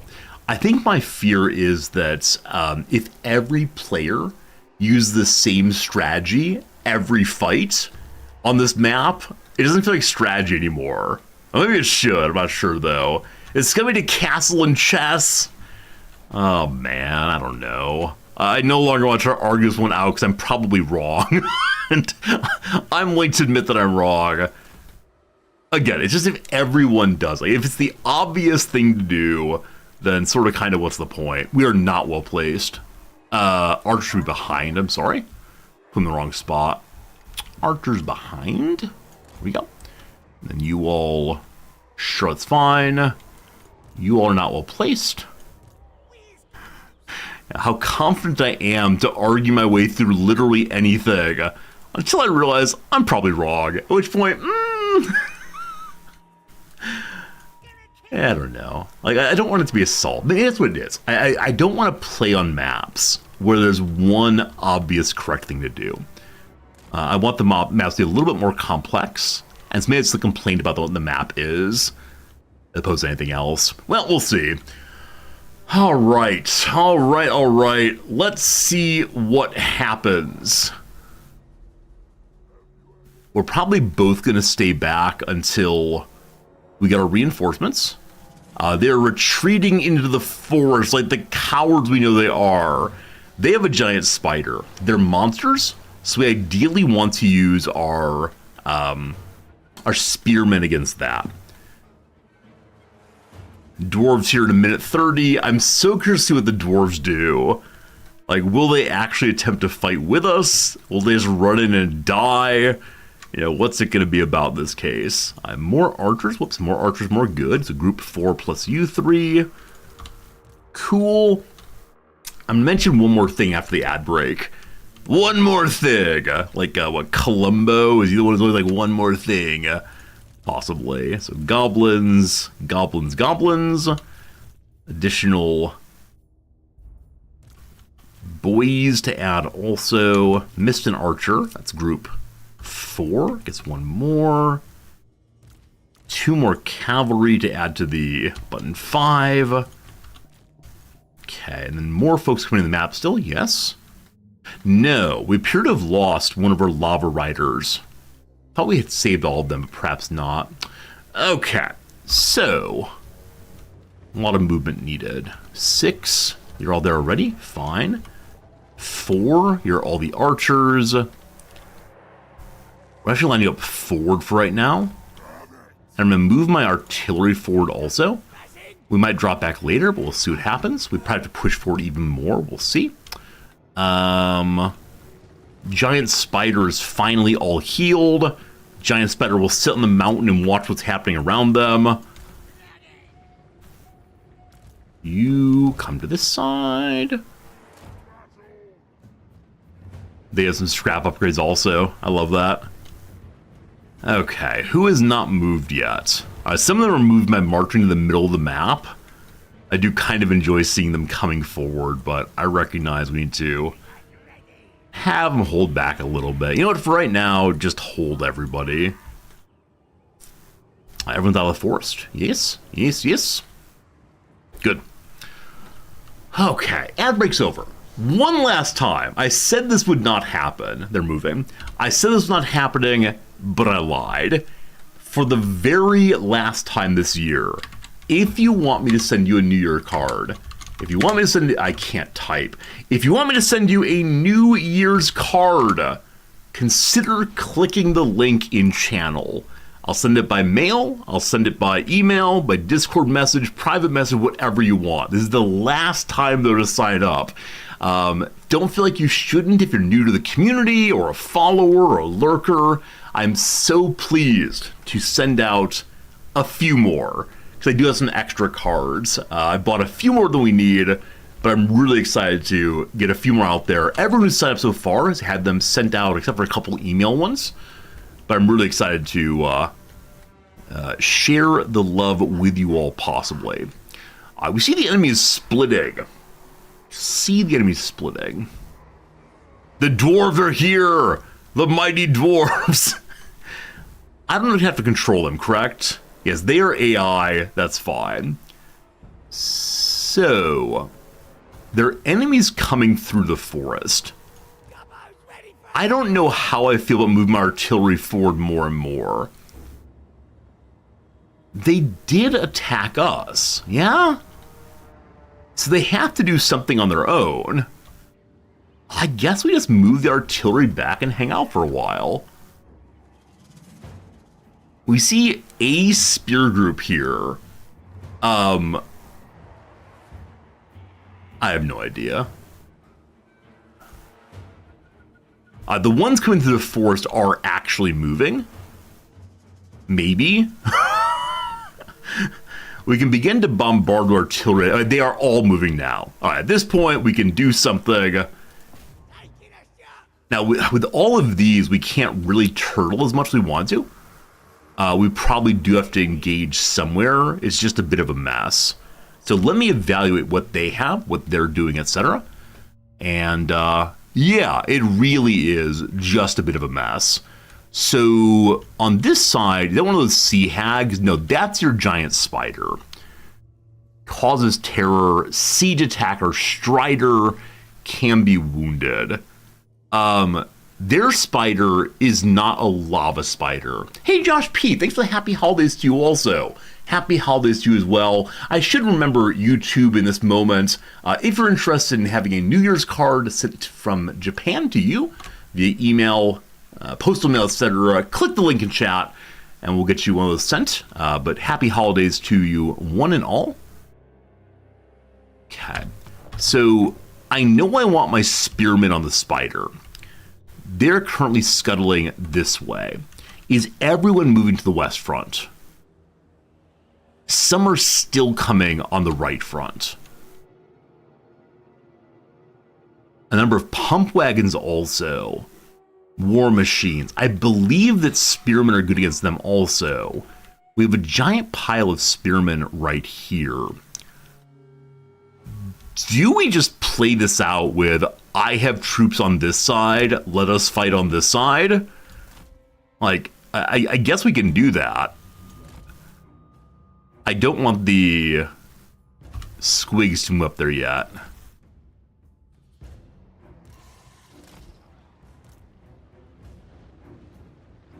I don't know. I don't know what I want to do. They're skittering in a hurry. This is one of those cases where we don't believe in fronts. We just believe in meeting the enemy where they are. How orcish of us, of course. Is the artillery actively firing? If it is, I should have buffed it already.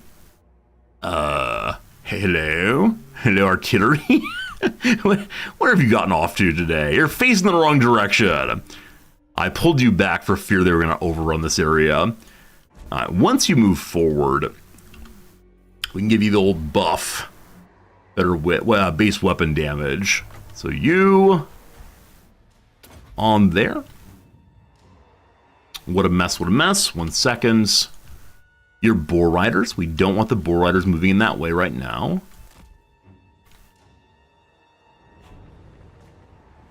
Everyone's uphill. Hopefully the dwarves help us.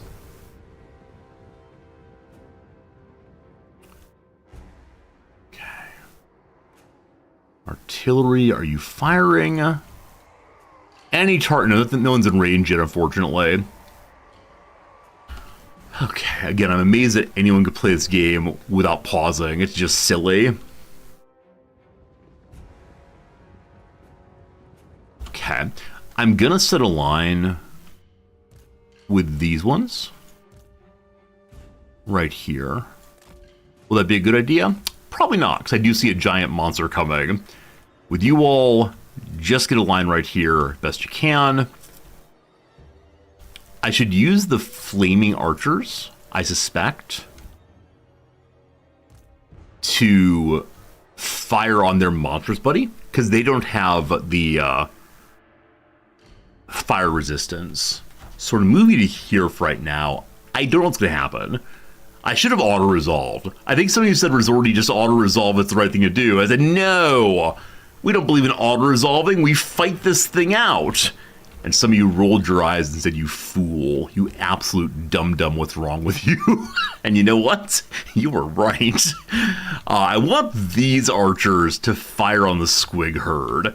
With this, we're abandoning our setup here. But I think it's a good call, because they will rip us apart otherwise. There's also a... there's their lava spiders. They have 2 giant spiders. I have but the one. So giant spider over there.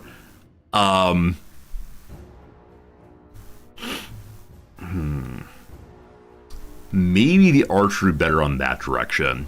I'm not sure. I see they have a downhill. What have we done? Maybe our monstrous buddies moved to that side to fight. I feel like we're rearranging chairs on the Titanic right now, by the way. Alright, so we're being attacked from this side as well.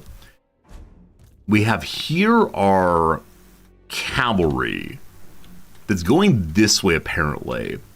Would it be better to have it charge into their archers? I mean, obviously, yes. I don't have a path yet to get there.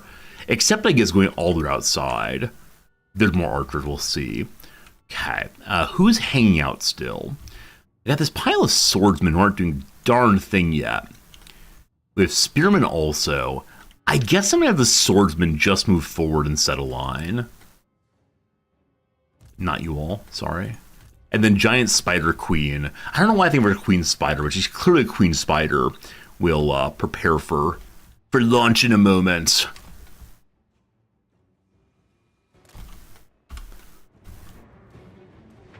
Hidden foes found. Hidden foes found. Hidden foes. It's too many units. It's beyond my ability to think, honestly. Who dat?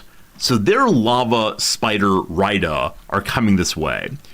We're going to have our big boys, 7, engage this way. They're coming just slowly.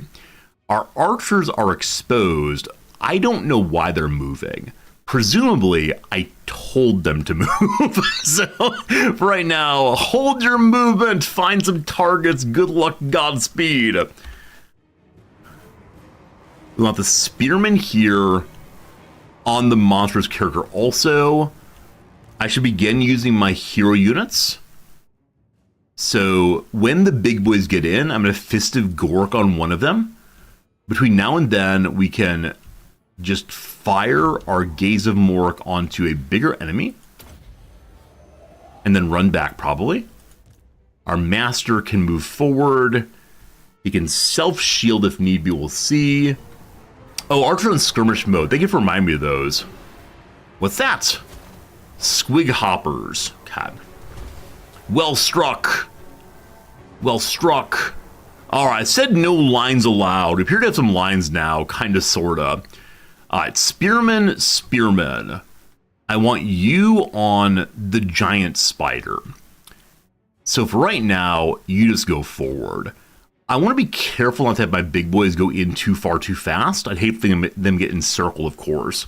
So I have you just hold here, I suppose.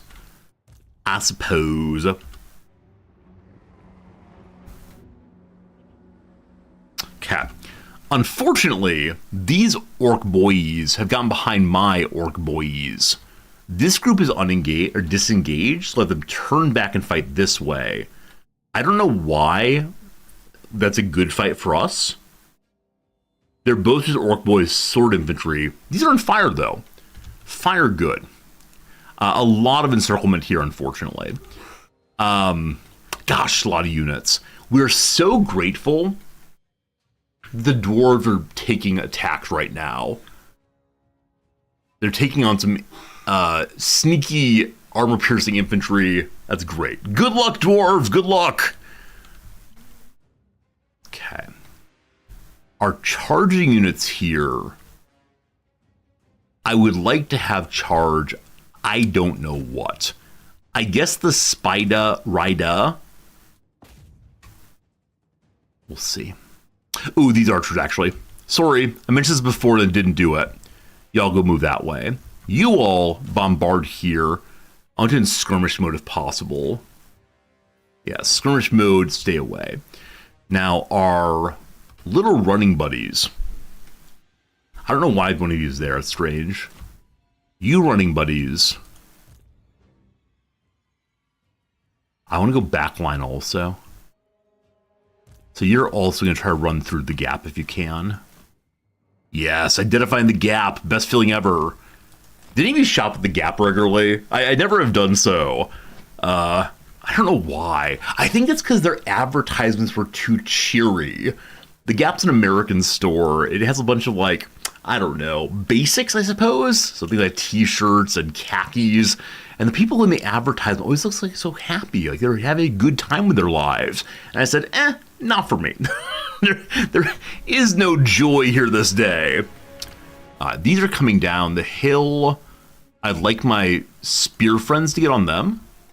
My archers are really exposed. This will be a problem in a moment. For now, though, the spearmen here are supposed to be heading this way to the big old spider. They're disengaged right now.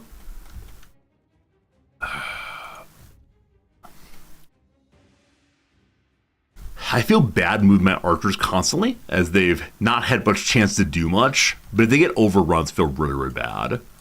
Also, my bolt thrower is chasing someone in particular, so I'm gonna roll them back for right now. Okay, what a mess. Did my shaman cast? Who knows? Who knows they cast? We have one fireball spell to use at some point. For now, who is fighting? Are you fighting Troll? Troll will soon be fighting. So we're going to use the shaman's Gork on Sure You Trolls. Give it 3-second countdown to get cast. Good. Then we're going to use our Gaze of Mork on any enemy nearby. It's really strong against the giant spiders, but we choose the pump wagons, I guess. Does that work? We move to range to cast it? Maybe not. I want to have Gorbad begin fighting, of course. Need to have my hero in there. Sure, fight some pump wagons. Maybe. Good night, Brickhead. I'll be, actually, I need to go right now, don't I? Friends, it is 1:34 my time. I said I gotta go at 1:30, because we're having a dinner tonight. We're going to leave a little early, so yeah, that's gonna be the stream for today. Wish to say, the game's gonna stay open all night long. Make a note, chats. I don't know what note it is, but make a note, chat. I'd appreciate it. Who are these? Why are they dying so aggressively? Oh, it's poor Squicks. Make a note, chat. We'll keep zoomed in. We gotta have our spider do something. Anyway, Big Resorty says thank you for the fun. Those of you who are in the US of A, Merry Christmas very, very soon. It's a lovely time spending the holidays with you. Always a wonderful, wonderful time. And I don't know what else to say other than tomorrow, more stream. Tomorrow, more giveaways. Tomorrow, we're giving away some Age of Sigmar items. I'm looking forward to it. Either way, appreciate y'all so much. Have a relatively fun time at dinner. That's right, not too much fun. I'll take some pictures of dinner. We'll talk through tomorrow. It'll be a good time. Frosted, goodbye. See ya, No Tears. See ya, Slivers. See ya, Steve. See ya, Elstill. See everybody. And seriously, thanks for being a really great community. Appreciate the heck out of y'all. See you again tomorrow. Tomorrow. Merry Christmas. Ho, ho, ho, ho.